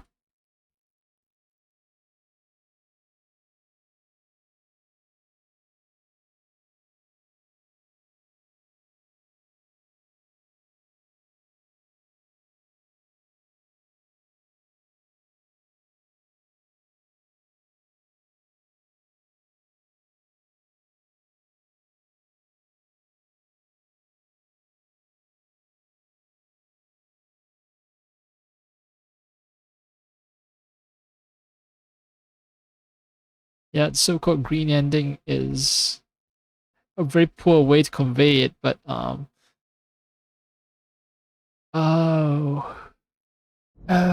just realized.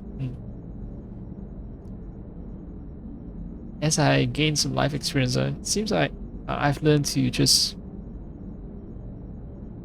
appreciate other people's creative works from a different perspective, perhaps in a deeper perspective. Right. So Edie is not clear about the purpose of existence for synthetic life. Yeah, other successful life forms that I've examined for comparison are the Geth and the Reapers. And I'm gonna appeal to her to be more like organics. There's more to organics. Instead of like bring out the positive of organics instead of bringing up the negatives of thinking like synthetics. So not shitting on other people, just mentioning the positives of other people. Okay, so not shitting on Group A, but mentioning the positive of Group B. Yeah, that's yeah. That's how I would summarize the paragon choice here. Reproduction isn't all there is. We find meaning in the work we do, good deeds we accomplish, love. I see. I will search my files on the biographies of humans to see if prominent figures follow the pattern you suggest. It appears many humans did in fact do so. That was quick. Gotta love quantum computing. Shepard, I will alter my processing power to give priority to your stated goals. Duty, altruism, love. Wait, you're just gonna turn yourself good? Can you do that? It should take some time. If I have further questions, I will speak with you again. Thank you. She's not evil now. I've just made her reprogram herself to be good. Or what Americans' notion of good is, which is like ultra-liberal. So Cerberus wanted to go into politics, huh? Nice job shutting those assholes down. Didn't you used to work for those assholes? Something about leather seats?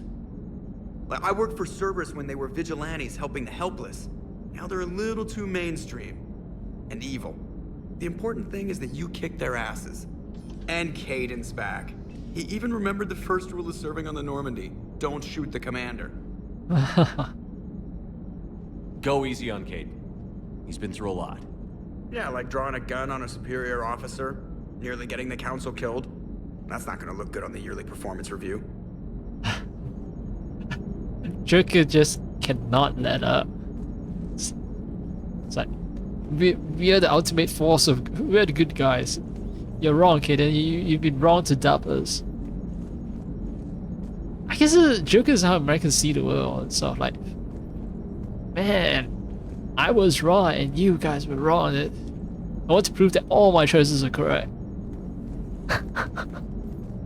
And anyone who disagrees with me are just lowest scum.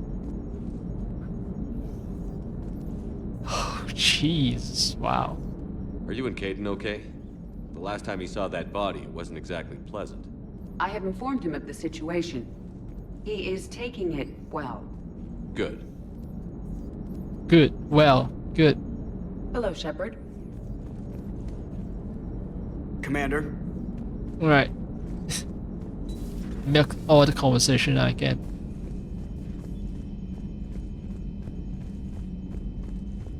So many dialogue lines.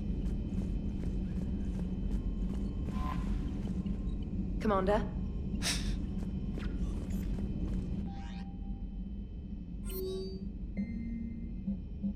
Okay.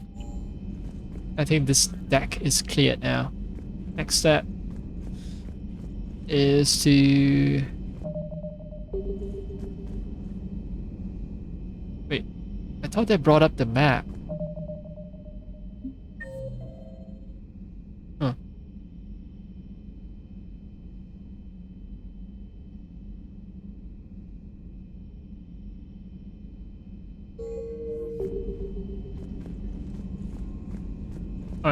Alright, I know I came Commander Shepard.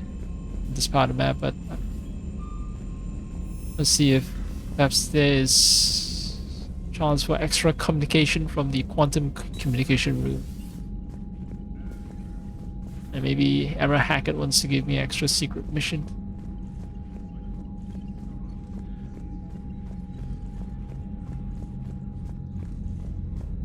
Nope. Alright. So this floor is clear. Dr. Charkos wants to speak with me, and then a bunch of people who want to see me in my cabin. Feels like an extremely long work day. No guns fire except at the gun range. Commander Shepard.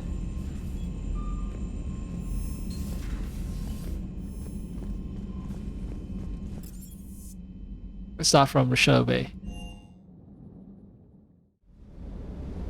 Oh man.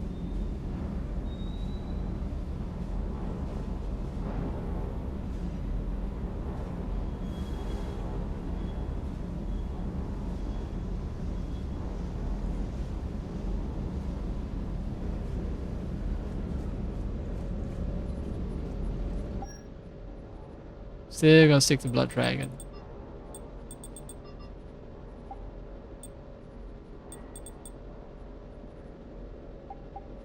The helmet I have Breeder, Death Mask,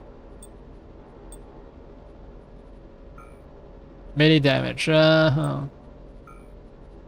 and headshot damage, sentry interface, shields, shield regen, faster shield regen. This one's actually kind of cool. I can actually see my eyes, although it's heavily occluded. Chess.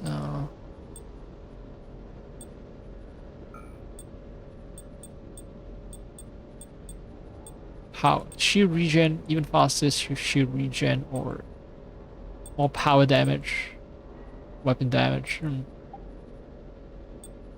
Shield, health, weapon headshot.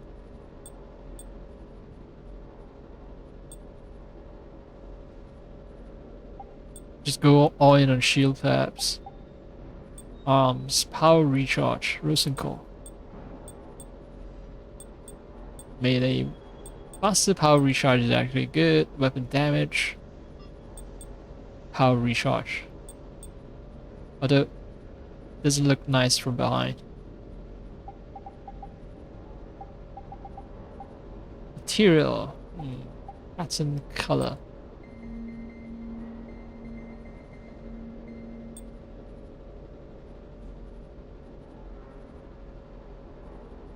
I don't think they ever match the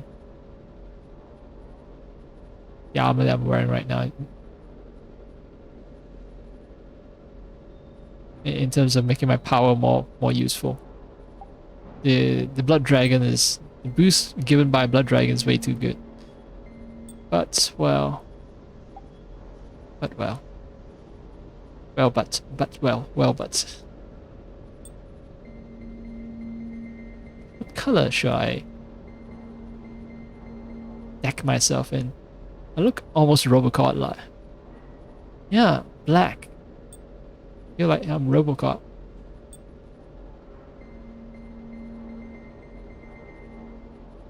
He is a robot. He is a cop. He is a robot cop.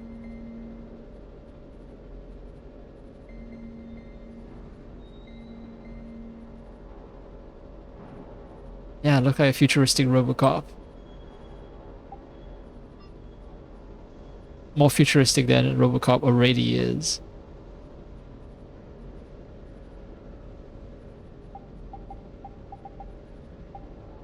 Shields. There's nothing that boosts...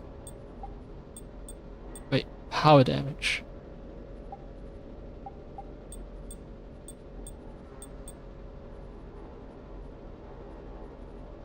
This one also boosts powers. Security tail helmet. Shields and helmets. Very basic ass looking helmet. It looks like I would beat duty. But wearing this, I don't look like... I don't look like Robocop. Faster recharge, less shield boost, and just less everything overall. Yeah. If you look at the length of the bar, like the loss in the length of bar in power damage is compensated for the increase in the length of bar in power recharge. However, I still lose out on shield boost. So this armor that I like, this customized armor that I like, can't beat the Blood Dragon armor set. Over. Never thought I'd be doing a combat drop onto the Citadel. I can't believe Udina. Great example to the other races, huh? Well, I'm the moral pillar of humanity now. I appreciate you checking in on me. Sir. Now, James said he wanted to talk as well, so I should probably check in on him. Oh, hey, puppy. K9. Good dog. Good K9. Yeah, the name K9, C-A-N-I-N-E. Hey, Commander. I knew Udina was a dirty bastard, but I never would have guessed he was that rotten. This whole war is loco. I mean, can't they all see how we need to work together? When people are scared, they're slow to trust. Sure, but... what's the point? Look, just so you know, I've got a new shoot first, ask questions later policy when it comes to politicians. Fair enough. Do you hear that hum? Is that just me?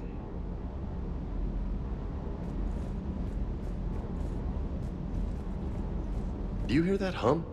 Is that just me? Yeah, politicians, right? That's a hum made by politicians. It means that politicians are approaching your location. And louder the hum sounds like, you gotta watch out. A politician is coming to your area.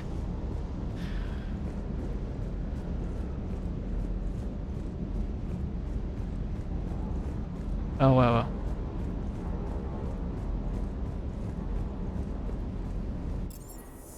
Do engineering. Chakwas wants to speak with... Oh no, it's the quarters, that's where Chakwas... Engineering is something else.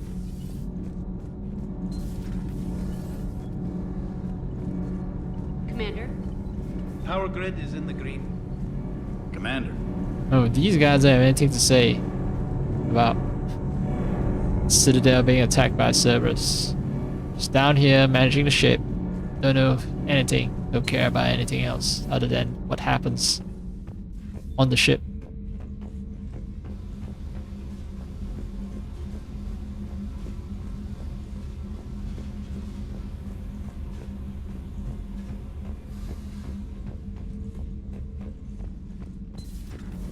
Alright. Oh, no. Turn around.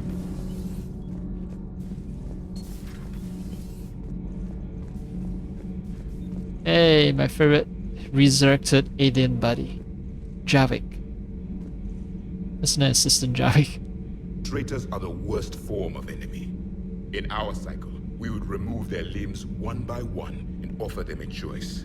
Eat their own flesh or starve. Your politician deserved far worse than a bullet. And if the other human had not seen reason, his death would be certain too. There is only one enemy in this war. Reapers. No others would be tolerated.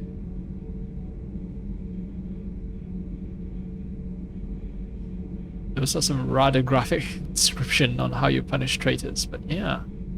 It's like, right now as well, currently, like, America is invading the whole wide world, fighting a bunch of wars against pretty much every known country on Earth. So, yeah, there shouldn't be any disunity.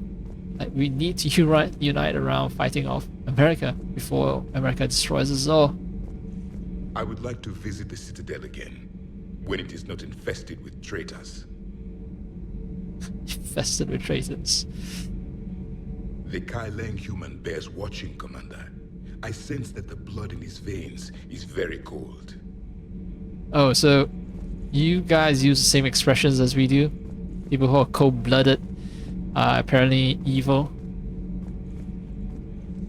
Yes. No. Yes. No.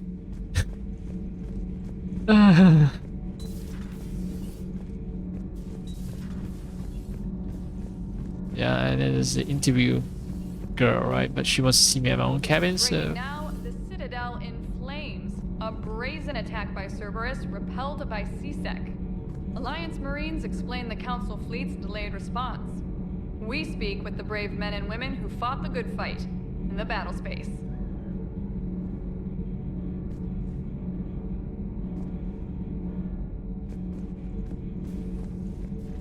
Commander, I've got some questions about the coup, but I'm online with my producer right now.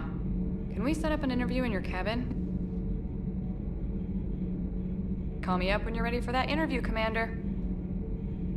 Do we need to talk, Commander? Not right now, Allers. Let me know when we do. So at any point in the process, you can still kick her off the ship. It's like, what? Cabin meetup? That's crossing the line. I'll kick you off the ship.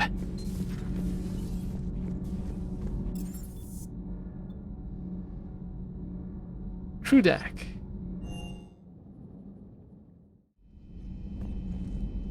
What's up, Garrus? Shepard. Hell of a day. Udina loses his mind, the Citadel almost falls, and you almost had to put down a friend. Got a little tense there. If it had come down to it, could you have pulled the trigger? I'm a giant softie. Why is my controller not responding?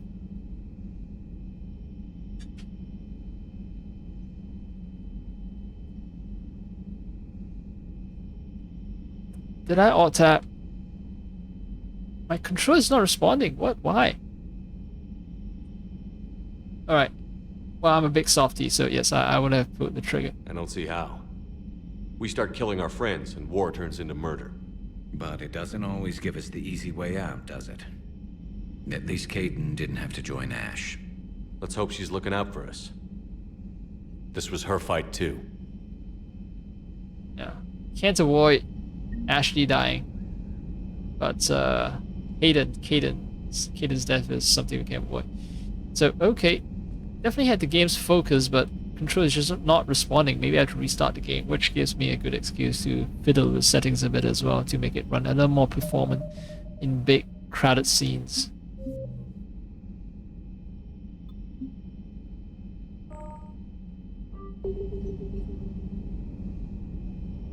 Good to have Kaidan back. We can always use a friendly gun. Yeah, good to have Kaidan back. Always use a friendly gun. Good to have Kaidan back. We can always use a friendly gun. Yep, Kaidan doesn't have to join Ashley. So... yeah, exit game, I guess. I'll turn off some NVIDIA stuff. dumbass boosting of anti-aliasing because I'm doing MSAA. MSAA is insane. Even ×2, it's insane because I'm already rendering at 4K. I go 2x means I'm rendering at 8K just to downsample back to 4K. So that was dumb shit I did, which means yeah, I actually need to take it easy. Take it easy.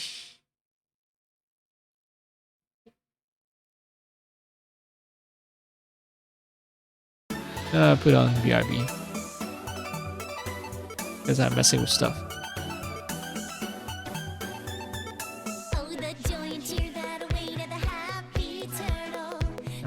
Let's see, where is Mass Effect? Tree. Anti-aliasing, aliasing, enhanced application? No. No. Conspiracy. MFAA off.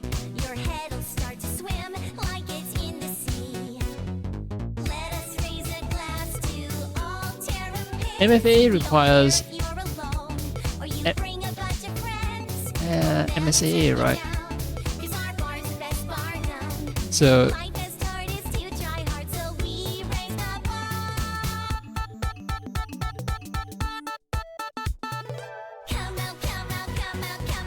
you need to enable MSAA first, right?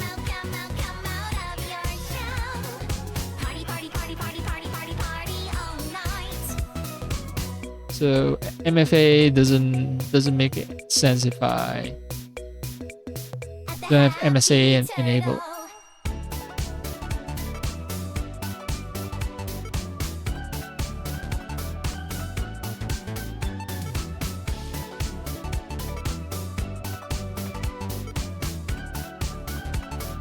Alright, in any case, the only thing I've done is increase the anisotropic filtering to 16x. Apply that. I'll relaunch the game if I can. Let's see if I can actually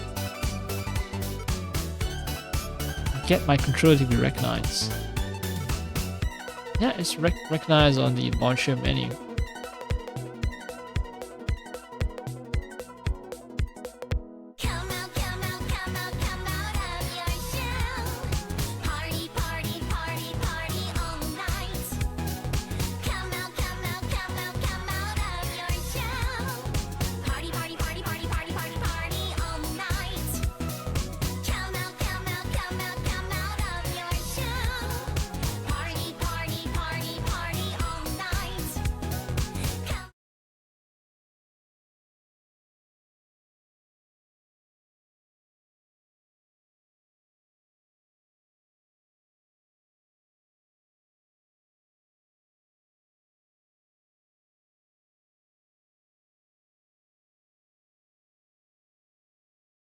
Might as well click on Bug Cat since I am doing all this other configuration stuff.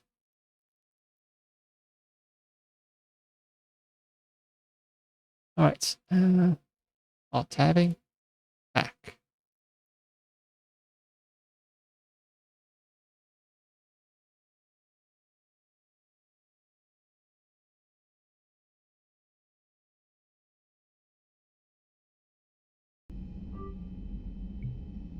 Okay, I was checking out the resolution, making sure I'm still on 4K.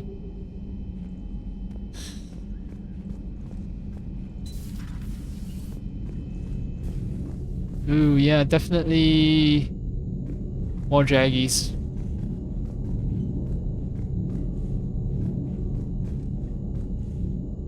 It's unstable.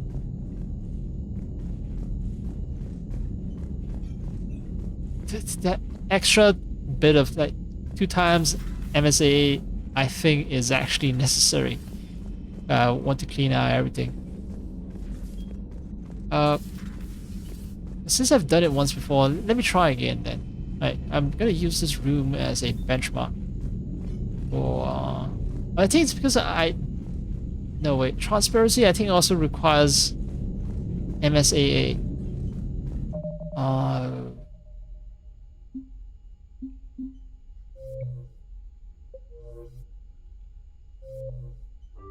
Alright, so I'm gonna exit the game again.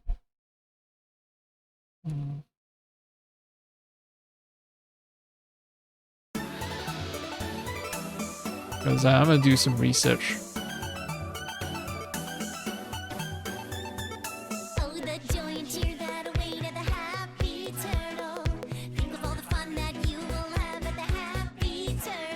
Leave your pond and drop on by. Everyone loves our ambience. Take a seat and you will find you're in paradise. No need to feel uptight. We're all family here. Take a sip and you will see how great life can be. Your head will start to swim like it's in the sea. Let us raise a glass to all terrapins. We don't care if you're alone. A lot of discussions.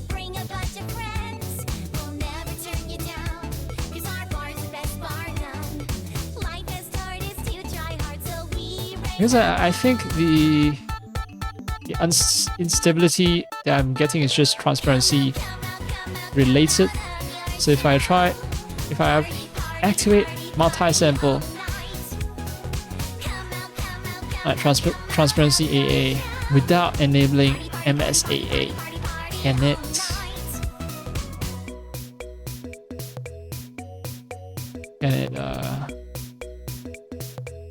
bring about the effect that I've observed? Can it eliminate the jaggies essentially?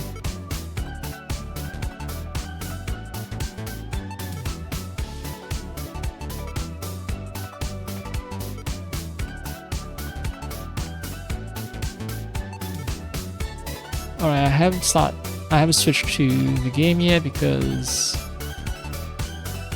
alright, I still see jaggies shimmering. So that is actually not caused by transparency AA. It's not solved by transparency AA alone.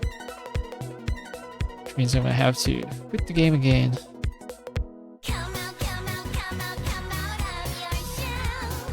And enable enhanced application setting 2x MSAA. But also turn on MFAA to reduce the cost of running MSAA. And why do I have all these useless fucking information in my brain about configuration this setting here and that setting here? God fucking damn it. I'm glad that consoles exist, but fuck, man. PC gaming has its bugs, you know, but sometimes you just want to sit down and play a game without worrying about configuration, think this or that. But because of this flexibility, you can do a lot of things that consoles just can't. You can optimize for the best experience. But it's freedom to optimize for that experience, optimize that experience that has caused me to unoptimize myself in other areas, like spending more time playing the fucking game instead of tweaking the settings. Oh, this area is just perpetually fucked then. Ah, fuck it, I'm not gonna restart the game. Because slowdowns are not that big a deal anyway. If I have a bunch of AA options anyway. It only happens in certain crowded areas, that's it. So, Gator, dude, you spend a lot of time staring out into the inky blackness of space. I doubt that actual space will be filled with this much brilliant stars. Usually, it takes a lot of time, like you need a lot of exposure time before stars are ever that bright, but maybe we're flying through a sector of space that's particularly bright right now. And right now, by looking at the edge of the screen of the window, the edge of the window itself, I can see that this ship is indeed very slowly but surely moving past this field of stars. Okay, which means I've been yapping, forgetting that I haven't switched back to the game.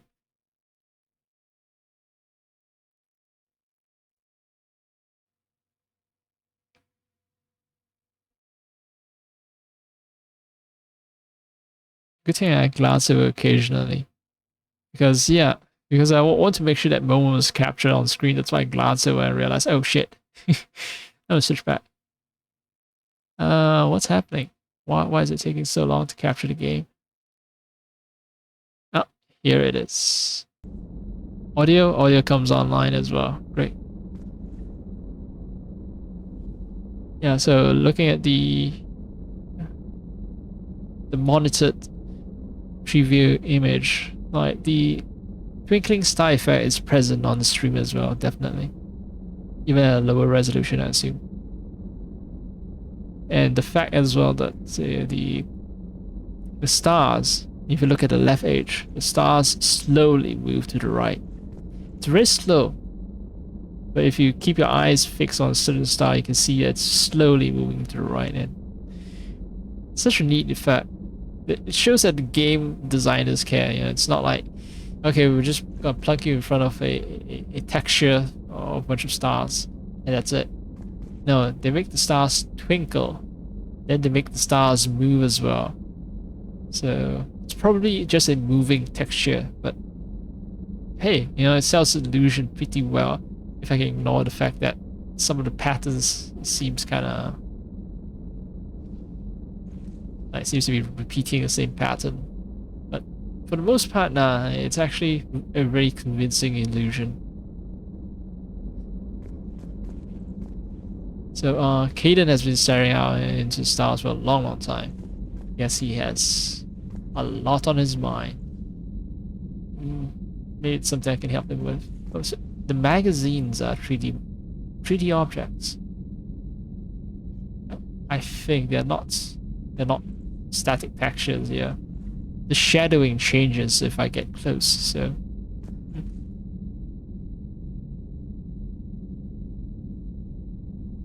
perspective and shadowing changes. So I think they're 3D objects, I think. Can't be sure. Could be textures, but I think they're 3D objects.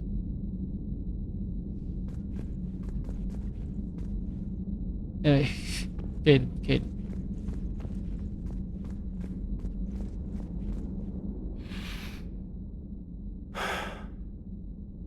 All seems so calm from here. There are people going through hell in a million different ways. Out there. And I want to be fighting alongside them, but I want to be here.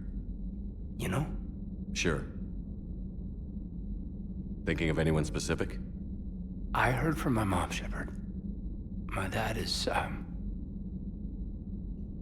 he's MIA. He's presumed. Tell me what happened. You said they got out of Vancouver. He left Mom at the orchard and reported for active duty. That's all we know, but it's enough. She's alone in this now. In all this.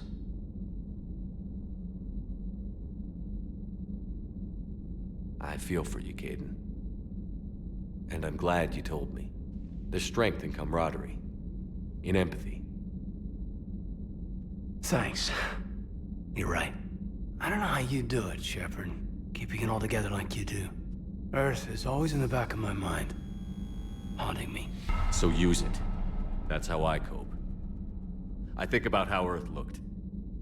And how it's gonna look when we get back. Guns blazing. The whole galaxy behind us. Yeah. And my students. Well, wherever they are. I know they're kicking ass. On Earth or somewhere. You know, when this war is over, there's gonna be one hell of a reunion party. Hell yeah. Dancing in the streets, hugging and crying. My mom's always wanted to travel off planet. I think I'll take her.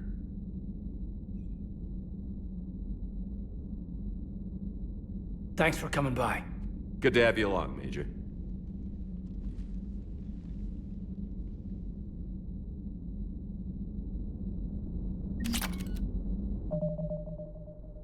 Wait, +2 reputation to tell me it's actually the bad guy.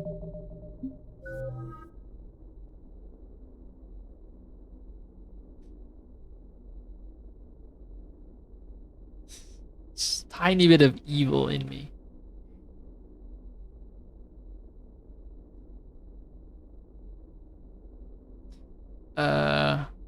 I want to look into hidden chat and like possible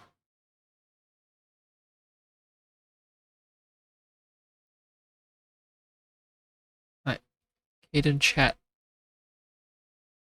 Shit. What was it? Paragon versus Renegade intervention.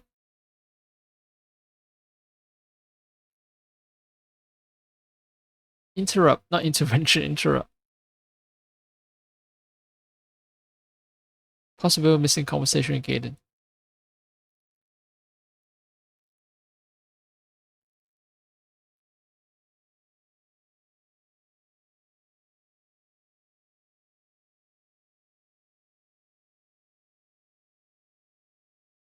Huh. Huh. Okay, so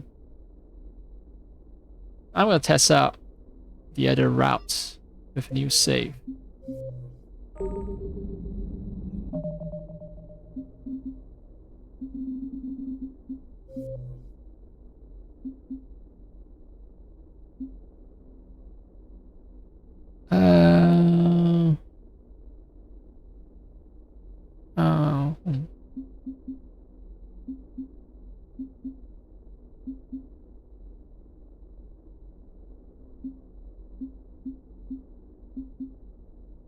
Oh. Huh. Huh. Right, so I'm outside here and Good to have Caden back. We can always use a friendly gun. Right, and this is place where I was complaining constantly about the jaggies, and that led me to restart the game several times. Right, and Caden is over here moping and crying. Yeah, Caden. I don't want to be... Sure. Thinking of anyone specific? I heard from my mom, Shepard. My dad is... Tell me what happened. You said they got out of... He left Mom at the orchard. She's alone in this now. In all this. I feel for you, Caden. And I'm glad you told me. There's strength in camaraderie. In empathy. Thanks. You're right. I don't know how you do it, Shepard. Keeping it all together like you do. Earth is always in the back of my mind. Alright. Haunting me. Not doing anything. I get that. I do. And my students. Well, wherever they are. I know they're kicking ass. On Earth or somewhere. You know, when this war is over, there's gonna be one hell of a reunion party. Hell yeah. Dancing in the streets, hugging and crying. My mom's always wanted to try. Thanks for coming by. Good to have you along. No. Oh, +2 reputation.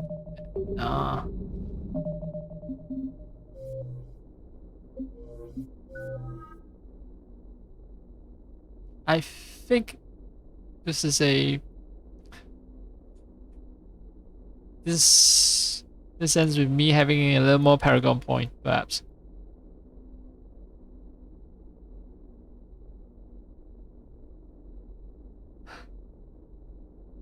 I don't know why I worry about two freaking points.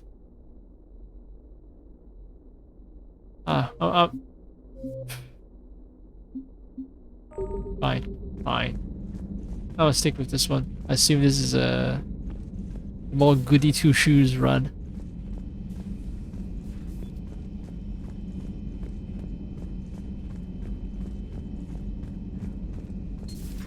Yo, Chakwas. Wait. May I speak with you, Commander?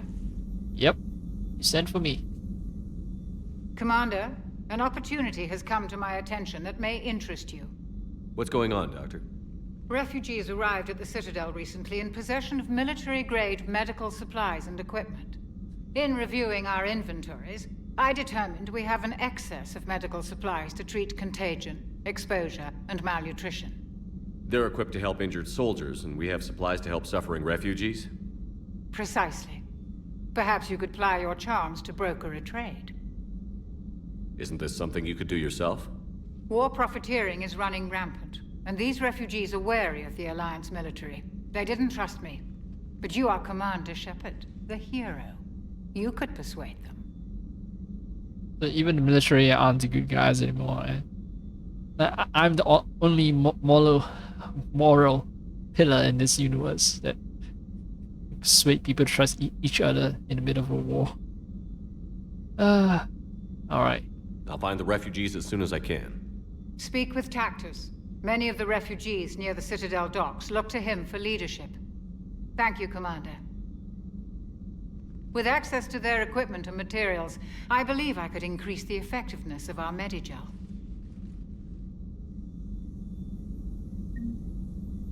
Man, I'm never leaving Citadel if I do these quests right now, so... When I say as soon as I can, that means doing a huge tour of the entire galaxy before returning to the Citadel.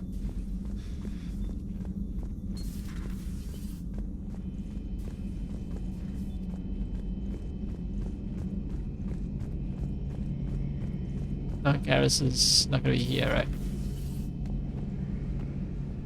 Garrus is looking at the War Memorial. Instead of calibrating guns. Boy loves calibrating guns.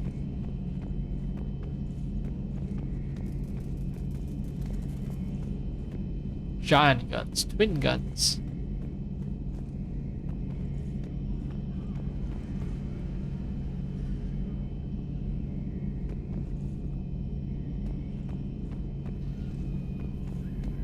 Is it main battery? Yep. Pretty sure it's partly modeled after actual naval ships.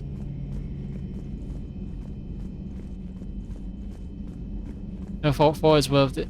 Alright, I know I have a lot of quibbles, but yeah, the design of the Normandy itself, yes, there are a lot of problems, but yes, it still sells the whole idea that you're actually aboard a ship pretty well. Per your orders, I have the latest reports on the Council, Doctor. Their security is in disarray, but it would still be weeks before we could attempt to position any agents in their personal staff. And it's far too risky after Udina's coup. Postpone those deployments. At once. Yeah, they're probably going to be checking the background of agents even more closely after Udina's coup.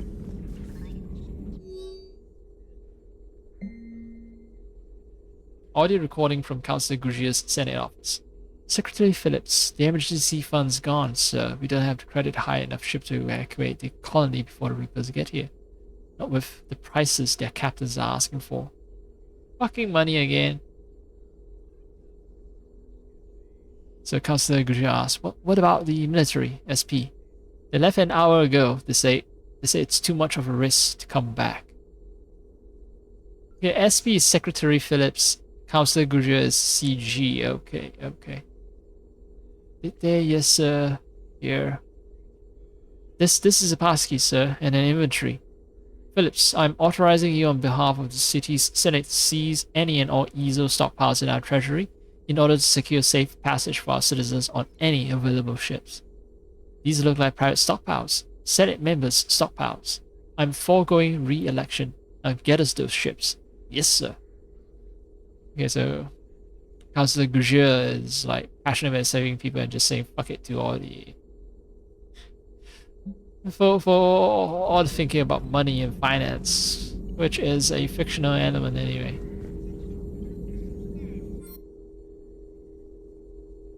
Vola's intelligence archives. Standard Special Task Force appears to have approached the Vol Protectorate about co-developing combat implants that require rare elements found in Volus space. Schematics for the user implants include plans to retrofit them to non-Salarian species. Should it be a sufficiently profitable venture? All of these upgrades could be commissioned, although its construction would be time-consuming and must be custom-made. So it's a question of getting either a power damage bonus or a health bonus. Power damage, baby. Anything else helps me kill things faster. You see, I was going for damage or recharge speed.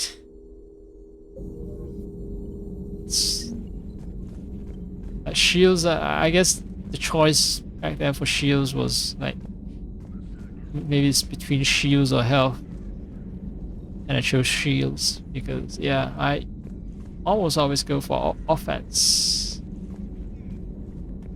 Maybe it was a choice between extra ammo or extra shield, and I thought ammo is not very important for my playstyle. It's all about powers,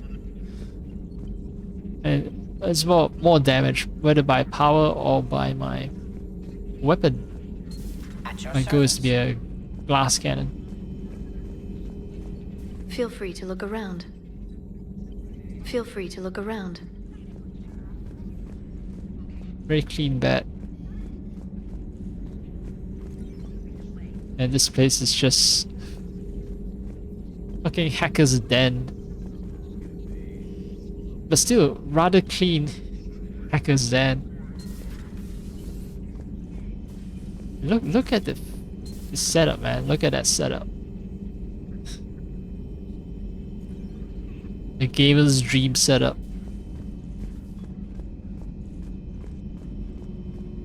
Alright, boil some water, cook some food. Hang out here. People yapping. Good to have Caden back. We can always use a friendly gun. Always.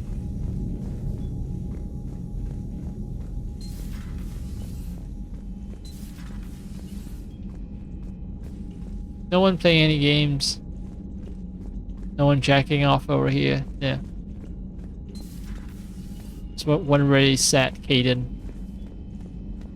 About starboard observation. Yep, sat Caden.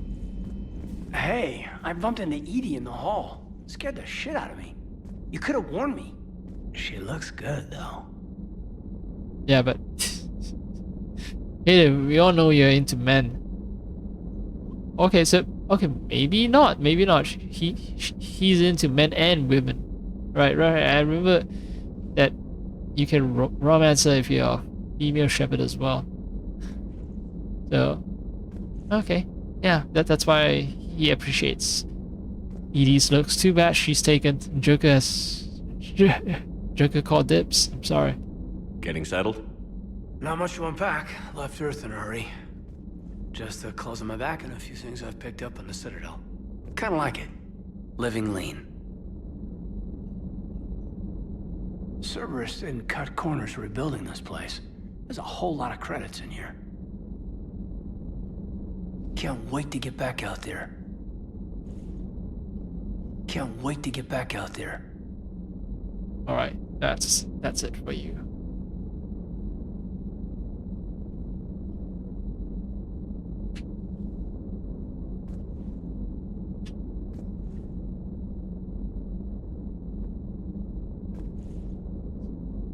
That's it.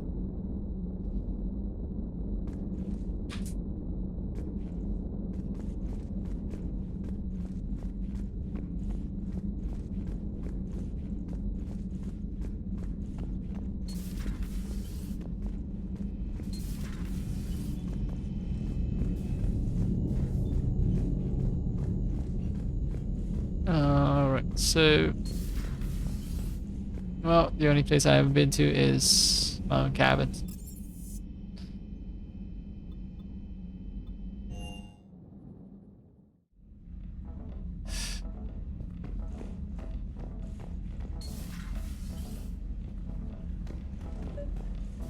Trainer.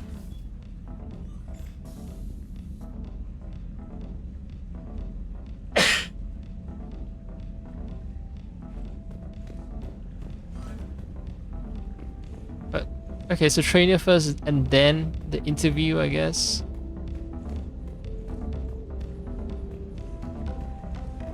Fish tank.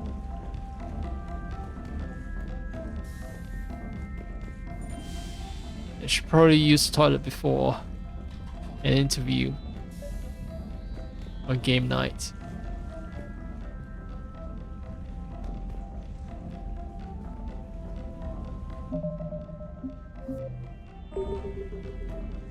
I like the music being played here. Kind of chill. Alright. Trainer, if you're not doing anything, I've got a few hours free. Would you like to come up? Your cabin is gorgeous. I've seen apartments smaller than this. Well, Commander, ready to play? Play? I picked up a chessboard on the Citadel. GUI interface, not nearly as nice as real pieces, but this takes up less space. And I recall you delivered something that closely resembled a challenge. So, interested? This is a trap, isn't it? I'm just a simple lab scientist, Commander. I'm sure your real-world expertise will give you an edge.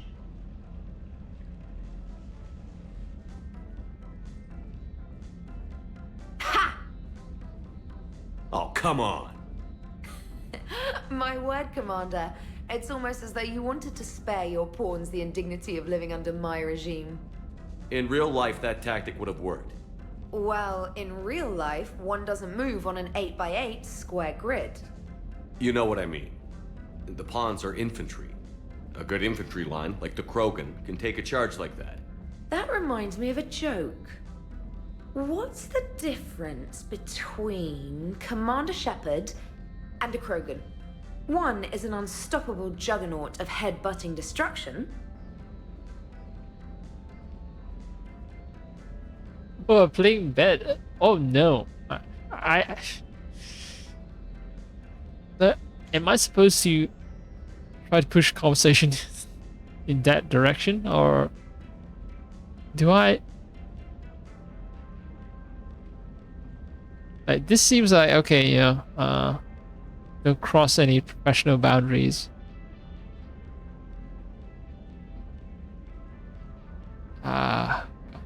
Can't pause the game.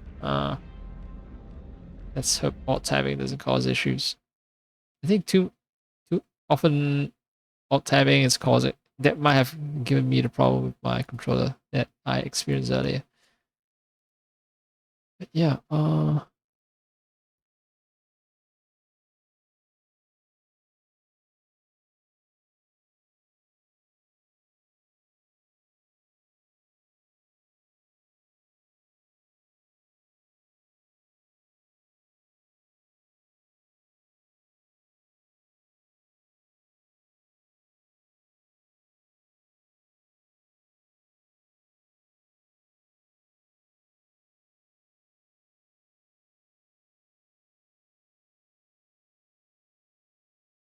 okay, so she is into men. Yeah, no bisexual. She's into ED.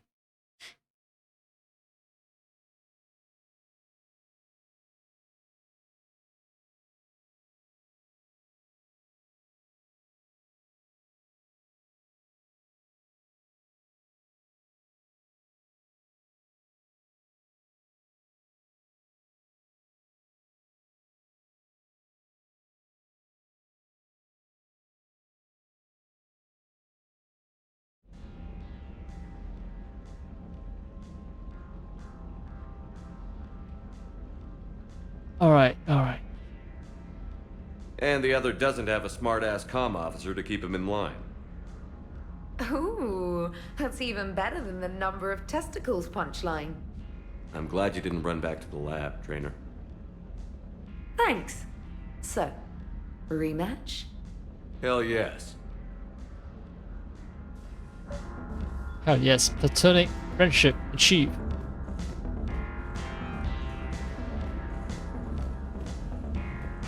Now for the interview. Trainer, can you send Diana up? She wanted an interview. Right away, Commander. Ready for a chat, Commander? I'm ready. Commander, it's no secret that Council Space has suffered some serious losses to the Reapers lately. Now Cerberus has struck directly at the seat of our government. If something as small as a human terrorist organization can hit the Citadel, is anywhere safe? Cerberus has limited resources. This coup attempt was likely the best they could do, and it cost them a lot of money and troops. A little fear is understandable, but it can't paralyze you. They've failed as many times as they've succeeded. But humanity has lost its counselor. The Alliance Parliament is destroyed, and the Prime Minister's dead. The line of succession is getting pretty short. How long do you expect any new Alliance administration to last? Leaders will rise. You can't lose hope. Our enemies won't rest until they've taken the last human being. Until then, we're not beaten. Right now, it's everyone's duty to step up. All right. Now a question from Thessia. Commander, during your tribunals, some said you had Cerberus ties. Thanks for your time, Commander. This is Diana Allers for Battlespace. Good night, and stay strong. Be careful, Commander. You keep feeding me like this, and I'll follow you home. Oh, Right, so consequences of Diana Allers. I think Diana Allers' romanceable as a male shepherd. So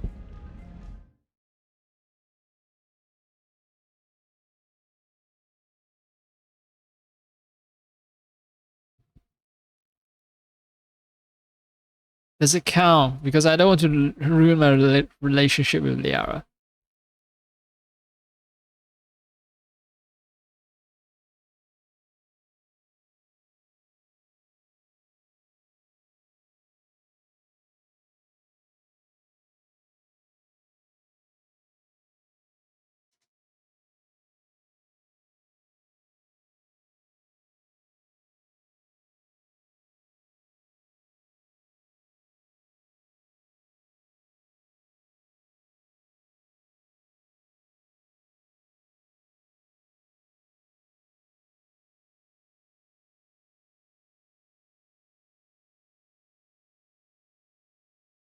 Alright, so it's counted as an instance of cheating.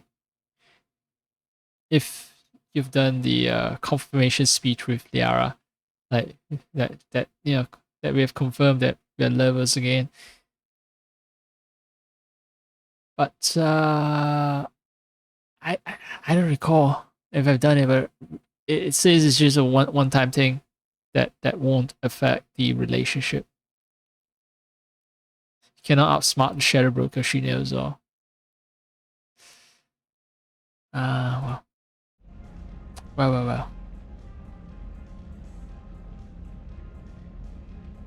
She knows all. I'm gonna try to gauge Liara's reaction, if she will ever react to it. Right after this. I'll make a separate save. Looks like you already have. What happens now? You gave me a good interview, Commander. That's all I need. Tonight. Tonight?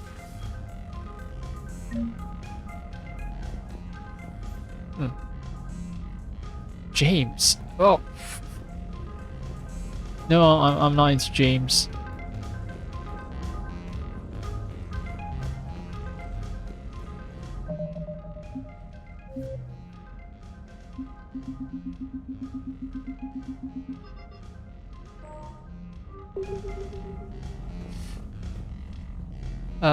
Yeah, let's take James.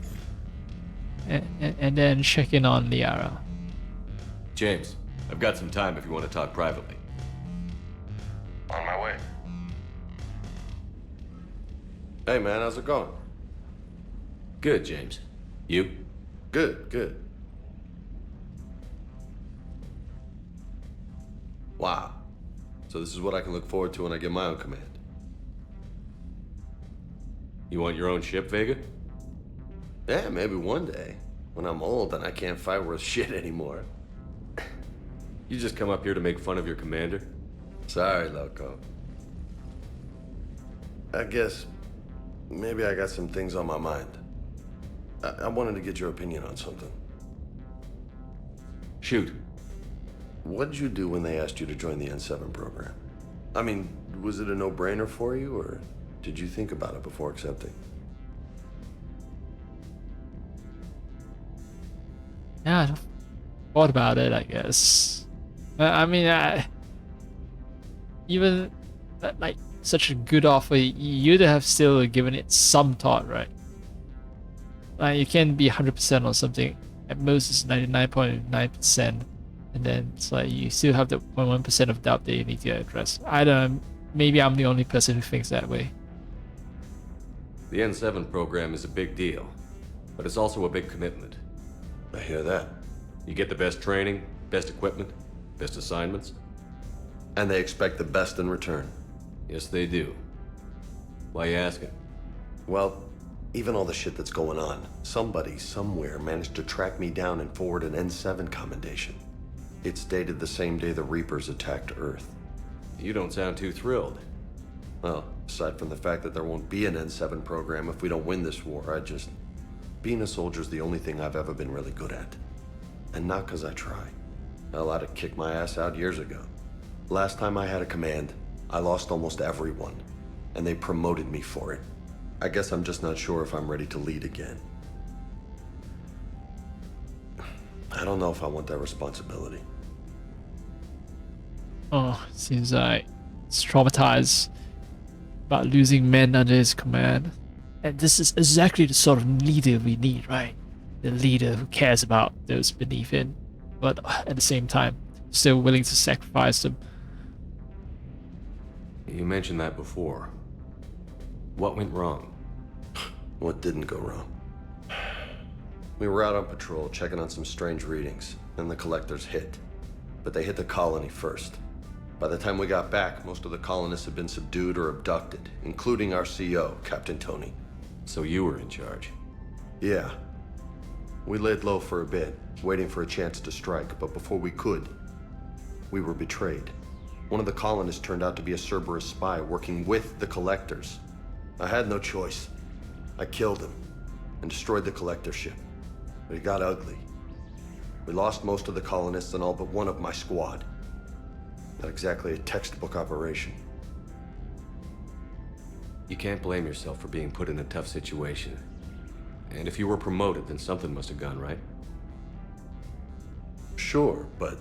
If you'd saved them all, would things have worked out better? I don't know. I don't think so. The right choice is usually not the easy one. Yeah. Did you know that before you joined the N7? Yeah. That's why I was asked. And it's why they asked you. There's not a single N7 that hasn't sacrificed, either themselves or their soldiers at some point. So you think I should accept? Assuming we survive this, that's a no-brainer. You're a damn good soldier, Vega. Don't waste that opportunity. I'll think about it. Seriously. If you don't mind, maybe don't mention this to anyone else. Of course not. Gracias. Well, I think I better get back to the hangar. Things here, it's a little too soft for me. The bed's a lot harder than it looks. I'll take your word for it. Thanks again, Loco. Anytime. But if I was a female shepherd, then there was another opportunity for me to romance Vega.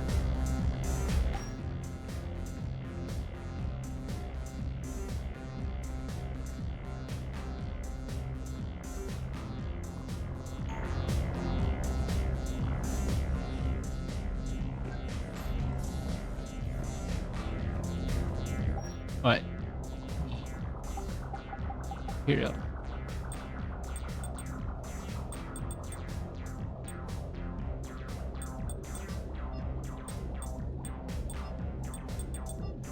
Oh.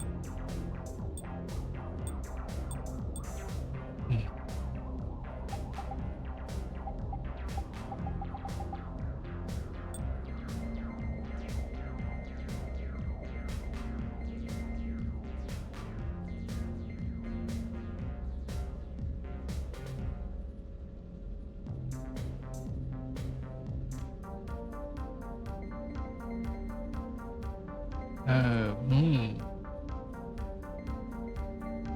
The glowing ones.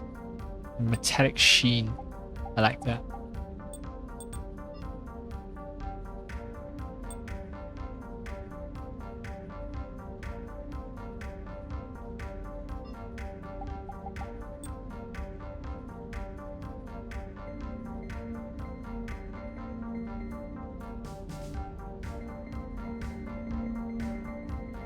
The music is good.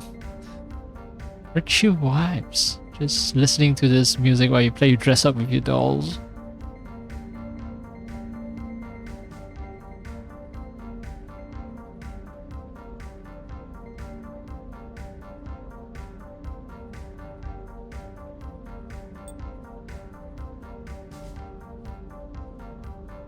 It's a very boring look, but I think, you know what, it's good. I mean, I can go for flashier colors, but just they don't feel right.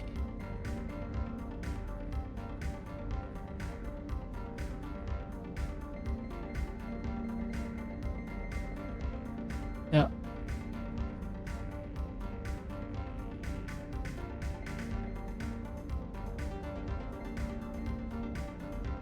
Because regardless of what color I pick, one of my armor set already has white on it. So maybe I should go for white, yeah. Lights stay red. Alright.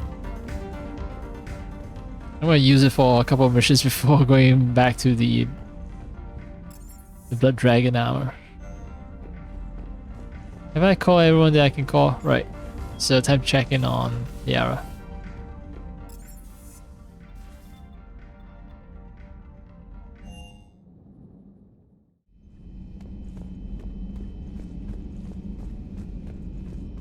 She probably has dozens of spy cameras installed. A pleasure to see you. In my room. Just to make sure that I don't cheat on her. Hello again. There was some harmless flirting, Liara. Please. Please.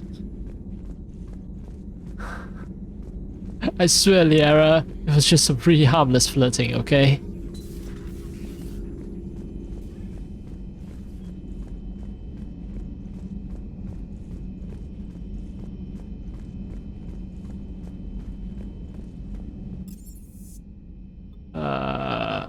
What did I do? Alright, I already talked with everyone, so... Commander, Admiral Anderson is available in the war room. Oh.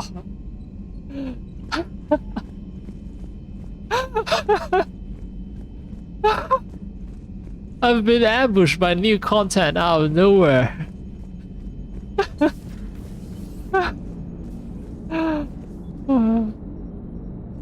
Hello, Shepard. Commander. Alright, fine. I go to the war room, chat with Admiral Anderson.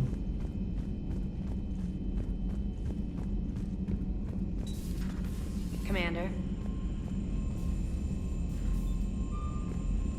Like, they went insane with the number of dialogues and missions that are being thrown at you right after the Citadel. Cerberus coup at Citadel. Fuck.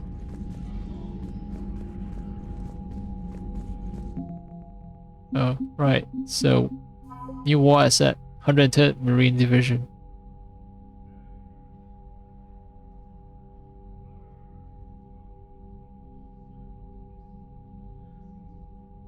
Commander Shepard's interview with Diana Adams about the attempted takeover of the Citadel noted Cerberus' tactical missteps, which improved the morale of Alliance ground forces. Okay, good. More war assets.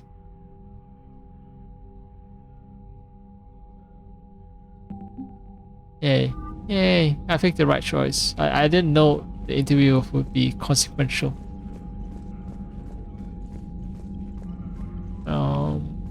Right. The room. Beep boop. Anderson. Anderson. Shepard. I was hoping you'd check in again. You okay? Been putting my old academy training to use. Organizing the resistance. You know, you've got quite a fan club back here. Any news we hear about the Normandy gives hope to the guys in the trenches. I know what that's like, fighting in the dark. I'm glad we're making a difference. It's more than that. A lot of these people have never held a gun in their life.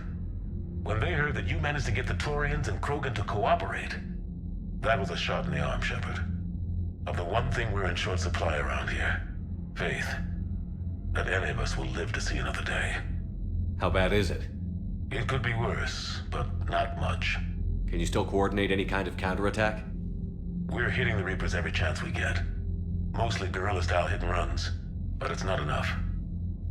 It's time we started focusing our efforts. Where? London. Something big is happening there. Our networks in the UK say the Reapers have arrived in huge numbers. I don't like the sound of that. Any more details? No. And that scares the hell out of me. Well, the Crucible will scare the hell out of the Reapers. We're counting on it. Oh, and Shepard, I meant what I said earlier about Kai Lang. The Reapers may seem like our biggest threat, but take it from me. Lang is a vicious bastard. Don't underestimate him. Noted. Then I'll let you get back to it. We need whatever good news you can send our way. Anderson out. So Kaidang is still a threat. Okay. Don't underestimate Kaidang, who is almost on par with Reaper in terms of danger. Reaper may be our biggest enemy, but don't underestimate Kaidang. Oh. Okay. Warning received. So it was only a chat.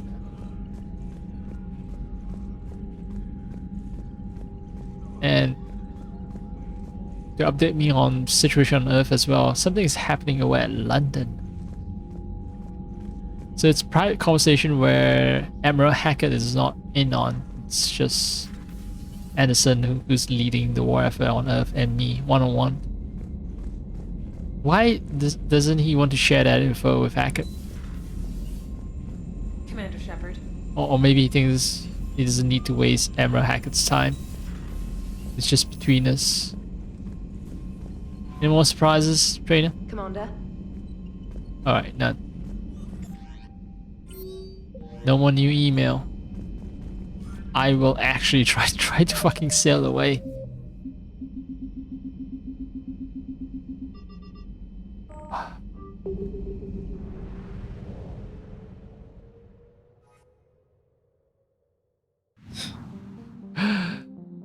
Oh, Anderson's apartment. Oh yeah, Anderson's apartment is that mission where the whole team gets together and celebrate. It's gonna be one big long mission because it's the last time people get to have fun before stories starts going to its final steps to the conclusions where a lot of unhappy things will happen.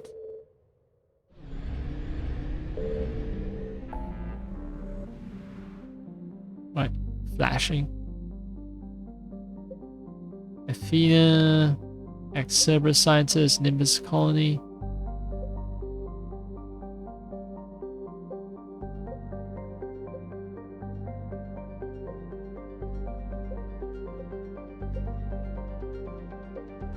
Speak with Quarians. Right. Which is the priority? Priority. Can't even speak words properly.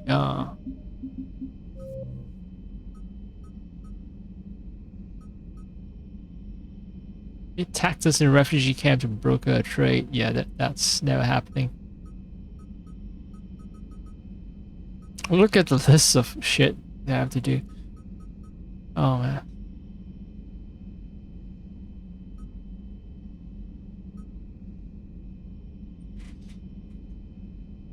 So priority, Perseus Vale.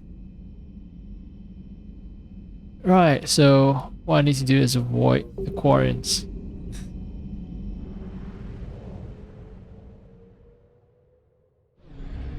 I can go to any place except meeting with Quarians. Yeah, Farim. Nope. Fuck off, Farim.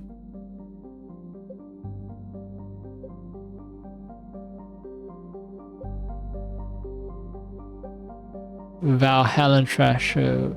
Well, I have a feeling I've already done that.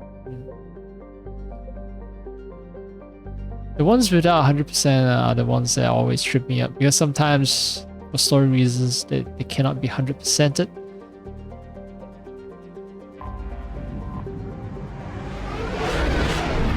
I do need to do something over at T. So at least I know I should visit it. Fuck.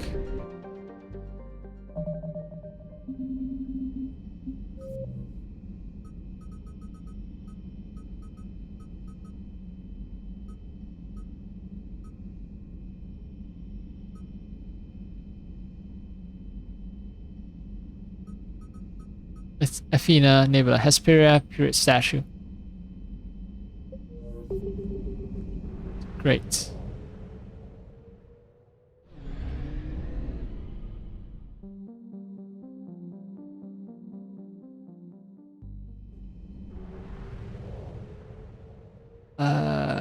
Oh, okay. I think I know. Right. Athena has no Reaper presence. That means I can scan to my heart's content.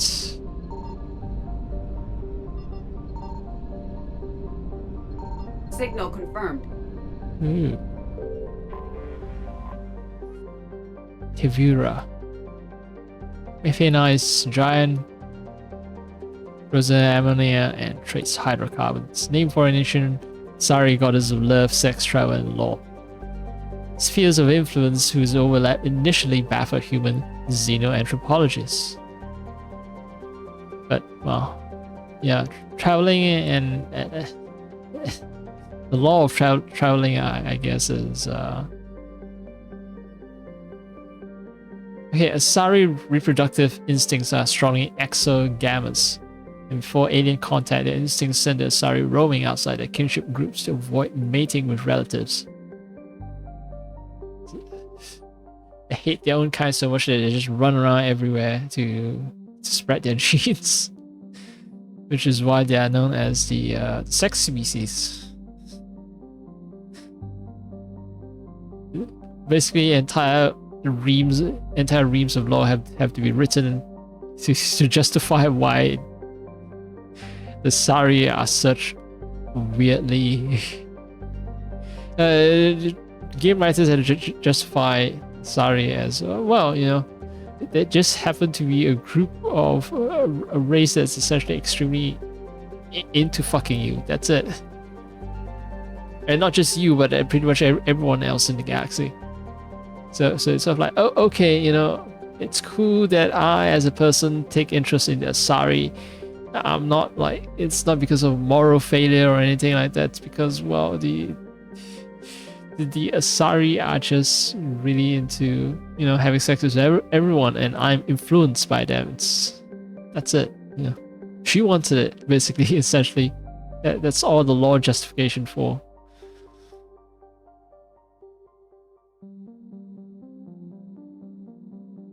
So the journeys where they roam outside to mate with people who are not their relatives.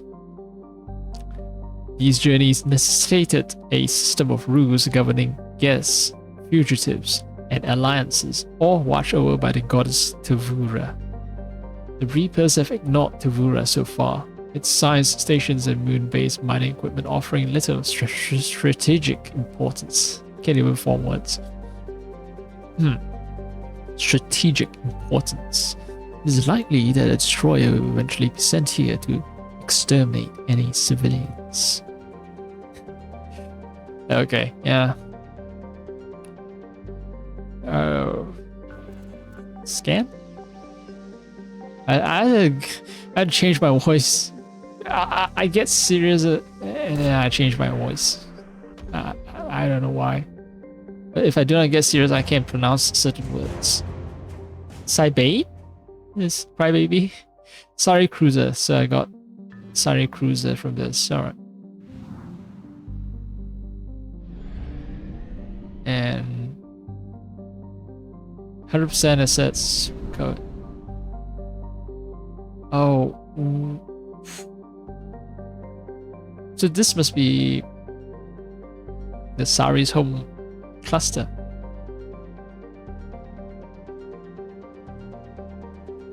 Thank God I hate it because it's gonna drain so much my fuel visiting each and every one of them. Now I know why it's called a Tina Nebula. Still untouched by Reapers. Although I don't know how long the Asari can stay away from the war.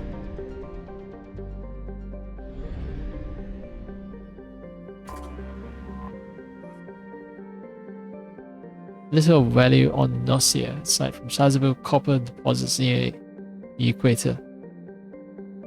There's a Krogan freighter wreck.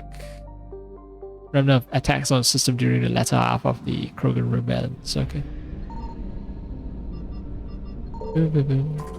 Hymnos. Mine out of once rich thorium reserves. Mostly by remote Asari drones that operate well enough in the planet's heat and trace atmospheric pressure. Oh!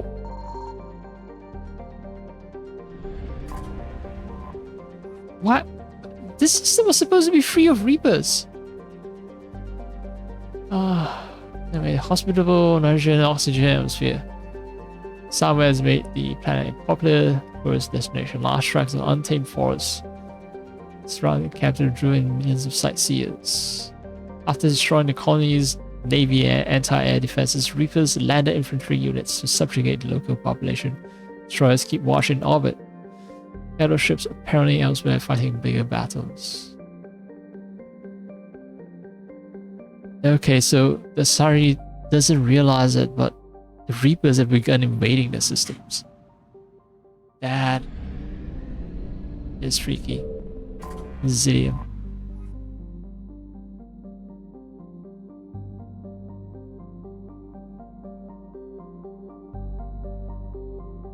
Right, it used to provide view. Over here noted for efficiency.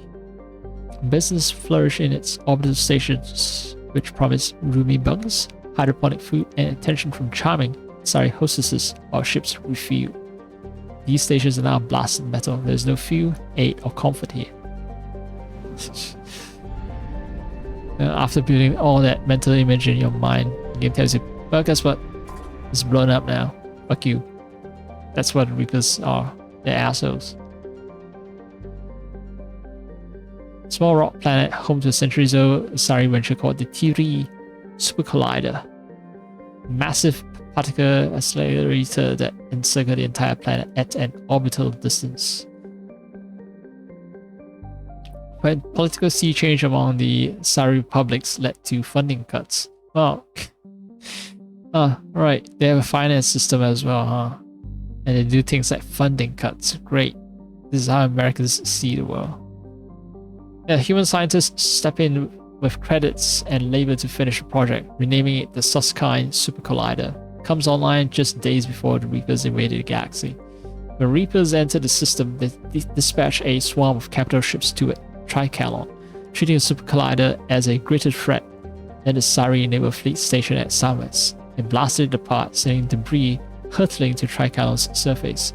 Several ships carrying Super Collider staff escaped before the Reapers hit. I should find the ships carrying these Super Collider staff because it must know something, right? Maybe the Crucible is made out of a giant Super Collider or something, or the resulting exotic material created by Super Colliders can play a role in killing the Reapers. So probably I have to scan this sector and find these ships carrying the Super Collider stuff.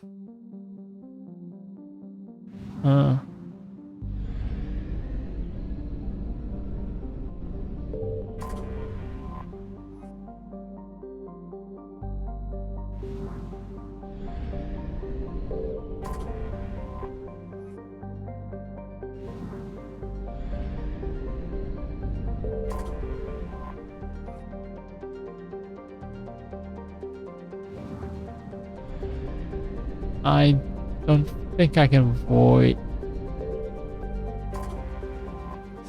summoning the Reapers.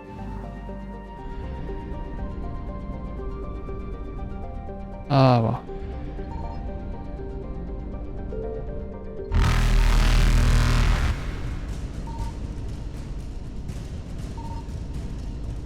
God damn, that was loud. Faster than light jump successful.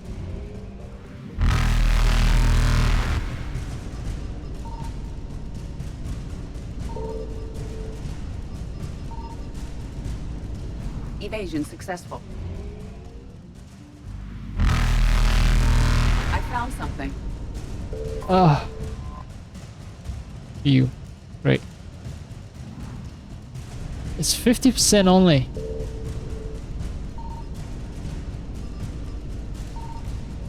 Reapers eluded. Shit. How the fuck?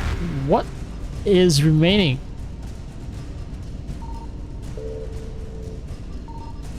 Faster than light jump successful.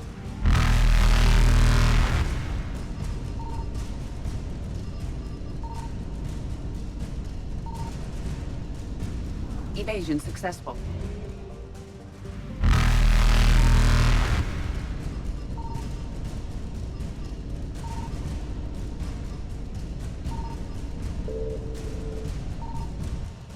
Ah, fuck.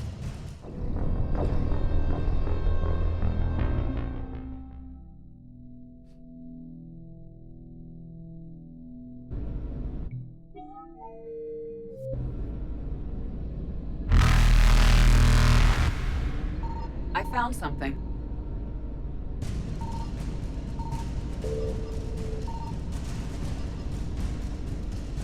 Reapers eluded.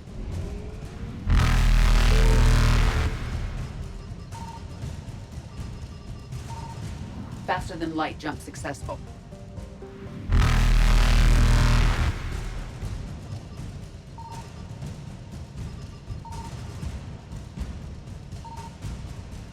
Evasion successful. This is insane.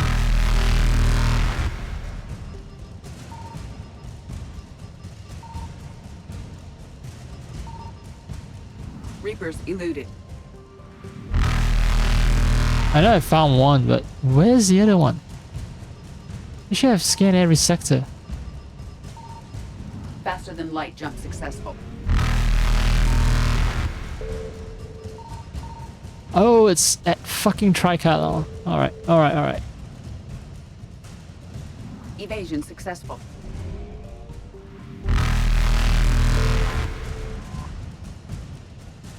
Super Collider. Of course. I kept saying I need to rescue the scientists working on a Super Collider. I got some Masari engineers. Right, right.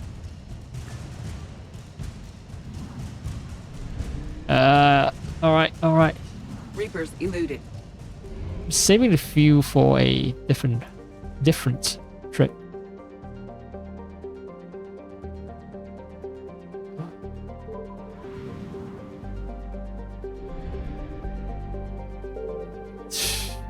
It's not gonna be fucking Reapers again. Well, let me check out every planet.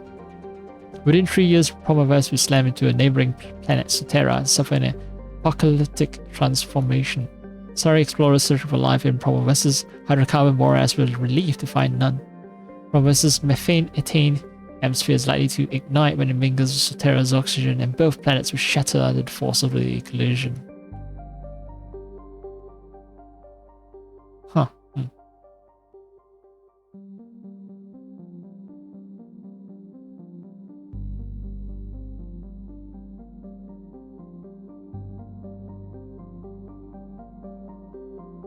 So, two planets about to hit each other. That's why they share the same orbit. Great. Cetera contains a modest amount of oxygen, but it's too hot to support life that relies on liquid water. This is fortunate because projections show that Cetera will collide with Omar-Vess, a planet crossing its orbit in the next 3 years. Impact is expected to powerize both worlds while forming new asteroids and moons. Sorry, have constructed research stations at safe distances to record this rare event. Definitely not setting out just so we can watch planets crash into each other because it looks super cool. We're doing it for science, okay? Naughty. Naughty. Naughty? Perhaps naughty. Naughty. Because a planet named Naughty is just so stupid. Naughty. A rocky planet with a crushing atmosphere. Big clouds have created a runaway greenhouse effect, locking in the brutal heat from its yellow-white star, Vernio. Much of Naughty's surface is brittle rock with deposits of molten metal. There's another planet here. Tritogenif. Sorry, I've set up research stations on largest moon of Tritogenif, a gas giant, in order to observe the eventual collision of Omar-Vess and Cetera. A Reaper troop transport can be seen here, indicating that Reapers send a small force to capture or kill the station staff. Okay, so if I start scanning, I definitely will get warnings about Reapers. Why they did not destroy the station hour is a mystery. It could be that direct collision of two planets is so rare that even the Reapers wish to observe the results. Everyone wants to smash two planets together. Not even the Reapers are immune to the desire of watching that happen. Alyssa. A ring gas giant composed of hydrogen, helium, and traces of ammonia. The 6 moons, but Sari extracted with valuable resource deposits from all of them long ago. Facilities have largely been forgotten in face of greater excitement among the system's inner planets. Alright, which biography read like had the most potential to contain something interesting? An extra long biography, perhaps. Omar-Vess. Omar-Vess and Cetera, perhaps, because they're slamming into each other. Or the research station, perhaps. Nope. Wrong guess. Signal confirmed. Phew.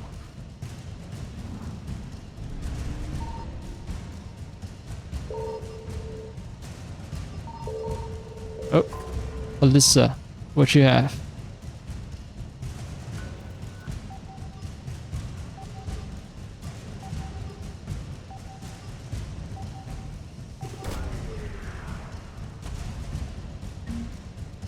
Hesperia period statue. That was what they were looking for all along. Faster than light jump successful. Tomaros. Man. Running out of fuel. Pronoia. Titanium ammonia gas giant. Large deposits of platinum on its largest moon. Sari have been selling the precious metal used in some medical equipment to the Surta Foundation for less than its market value. The discount may have single-handedly saved Surta from bankruptcy, a debt that is rapidly being repaid galaxy-wide through Surta's humanitarian efforts. Reaper presence in the system has no doubt cut off supplies to the Foundation.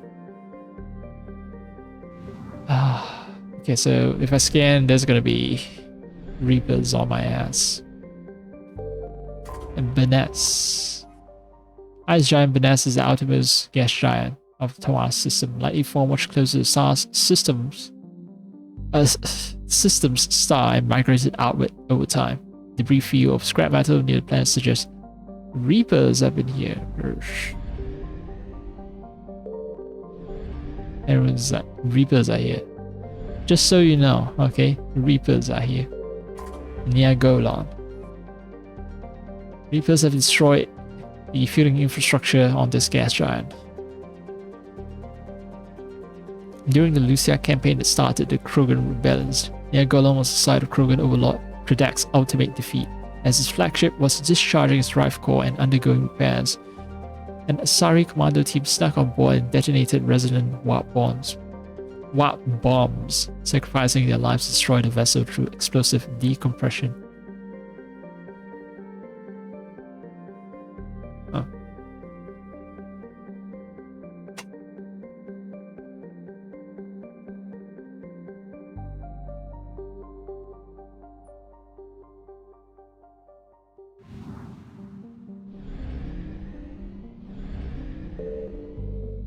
Lucia itself. Krogan rebellions began in the Asari colony of Lucia. After centuries of unabated expansion, the Krogan finally forced the Council's hand when they tried to annex this world. Aware that in a generation Lucia could be a staging base for an invasion of Tessia, the Council came to the colony's defense. It cut the Krogan supplies lines off at Tessia's mass relay and inflicted heavy casualties.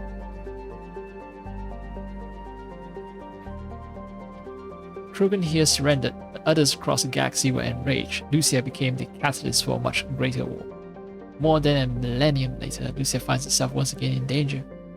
Though the Asari have lost the high ground space, the colony's web defense grid remains at least partially functional.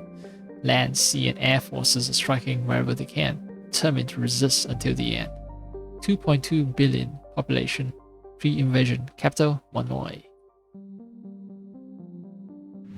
Yeah, its entire planet's embroiled in the war. The concept itself is actually rather mind-boggling if you think about it. I've read everything else, right? But that's...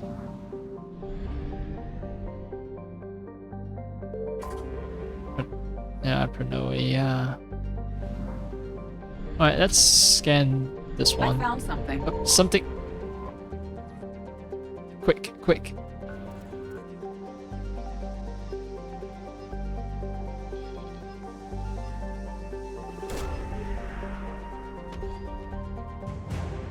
Sorry, cruiser Nefrain.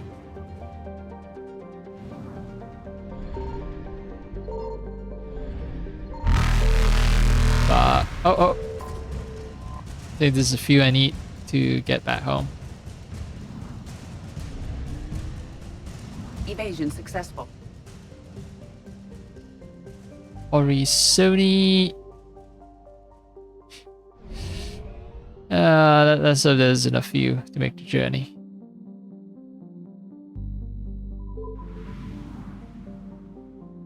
Being towed back will cost me a huge amount of credits, I think.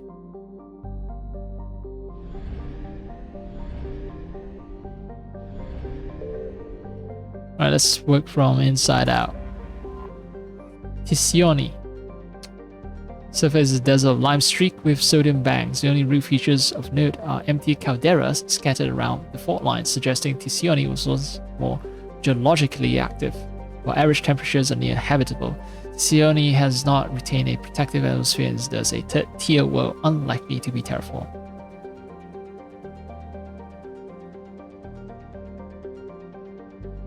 Okay, this planet sucks. That's a lesson there. Nakao. Nakao, a lush planet with an overabundance of photosynthetic life, leading to oxygen concentrations greater than on most garden worlds. This is tolerable for a few hours, but soon oxygen toxicity becomes a real danger. Asari colonies here use breeders and sealable buildings. With so much oxygen, shouldn't the risks of fire or conflagration happening be like pretty high? There's a reason why Earth's oxygen mix is the way it is, right? Because too much oxygen, yes, you get giant animals, dinosaurs, but yeah, the abundance of oxygen also causes likelihood of fires, and that's why we came to our age where we have less oxygen in the air and primates rule instead of dinosaurs. Niakao's economy centers on agribusiness and biotechnology. and many genetically modified crops have their origin here. Aware that the Reaper's plan of attack is to bombard industrial cities and slave population centers, Yakau's soldiers and civilians alike have retreated to the planet's impenetrable jungles. A terrestrial guerrilla war may not be enough to push the Reapers off the planet, but it has proven successful at immobilizing the enemy and forcing them to commit more resources here for little gain.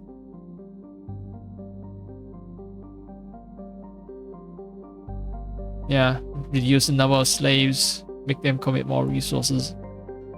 At least you're helping the war effort by tying down enemy forces. Population is only 7-something million, so kind of small colony. What are you, Krada? Chala, it Krada. After half the crew of a service ship died in a freak accident, and the ship's captain named this desert planet Krala after an ancient Asari demon of misfortune. Krala is said to delight in thwarting carefully laid plans at the last moment, tipping apparent success towards utter disaster. Legend says she only targets those whose plans are long in the making, an obvious warning against hubris for a race whose plans tend to stretch over centuries. Yeah. True. Asari are extremely long-lived. And just because you're capable of planning over an impressive span of time doesn't mean that you should think that you're better than others, that you can see all the outcomes. Okay, so the fact that this is an ancient Asari goddess of misfortune that's directed at Asari having a long lifespan, that means that Asari themselves have actually they have a long lifespan compared to other animals that live on their planet, right? The Asaris themselves are aware that they are at a very ancient time, before Asari developed spaceflight and encountered other species around the galaxy. The Asari were already aware that they have a long lifespan. Yeah, that is what that little detail told us. Right. Last planet, Egalic. Is it egalitarian? System's only gas giant has rings laced with the faintest traces of element 0 dust, likely from an extrasolar asteroid pulverized by a collision with the planet's moons. Collecting and refining Ezo in dust form is a long and costly process. The Alcos Combine sought the mineral rights at Egalic from the Matrix on Tessia. The Reaper invasion stopped any deal from going through. Equipment here is undamaged by Reapers. Attack on Niakau likely taking priority. Alright. Signal confirmed. Fuel, precious fuel. 666. Reapers eluded.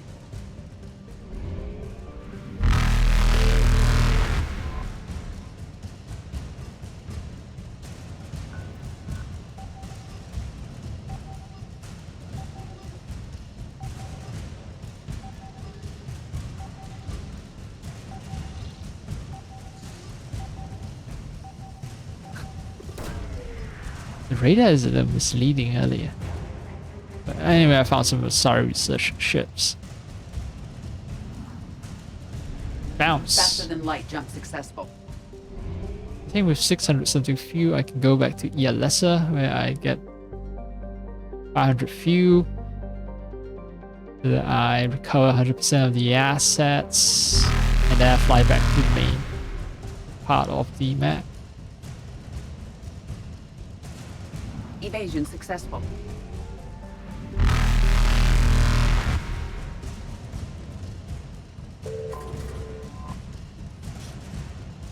Clean out the place. Yes. Yes. Reapers eluded. Back to Panifa.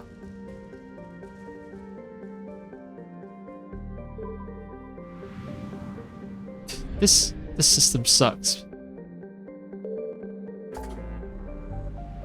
I'm gonna jump back to the Citadel to refuel and then jump back out.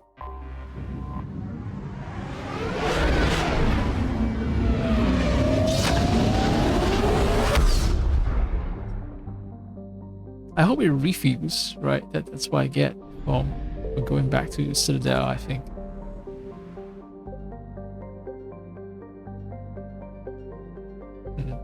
Find ex-Cerberus scientists. Investigate Asari colony.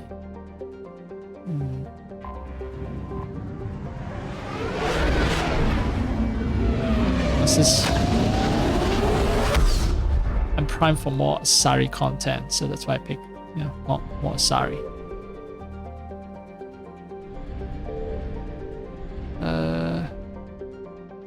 I should save.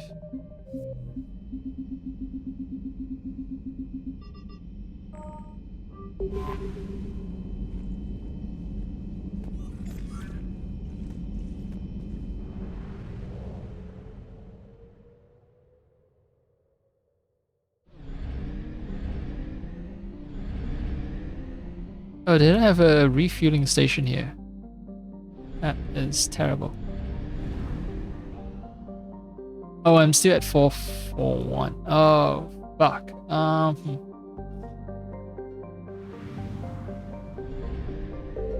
I found something.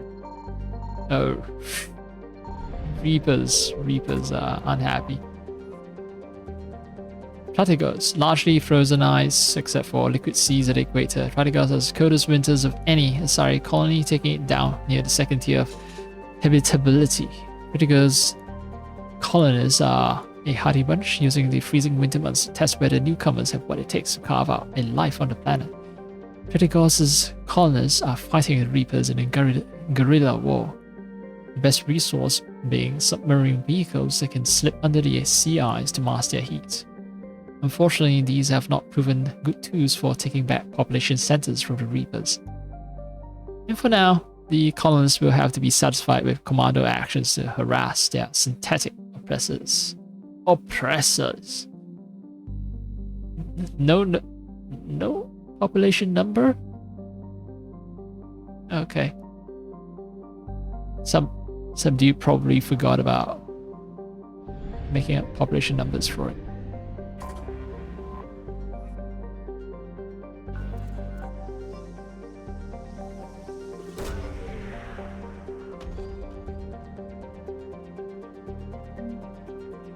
Intact Reaper weapon. Okay, cool. And this one will be fuel.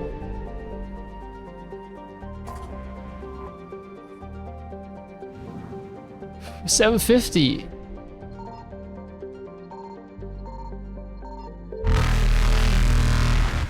Fuck me.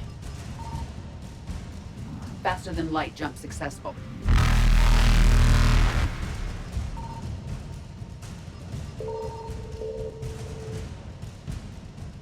I don't believe that's for you. Successful. Unless... Ooh, okay. I'm gonna redo everything then. I'm gonna load an earlier save. Right after I find out what the last... like...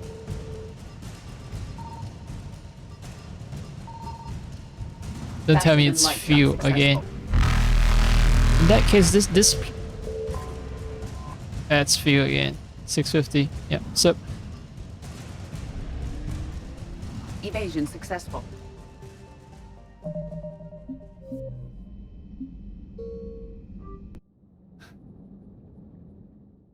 Yeah. I just need one refuel and then I'll just jet off. I found something. Right, this one. That got me, that 650 already got me to 750. Platigos. Scan.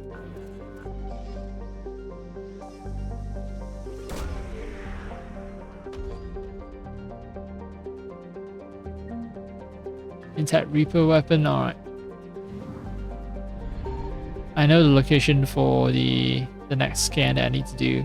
Somewhere over here. But scanning it will summon the Reaper, so I'll wait. Let's try out I got you.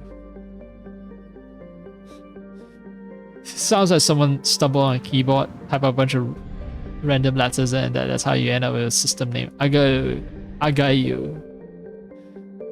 Halley. That looks like a second star. Near gas. It's near to a gas. Near gas is an icy planet far from the system's twin suns. It's near gas but far from the system's twin sun. Star charts indicate that near gas once orbited the binary star in a figure 8 pattern that proved too unstable to maintain. The planet is now hurtling out of the system. So it's just saying goodbye. Being yeeted away. Quite literally. Carcosa. Ought to be a naturally occurring hothouse planet until an Asari expedition discovered palatial ruins on its barren surface. Likely the seat of an ancient city, the crumbling edifice dates back more than 2.7 million years. The only intact chamber appears to be a throne room overlooking a large depression believed to have once been an enormous lake. There's evidence that the people of Carcosa polluted their planet until it became uninhabitable, triggering a runaway greenhouse effect and spoiling the planet's freshwater supply. Research into the planet's long history will have to wait.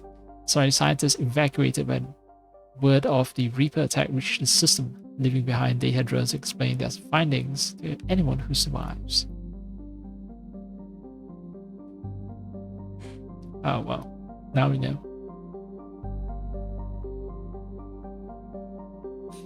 So it's a cautionary warning about environmental pollution because, well, Earth there's no mention of Earth's problems, right?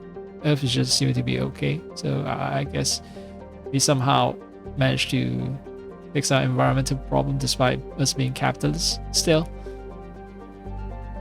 So they have to invent this planet, Carcosa, still as a warning. You know, Carcosa, like carcinogen, cancer. Yeah, it comes from all the polluting air, turning this place into a hothouse. And civilization before it discovered spaceflight just ruined itself.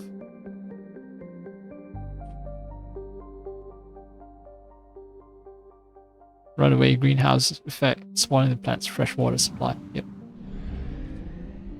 And Halley, what is Halley? Looks like a sun. Halley is an orange dwarf star, the cool companion to Aigaea, a yellow-white F-class star that is the primary source of mass and light in the system. Alright.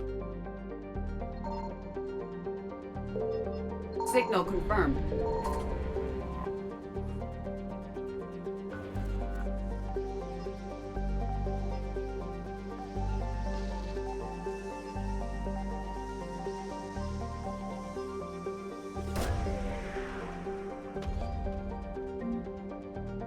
Library of Asha. Yeah, someone wanted me to find something.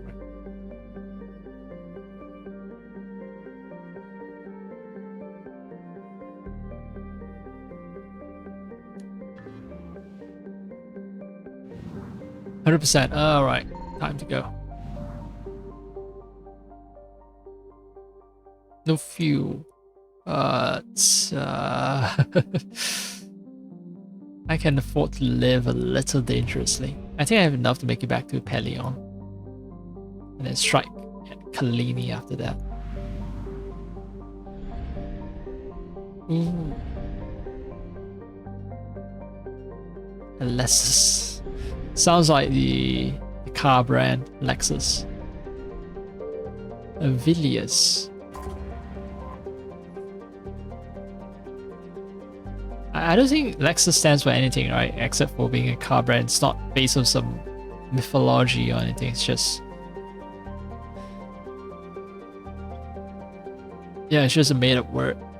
Villiers. Anyway, Villiers is a hydrogen methane ice giant drifting out in the frozen depths. Orbit hosts ring of rock and ice, as well as many moons, all drawn from what would otherwise be a secondary asteroid field, similar to Sol's Kuiper Belt.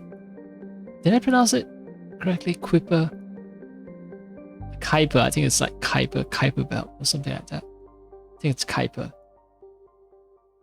Now, Vilius is named for a trickster figure in Asari mythology. A crafty animal called a Manau that seduced Asari maidens who then gave birth to hideously deformed offspring. In the tales, Vilius is caught and punished, with a servant's warning to young Asari not to initiate a bond with anyone they cannot trust. Don't fuck animals. That's a lesson there. That, you know, we have standards. Okay, fuck humanoids, but never animals.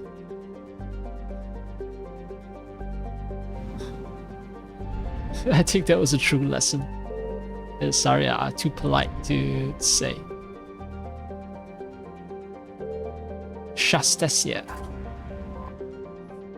Hydrogen helium gas giant, twin to its more massive neighbor Medicos in more than one sense, who are named for a semi-mythological pair of twins from Asari antiquity who ruled neighboring city-states and had a lifelong dialogue about the best form of government. As the legend goes, Shastesia died before her vision of a democratic republic could be realized. Her sister, Medicos, then took up the cause, sacrificing personal power so that all free landowners in her city would have a voice. Although historians doubt that the changes were entirely altruistic, pointing to uprisings that demanded representation, the development was a step towards modern Asari government. So it's like, okay, you know, more democracy means more good, and Asari are advanced as a race as a result of the of more democratic representation.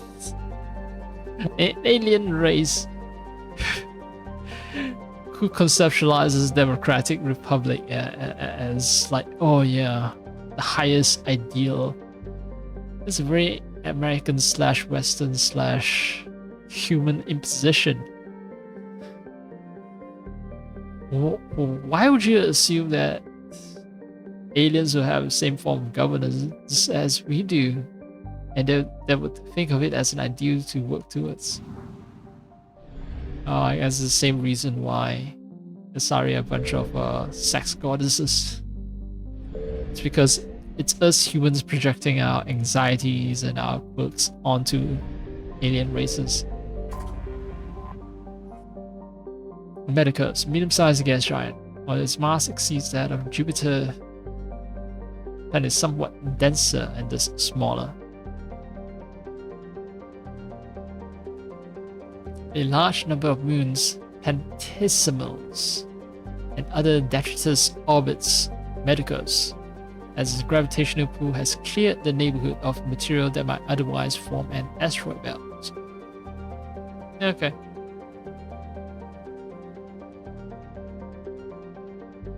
So it's the one that sacrificed personal influence. What was the story again? Let me read about it.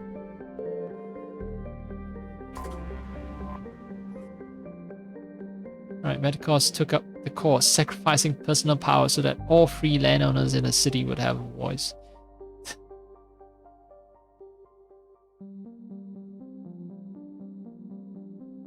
So how? Because Medicos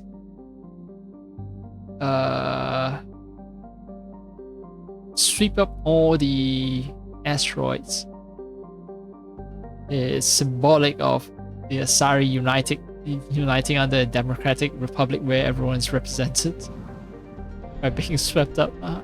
What is the allegory here? I don't get it. Maybe it's too alien for me to get. Despite the aliens trying to aspire towards a democratic republic, somehow the metaphor is too alien for me to grasp. Lemetis, Limetis, desertified rock planet with a thin atmosphere of carbon dioxide and monoxide. Surface has water ice as well as occasional liquid water near volcanic areas. The planet has an abundant supply of zeolites, which the Asari use for water purification as an ingredient in detergent. Oh, what? Okay, so desertified CO2 and CO as water ice, occasional liquid water near volcanic areas. Zeolites. So zeolites. Okay, so this planet has a lot of zeolites which can be used for water purification as an ingredient in detergent. and as a shooting material for disposal of radioactive waste. What sort of miracle material is this? Oh shit, I'm getting a low battery warning. How long have I been playing this game? Shit. It's a good time for me to alt tab anyway. Let's hope that swapping headsets doesn't mean that I lose audio. I'm gonna put on BRB music since I bought tab out. Is it? As an aside, zeolites do exist as a real world thing. Microporous crystal aluminosilicate minerals commonly used as commercial absorbents and catalysts. So it consists of silicon, aluminium, and oxygen. The term was originally coined in 1756 by Swedish mineralogist Axel Fredrik.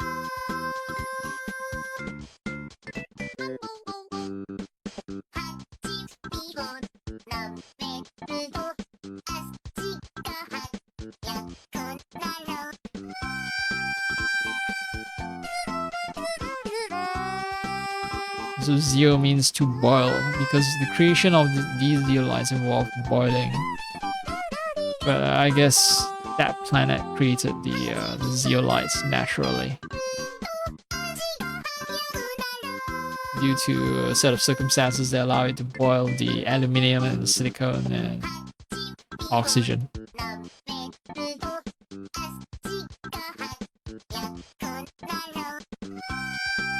White solids.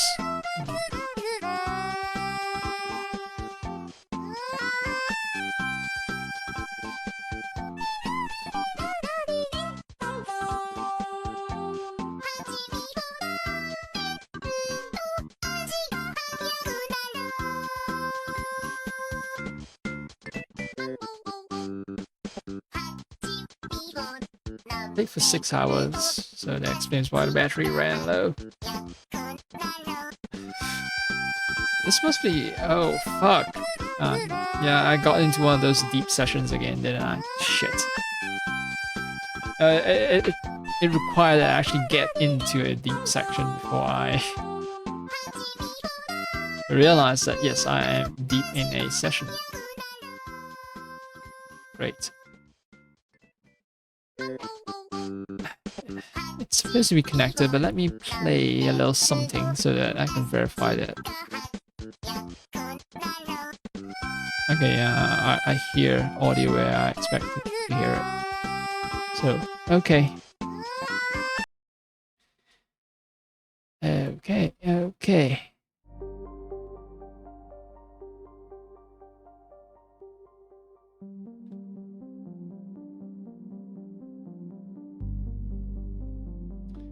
Someone is awake at this ungodly hour. Someone just...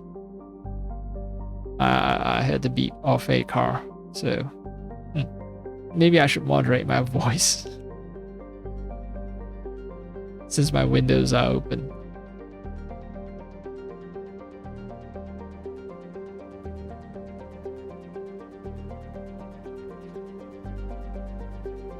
Zeolites. Oh, so now I know. Zeolites are a real thing. Despite centuries of colonization, the Asari have developed the Metis at a modest pace. Planet shows no sign of resource exhaustion. Population 12,000. Huh. Centuries of colonization and population is in 12,000 range. Asari do not reproduce quickly, right? Because they have this 1,000-year something lifespan.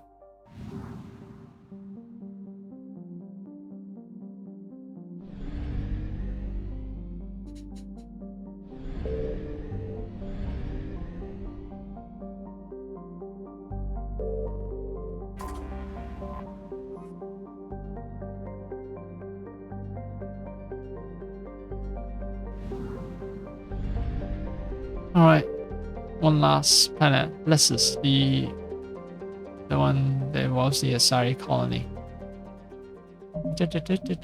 Let's save.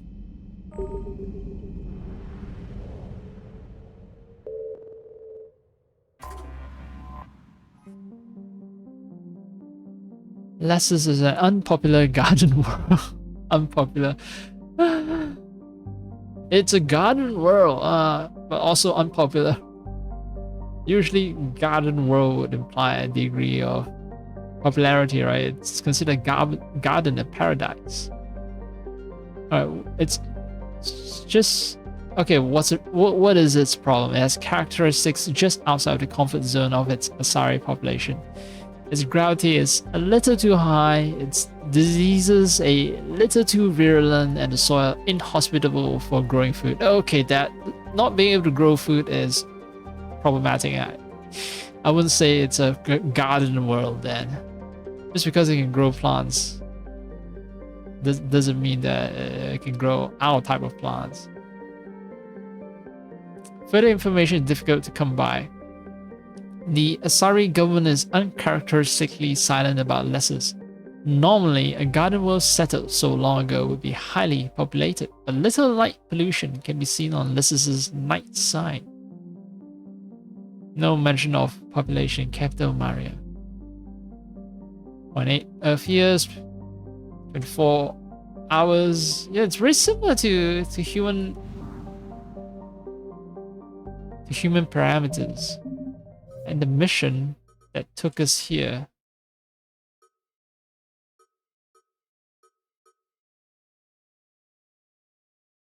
I got the statue, Rings of a Loon. Did I get it? I think I got it. No, maybe not. I think that they should update the mission log if I found something required for a mission. It's lazy for them not to track that.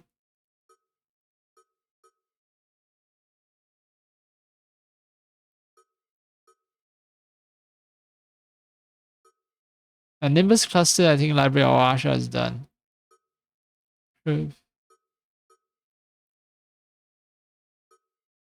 Asari High Command has requested help dealing with a distress signal on an Asari colony.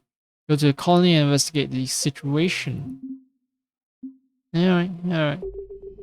So no mention of what problems. Just those distress signal requires specifically the attention of Shepard himself. So must be something big.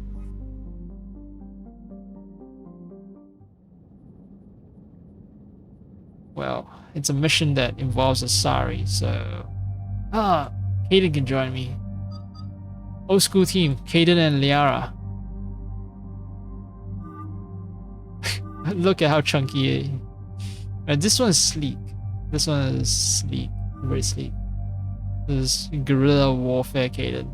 I haven't seen him in this gear, so why not?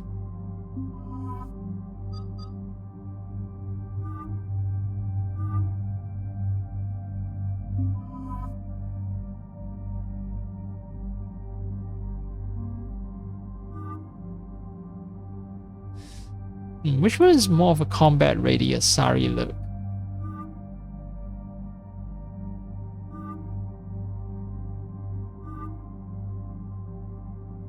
Now this is combat-ish. This is more sleek. Sleek. Not sleek, but normal. This one, I don't think I've seen it before. Or I haven't seen it enough times. So, alright. Liara in this. Kaden in this. Sure.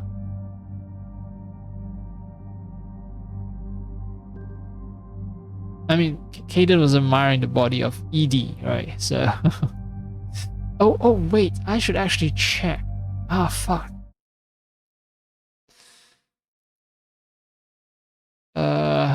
Sari colony. Like, which person bring along? Investigate Asari colony best squad. Yep.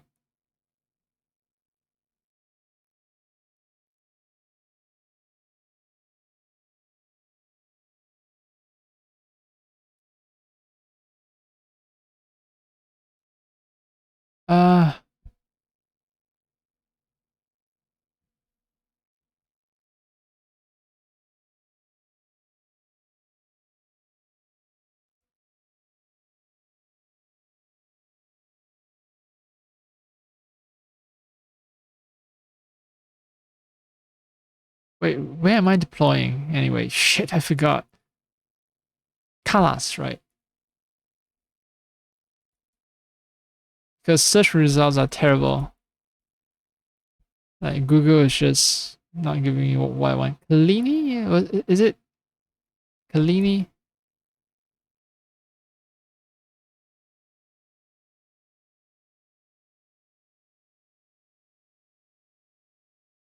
Alright, let me look at that. Lessons.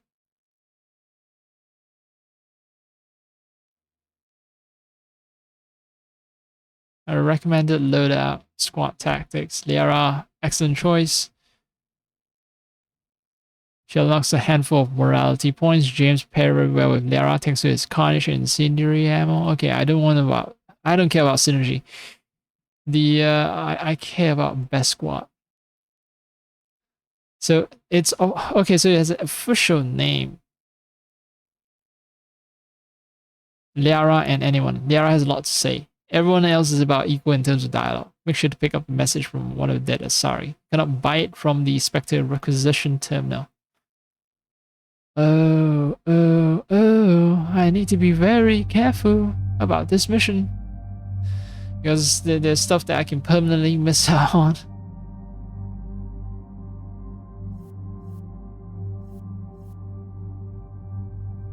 This is... oh, Liara. Right, I should recognize Liara's butt. Maybe she wants my type of SMG. And my type of gun. Wait. Phalanx. Oh, no. She doesn't overheat, right? She doesn't overheat. She not overheat, but being overweight is not an issue for her. So yeah, just dump her with the heaviest weapons.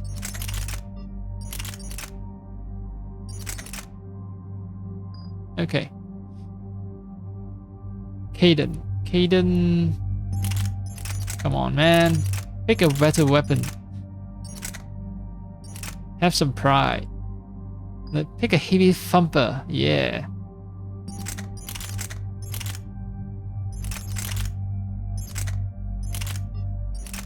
Another Scorpion 5. It's gonna be blowing a lot of people up. Don't care about you. Fuck off. You... yeah, level yourself up. Okay, then you don't need me to babysit you.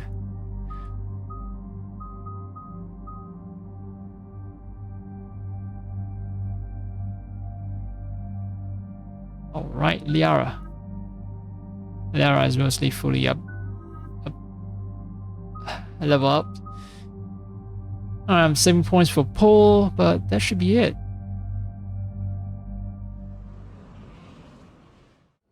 Dig up any information on the mission, Liara? I did, and I now understand why High Command wanted to hide it. We're headed to an Ardat Yakshi monastery. Ardat Yakshi?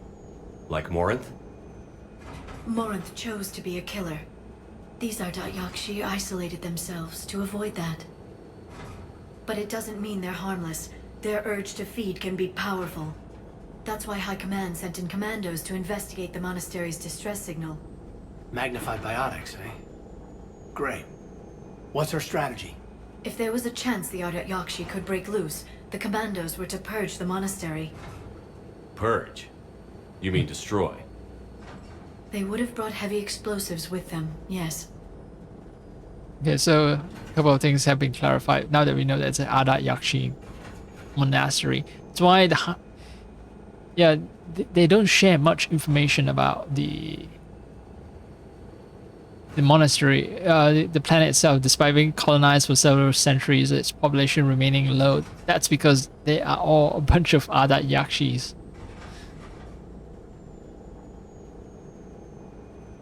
Yeah, so that's why the population is low on this planet.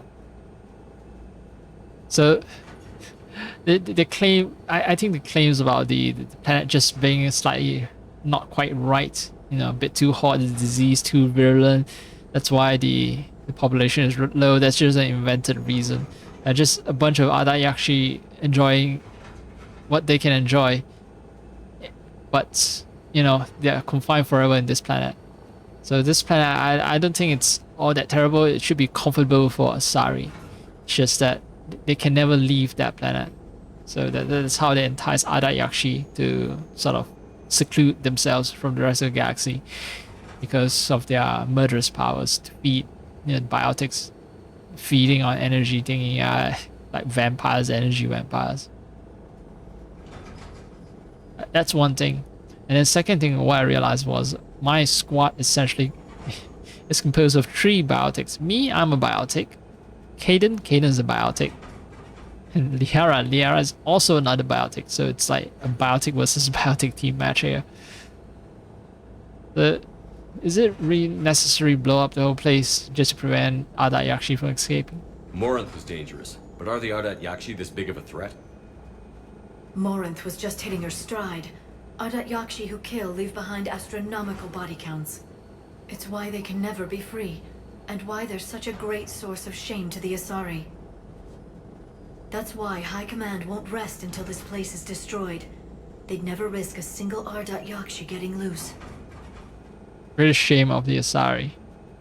Because when Asari breaks, then Asari are just complete total psychos. Alright, bombs are last resort. Don't assume anything. Maybe the Ardat Yakshi sent out the distress call. If the Asari want us to destroy this place, I need to know what happened. Agreed. Once we give a report to High Command, they'll stop wasting lives here.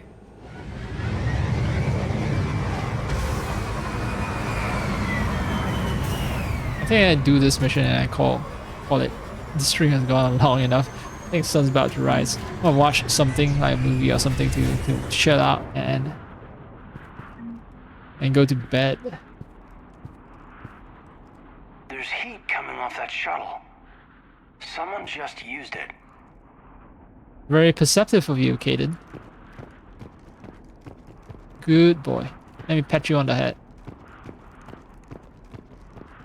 Look at that. Look at all of that. All of that. All of that.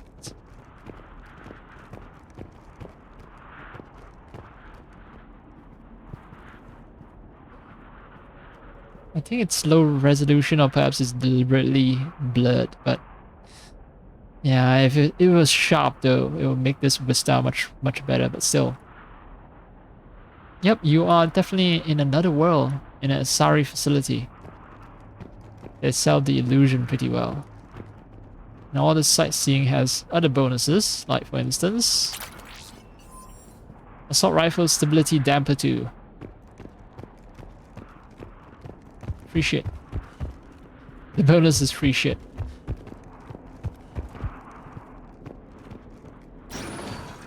Elevator disabled. To prevent entry or escape, I wonder. I wonder.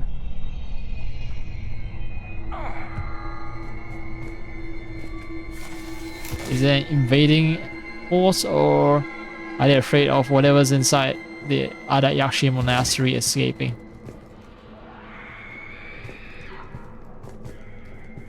Listen.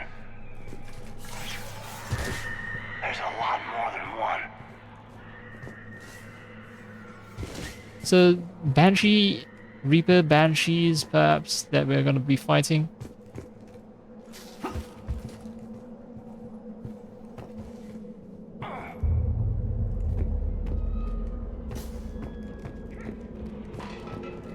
What was that? Stay sharp. You scare me. Very scared right now.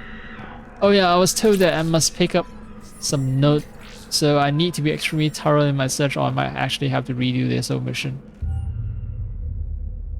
To our staff and students, attached is our new daily schedule. Please note that wake up time has been moved forward 15 minutes.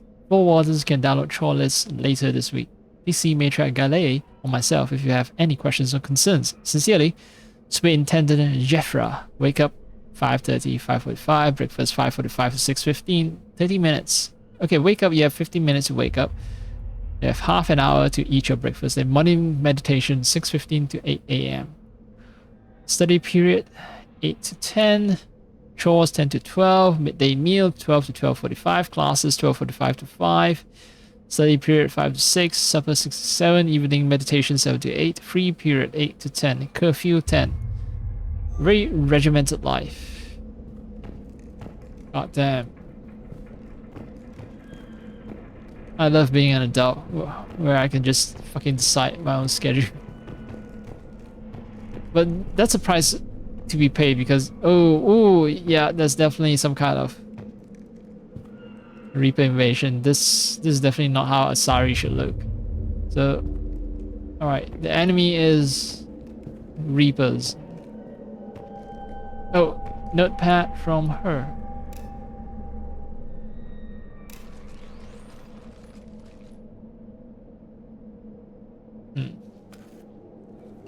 This was the Commandos, Captain. It seems they gave their lives fighting the Reapers. This monastery's out of the way. What do the Reapers want with Ardat Yakshi? The psychic powers? Anything useful? A floor plan marked with the nav point location of a bomb. It's inside the Great Hall. So the Commandos started the purge after all. Ardat Yakshi or not, evacuating this place would have saved a lot of lives. If there's no survivors, let's get to the Great Hall and set off that bomb.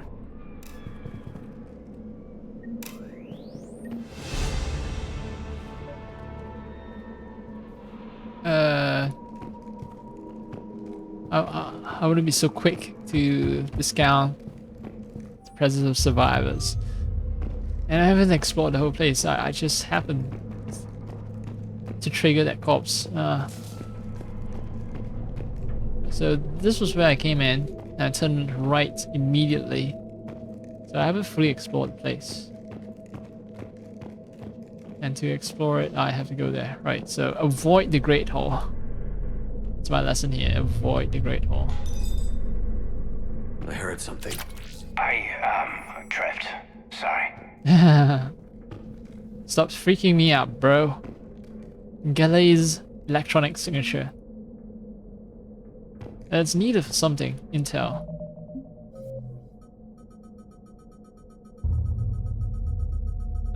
They asked me to find some signal, alright. Target jamming technology.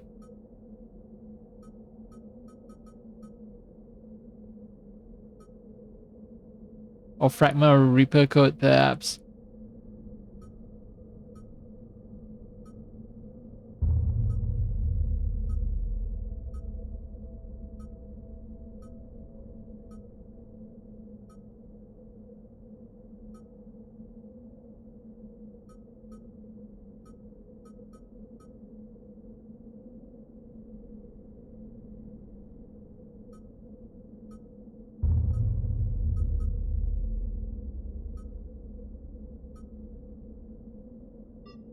Okay, I don't know what that Galley's electronic signature does.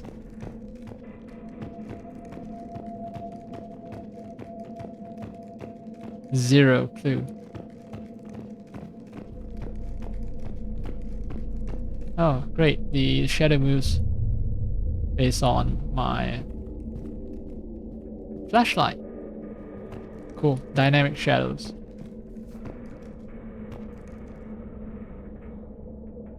At a certain distance for my character, for my NPC teammates as well. Although, yeah, the moment your flashlight is not focused on them, that shadow just disappears. A little abrupt. I'm sorry, just a little fucking too fucking abrupt. I know it's to save on resources, but they shouldn't impose such a tight constraint. You won't believe what Yanis managed to smuggle in. A copy of Vanya. Meet us after supper in the library. Bring some study work. Reel is floor warden tonight, so act natural. We'll be by the East Video Banks. This is gonna be so great. See you there. Oh, and delete this once you listen to it. Not like last time. Delay. You won't believe what Vania. Someone's looking for a copy of Vania or something, right? Meet us after supper in the I want to examine everything.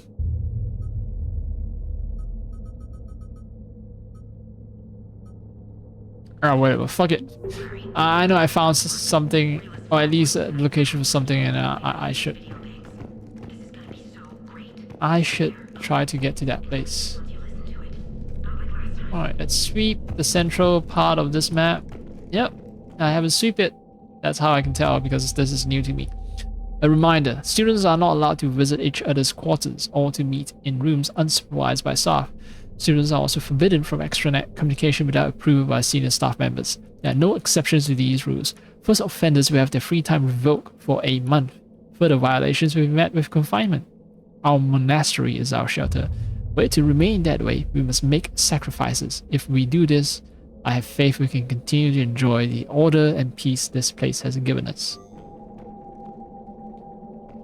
And basically, you get to live, but you're going to do everything to suppress your evil, murderous instincts.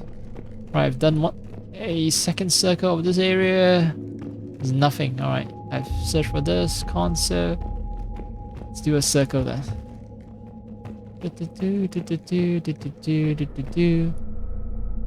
Alright, clean, clean, clean. We go.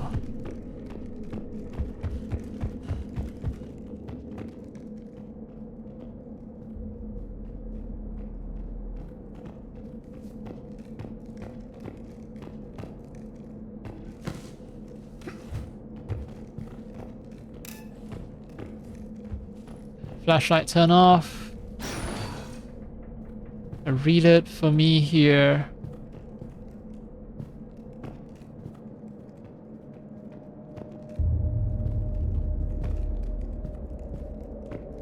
Great Hall is over there. How quiet. It does look like a snowy mountain retreat with architecture and everything. Place of healing. I bet they modeled this after those alpine ski resorts, because that's what Americans think of and Europeans think of when they think of place to retreat. You know, it's like a snowy mountain retreat. That's where you go.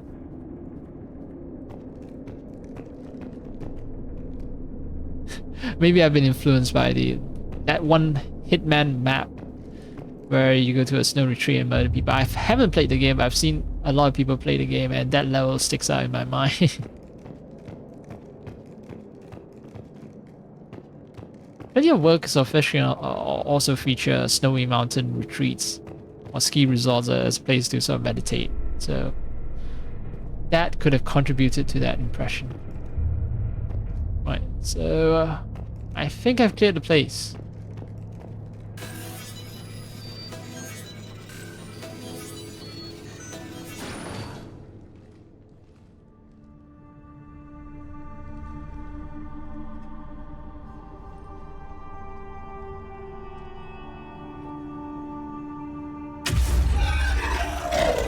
Very good.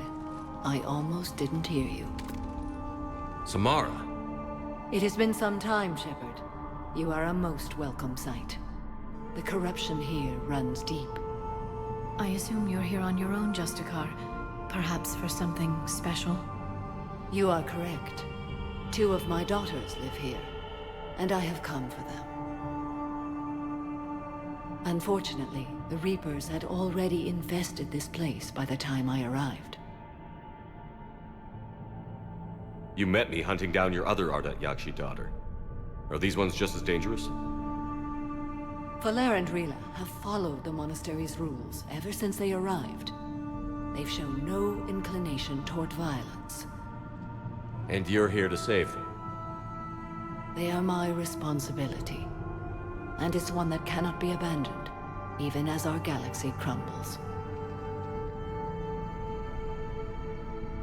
I forgot the circumstances of how she got all 3 Ardat Yakshi daughters, but is there a rule where she sort of figure out, okay, if by the 3rd time you gave birth to another daughter who turns out to be an Ardat Yakshi, maybe your privileges for copulating or breeding is just revoked, right? If you keep producing monsters. Anyway, well, yeah, she feels responsibility as a mother to these two remaining Ardat Yakshi daughters. She wants to care for them, so cannot be abandoned even as our galaxy crumbles. I agree.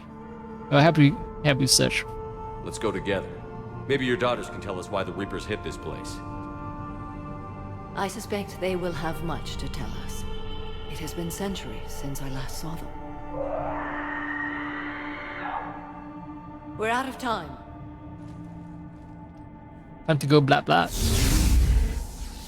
We'll meet again. I will draw these creatures off. Wait! Let's go. +2 Paragon, cool. So I assume that if I never recruited her or I did some other different choices, then oh yeah, someone will take her place, right? The Jessica will be an imposter. The daughter will be in Jessica's place, and the daughter will want to save the remaining 2 daughters and perhaps induce them to a path of violence. Yeah, I remember now. I remember the mission. I think this is the missable thing, the PDA, I think. My name is Tashia Pori. I'm wounded. Bad. Give this to my bondmate, Weshra. Asked her to go to the Citadel and tell Weshra I love her. Tell her. Sorry we fought. I was an idiot. Didn't mean any of it, Weshra. Want you to have everything of mine, okay? Love you. I love you so. She can still speak clear Korean sentences until the very last moment where she just suddenly dies. Alright, let me alt tab. Let's see. Make sure to pick up the message from one of the dead Asari.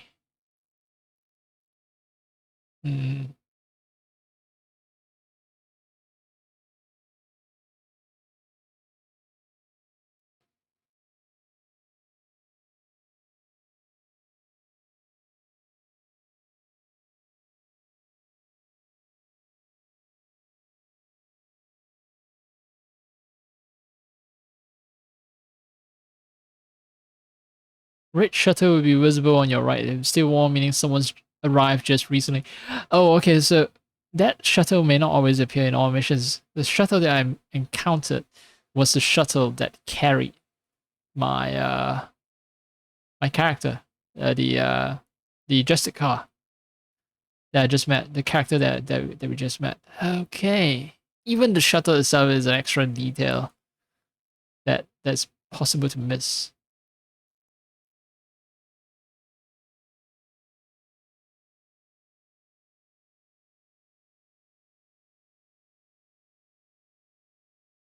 Can I actually back out? Because it seems like I might actually have missed a PDA.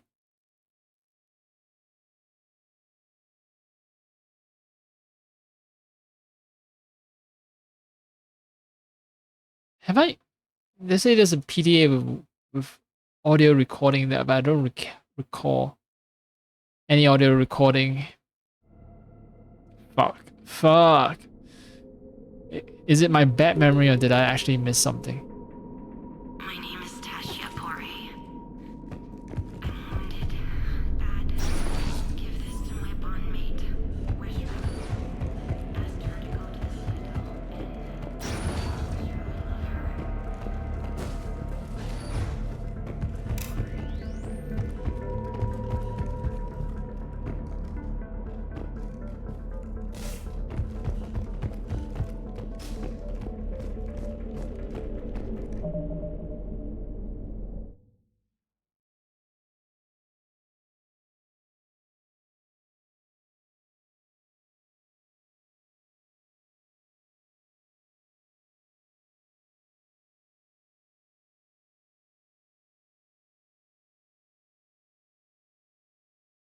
Tables lined with many chairs.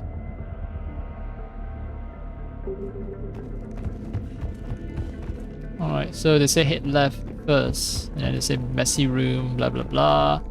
Find a bunch of stuff, blah blah blah. And you hit left again. Table lined with messy chairs.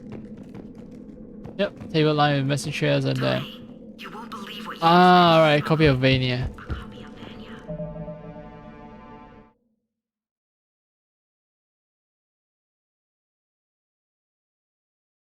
Yes, so I've listened to that. That is a PDA with the voice recording. All right. War save. I think I already done that.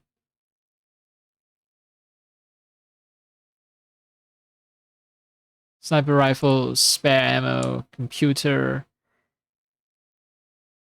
Right. So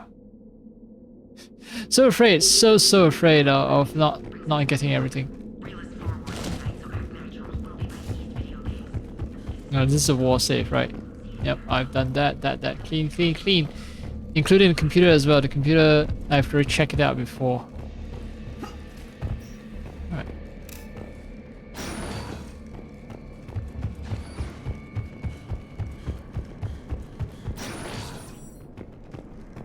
Right, I've listened to this PDA. Wounded, bad. Dying, dead. Don't know, don't care. Huh. So this is a panel that's been just opened up forcefully. And here's... This place is enormous. And there must have been thousands of people living here. I haven't seen any survivors. Me neither. And I bet most of them were civilians. Lara has nothing to say. Alright. It's cool. It's fine.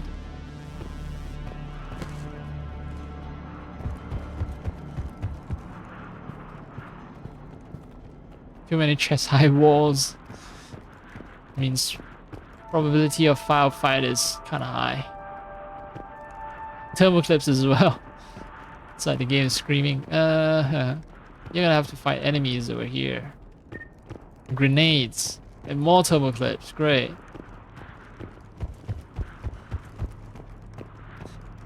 Who wants to sit in this snowy weather? In these like metal chair? It's gonna be freezing.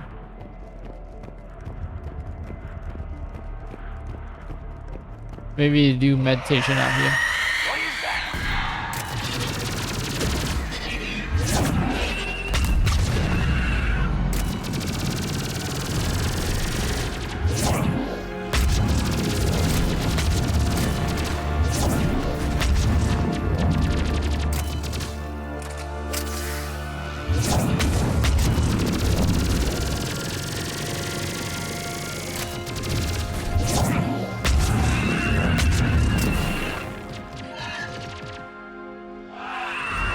Is there another one?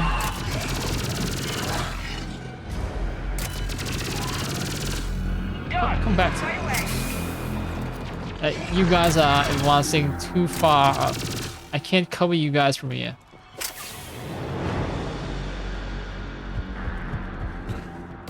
Yeah, peace.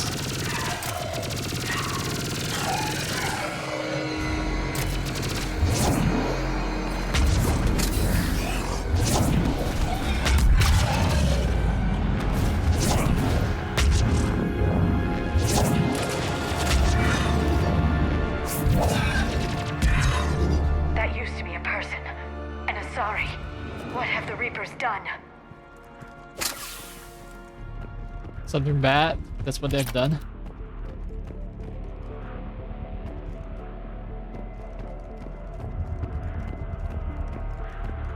It's gonna be another wave. I can almost feel it in my bones.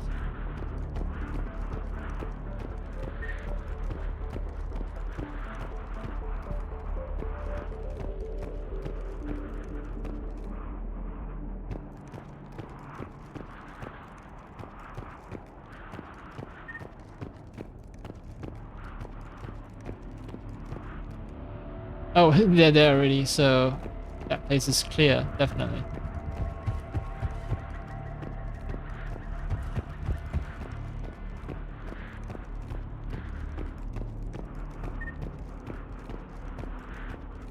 Well, you know, top points for set design.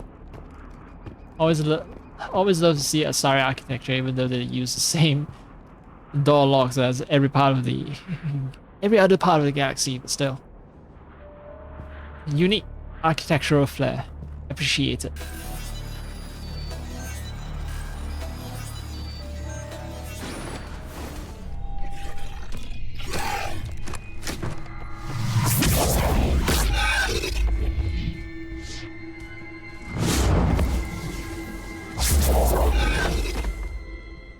Father, you came. As soon as I was able. Shepard, this is Falere, my youngest.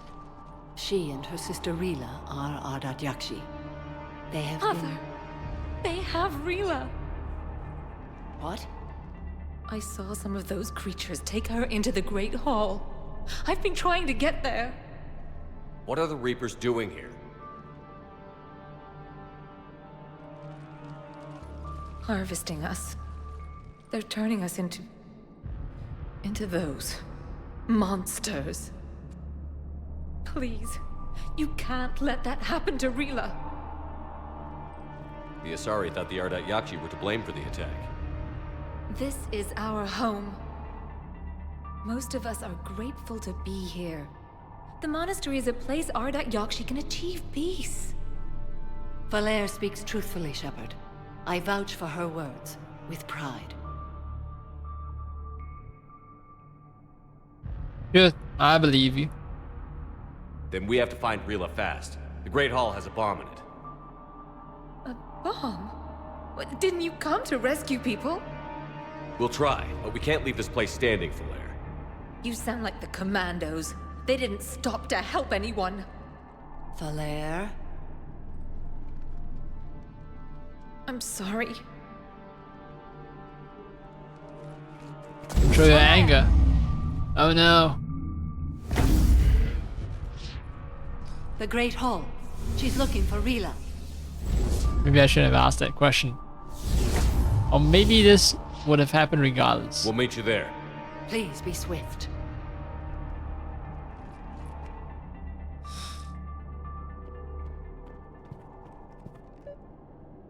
Alright, I'm gonna take a little break.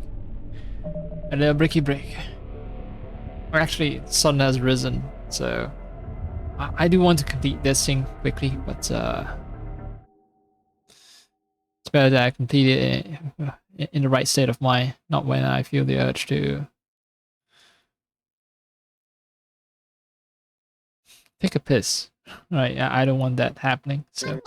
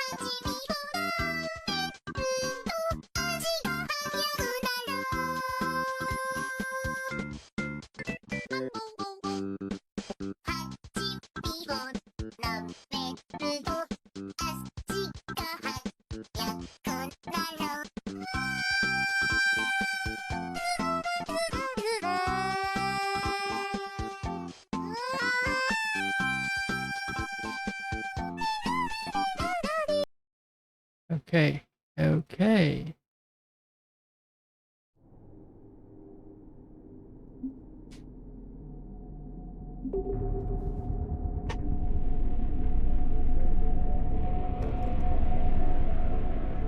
It's to go down to the Great Hall. That place is damaged.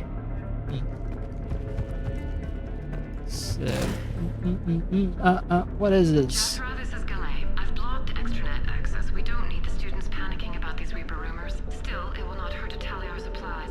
Please bring me an inventory before evening prayer. I'll contact Cessia later tonight to inquire what set the Asari to war. Go in peace.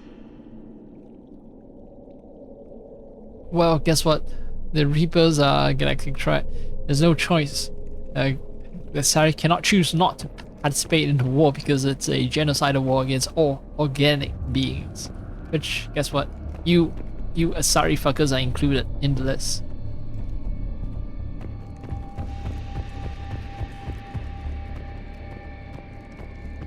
What I thought were points of interest? You'd need a crowbar to pry those doors open. This place was beautiful before the Reapers came. Thank you for the mention of crowbars, Liara. That's why I brought you along. For this mission, I need scintillating conversation, and Liara, you are providing it in spades. Crowbars. Are you making a Half-Life 2 reference? I love Half-Life 2 references, Liara. Liara, what, you don't know anything about Half-Life 2? Come on, Liara. Be a cultured galactic person. Can't be cultured if you don't know about Half-Life 2. Go in peace.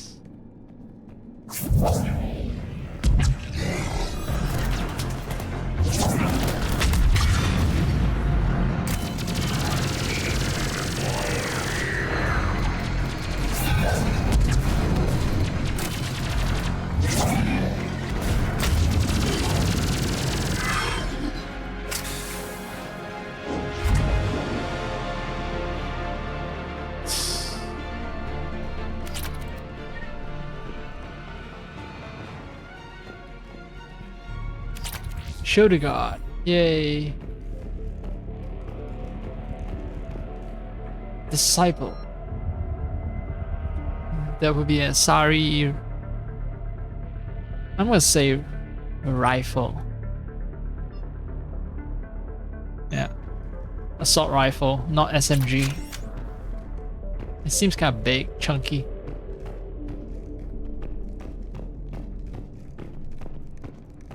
I wonder what sets us apart from other rifles. I'll find out soon enough. As it, if I intend to invest money and to buy damn thing.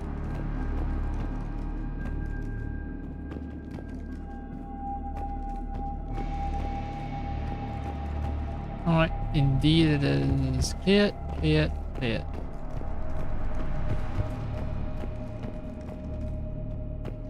Can peek inside or dark.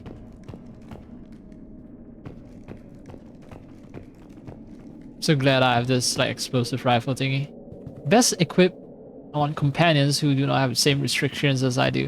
They don't have to worry about overheating and not overheating. It's just dumping. Bra bra bra for them.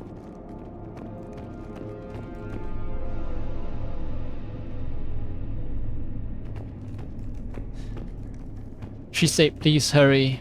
My daughter needs help, and here I am checking every fucking room meticulously. Jeffra had the new girl put in a holding chamber.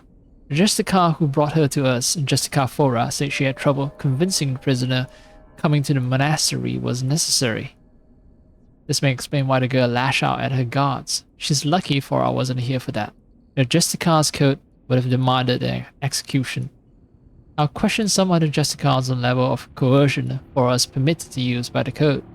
This isn't the first time her captures arrive here terrified out of their wits, but it will certainly be the last. Matriarch Galay.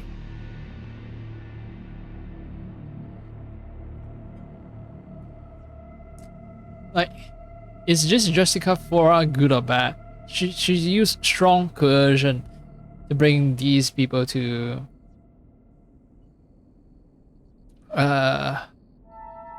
this institute where they house away other Yakshis, right? Because in a sense they are saving their lives. Because the other choice was, well, when they lash out, the Justica would have had to execute these other Yakshis, right? Kill them. So is it mercy to let them live, but in confinement, in unwilling confinement? I don't know. Jeffra, I look over this year's candidates for supervised visits to Tessia. I'm improving everyone but Yanis. She's impulsive, cunning, and, worst of all, a romantic. Find me a worse combination to let outside our walls. I find it suspicious she was even nominated. Let's look into that and pray it's not Yanis manipulating another infatuation. It takes a great deal of time and effort to persuade Tessia's government to let our best students visit their own homeworld. Unless Yanis matures, she won't be among them. So, manipulativeness is being punished here. Oh, weapon bench. I guess, regardless of what I do, I get to... Oh, the Saipo is a shotgun. It's not.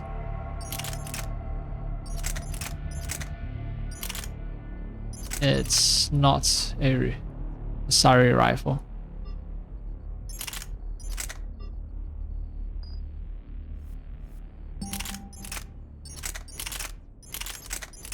I don't have a Sari rifle, although I already have a rather expensive selection. Insanely expensive, some might say.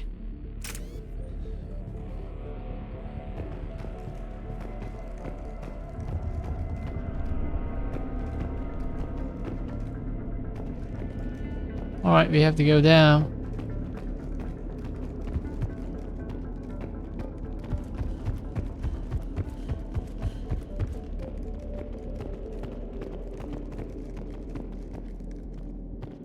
Please, no firefights. No, motherfucker.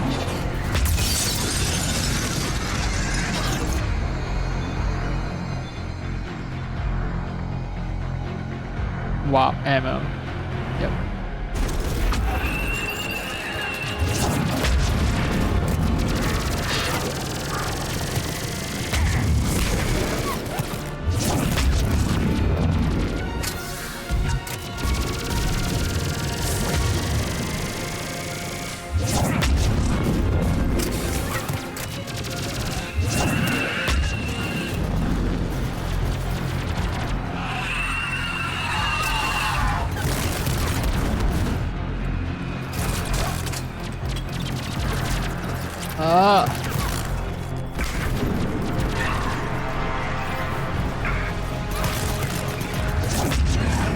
Motherfuck you.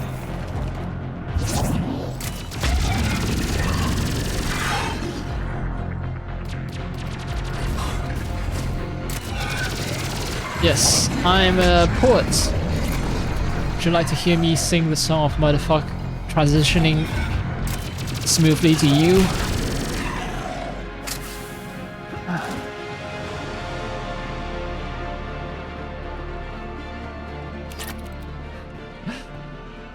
Oh, alright.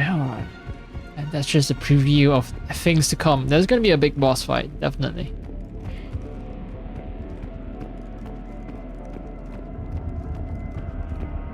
How else would there not have a climatic conclusion to this giant set piece of a mission?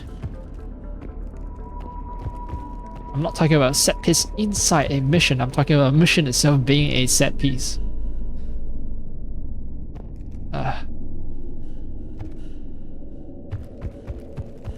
Alright. Now time to actually admire the architecture a bit. There's natural lighting.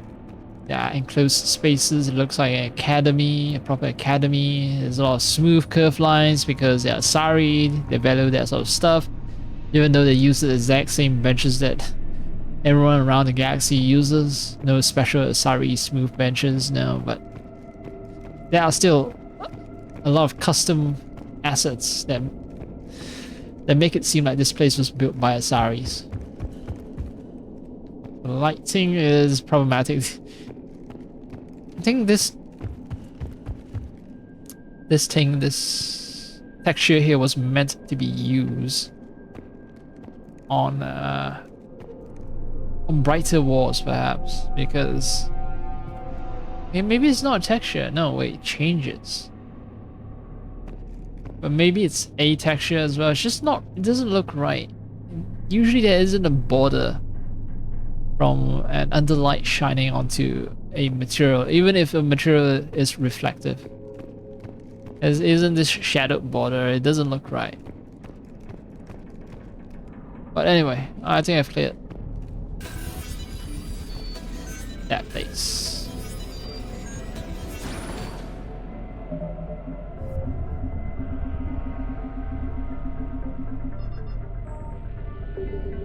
Let me move on.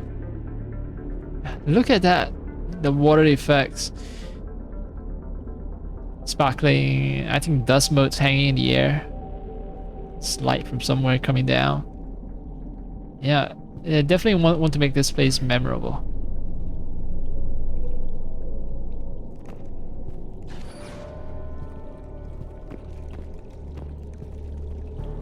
Or maybe I choose to, recognize all these little details here and there. That's why I find it memorable.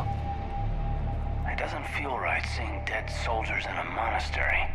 Sorry, High Command. Couldn't take a chance with Ardat Yakshi. Something had to be done. Sending commandos with explosives is more damage control than a real plan, Lyra. Yeah, it is indeed damage control. I think this is the explosive.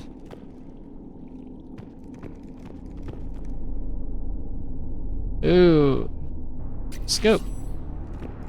Always like a scope. Always could use a scope.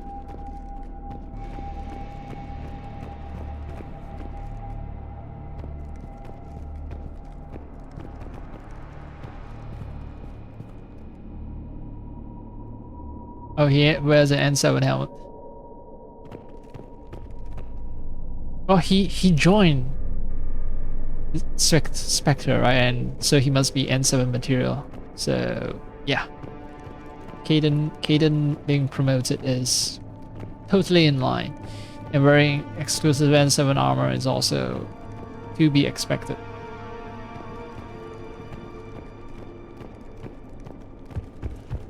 Where I came from? Yes.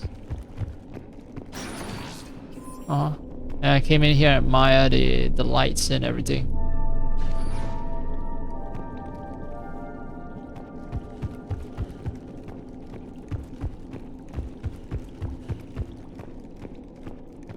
Let's go inside the elevator. I think this is our point of no return. Anything I miss, well, they're gone forever.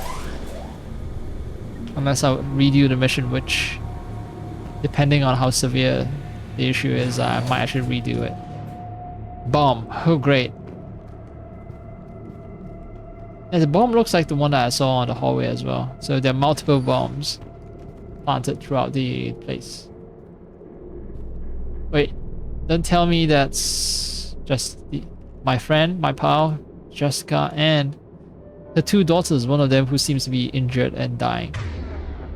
Which is bad, bad, bad, bad.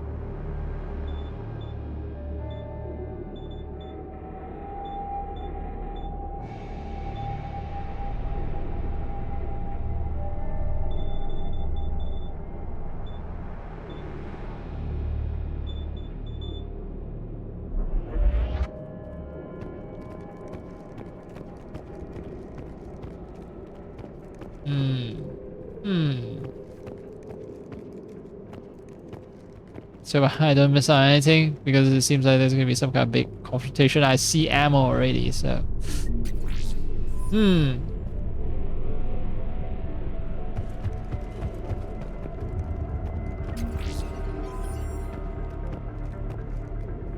Yep, bombs. There's the bomb. And Falaire. Rila, wake up! Falaire, Rila cannot hear us. Look, she's still alive. I know, but I am afraid Rila is not well. Rila's not one of them yet. She can't be. She just needs to wake up.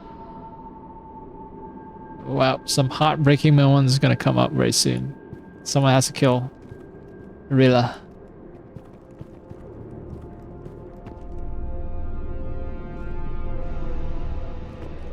And the game is giving me ammo to do it. Ammo over there as well. Plenty of ammo everywhere. The game is trying to tell me something. If I would just stop and listen. It's gonna be a beautiful fight location, but God.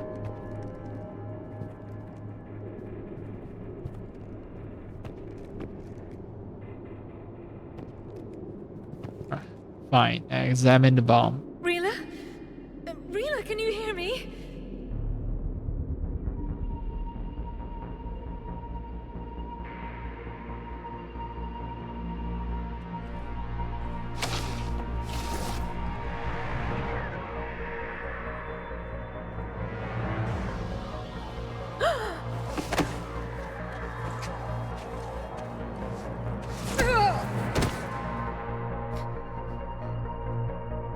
Why did she do that?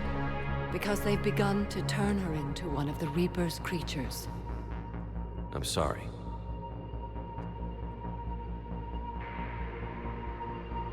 Can we set off that bomb?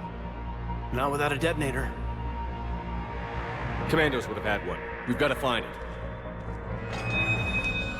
Okay, so the choice is already made for us. We need to blow this place up.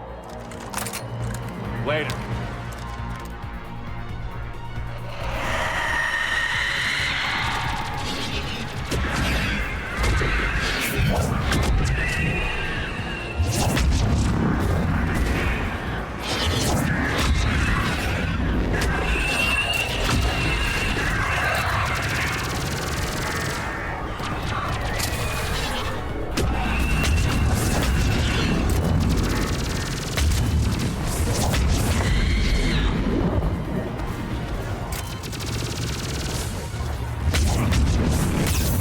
Whoa! The two of those motherfuckers. Oh, and my health is slowly draining as well.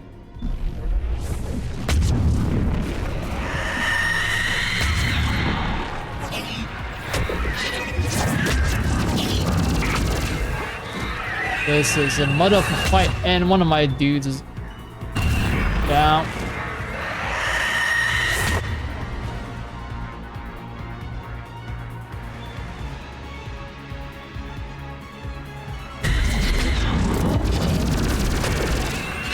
Alright.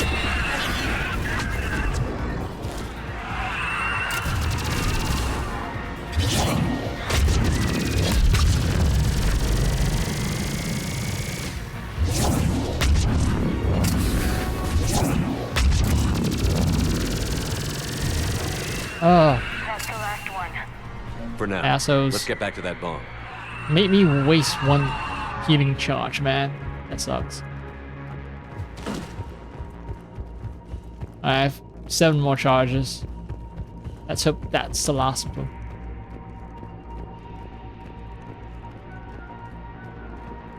Hello.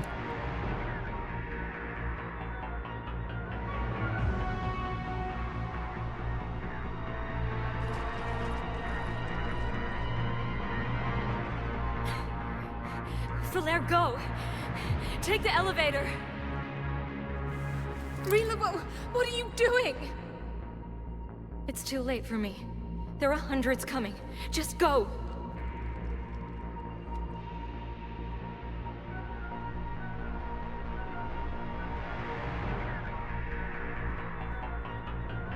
Well, move! That solves the problem. No! Rila! I love you. Rila! We don't have to find a detonator, and we don't have to make a tough choice of killing her.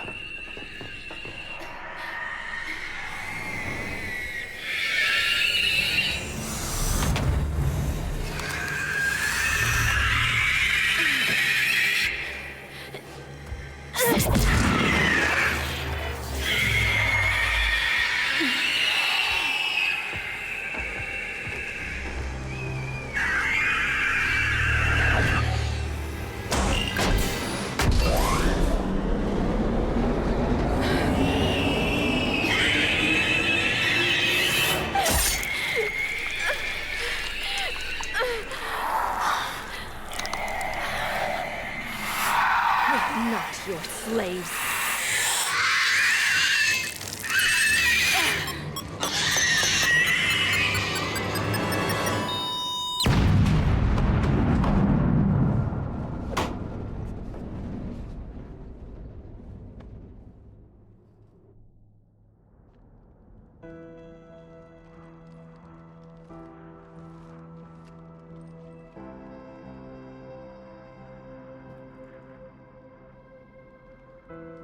I thought actually that would destroy more of the facility, but that would mean we would die.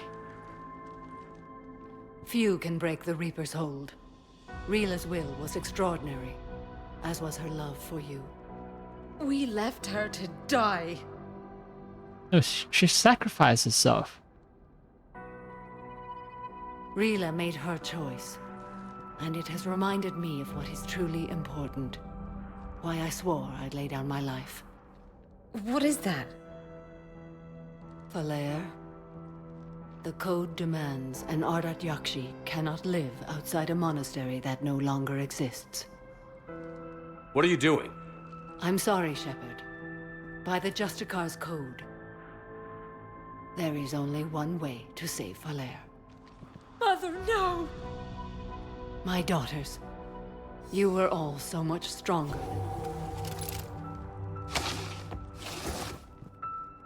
Let go. What are you doing? Fulfilling the code. By throwing your life away? I won't kill my last daughter. You won't have to. Falair? No, not I'm another speaking. fucking suicide pact. Home. No matter what's become of it. Without a proper monastery, I could have left any time. I don't need a building to honor my own code. And if the Reapers return, they won't take me alive. I promise.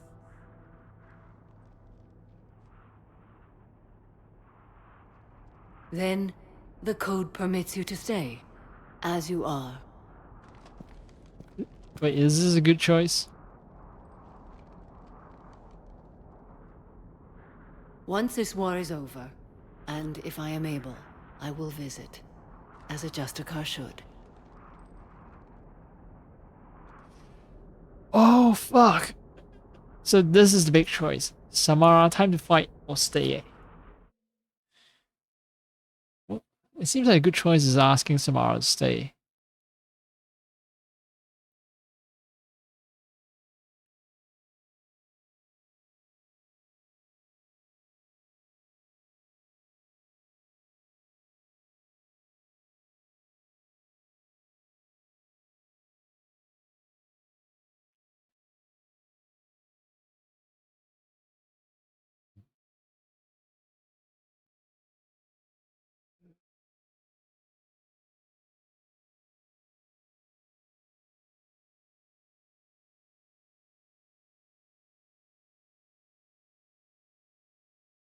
So you could stay Samara, that's like 2 Paragon points.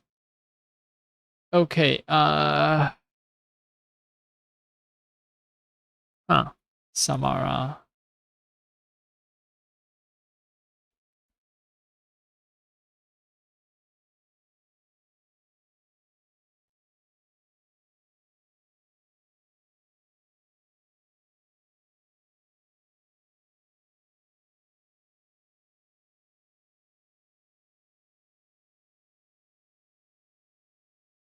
Hmm.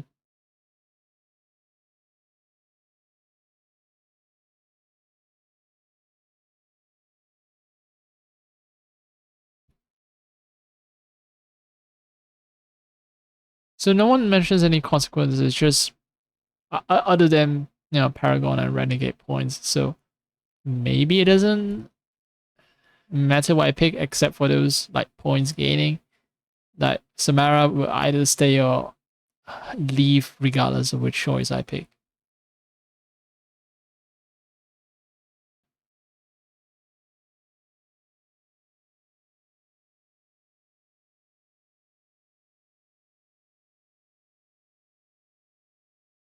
And Samara joins the war effort.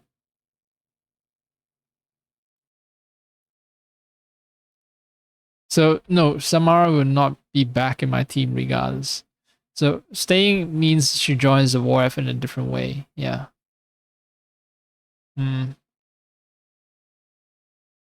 According to Samara, there are 3 Ardat Yakshi in existence, which all happen to be her daughters.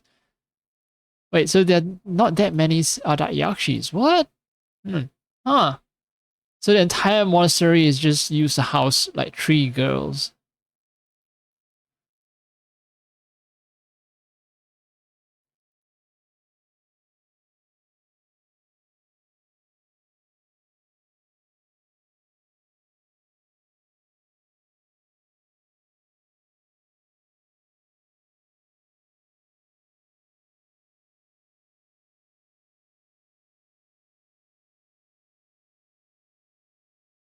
Some guys don't even mention the choice about asking Samara to stay.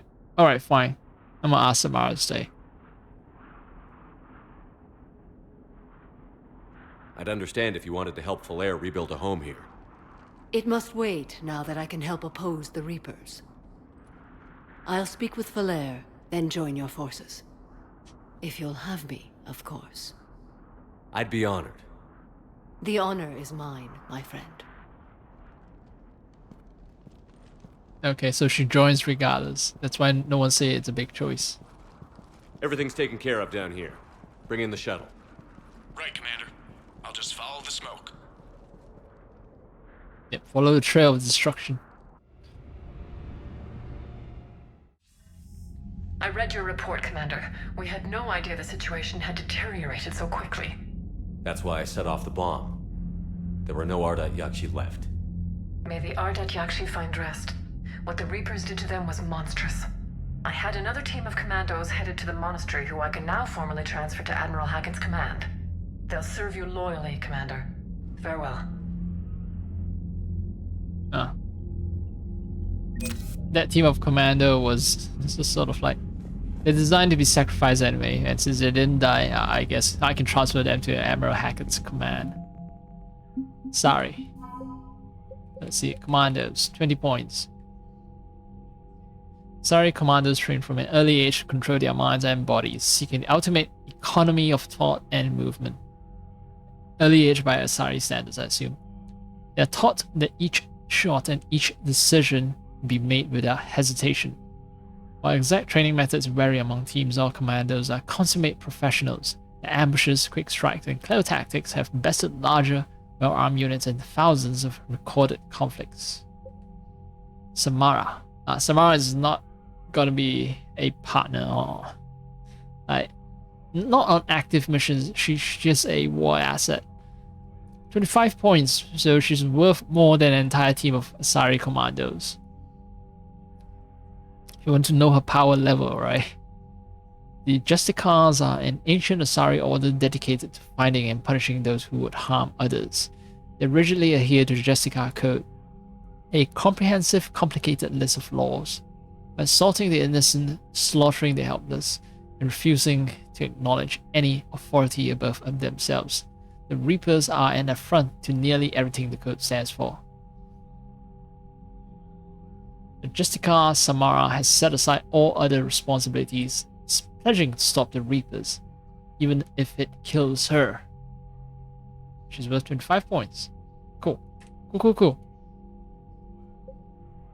Asari Cruiser Nephrain. Asari Cruiser Nephrain is named for a lost city said to be buried in ice at Tessius South Bow. The cruiser still carries scars from scores of Geth fighters it took on during the Battle of the Citadel in 2183. The crew refuses to have the scars removed, considering them marks of honor and a reminder of how close they came to annihilation.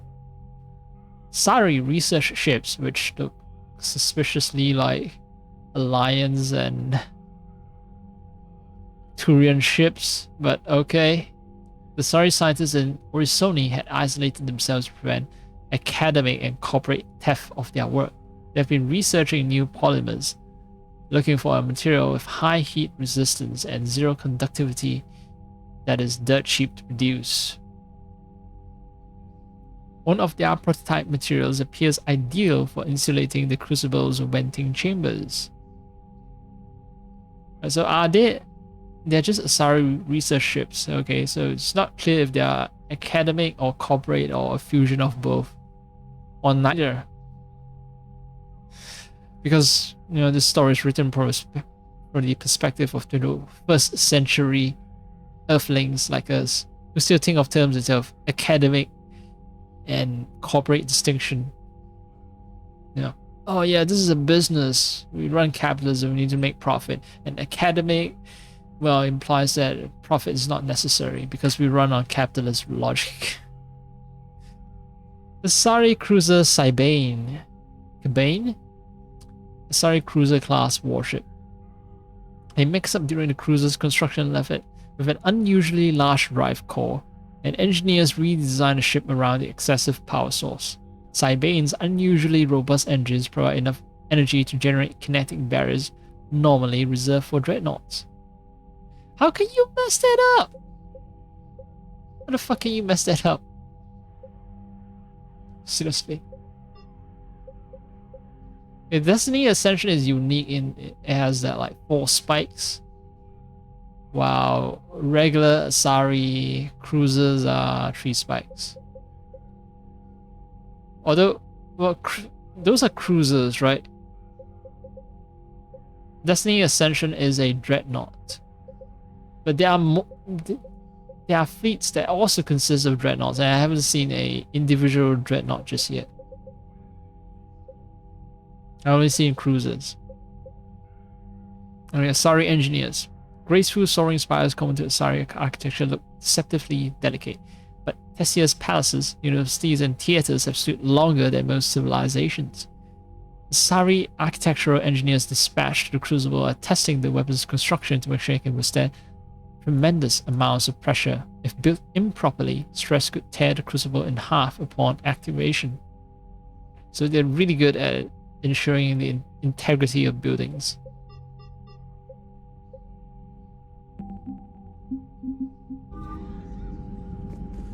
Alright.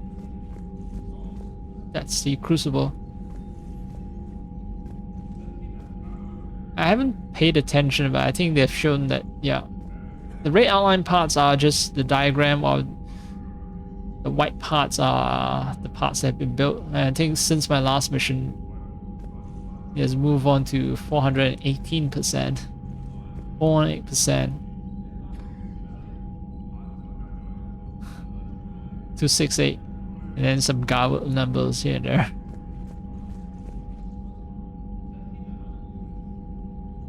But yeah, I think there's slight change, like the Crucible is closer to completion. It's gonna be a lot of comments from teammates. No, these guys are silent, alright. Commander, you've got a new message at your private terminal. The Crucible project received some new tech from the Asari government. Oh, cool. I'm glad they've decided to help the war effort. Everybody has to fight now, no matter how pretty you are. I learned that the hard way. How pretty you are. Commander? Yeah. So, is Trainer calling herself pretty? That's expected, right? Because she is... Or she is indeed a fine specimen. I think because there's going to be a shit ton of emails and I need to talk to every crew member. I think I'm just going to stop here because if I don't, I think it's going to be another hour. And I can see sunlight, which means playing a space game like this where there's sunlight, it doesn't feel right. It doesn't immerse me in the game. So I'll leave all of that for next time.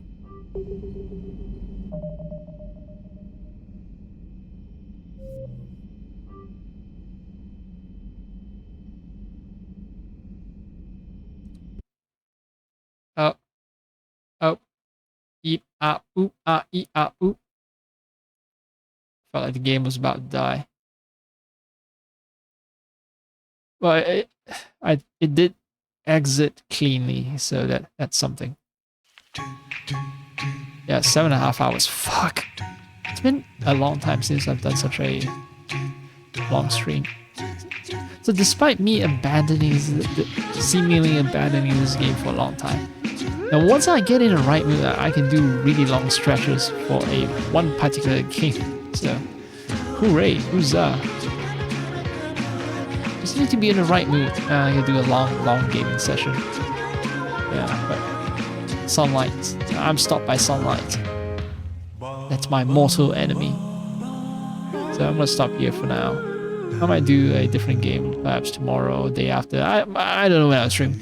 It seems like, it's more important that I'm in the right mood before I stream. If I want to do long sessions where I just tease out every aspect of the game, just pause in the middle of a game to write paragraphs upon paragraphs on purpose of existence.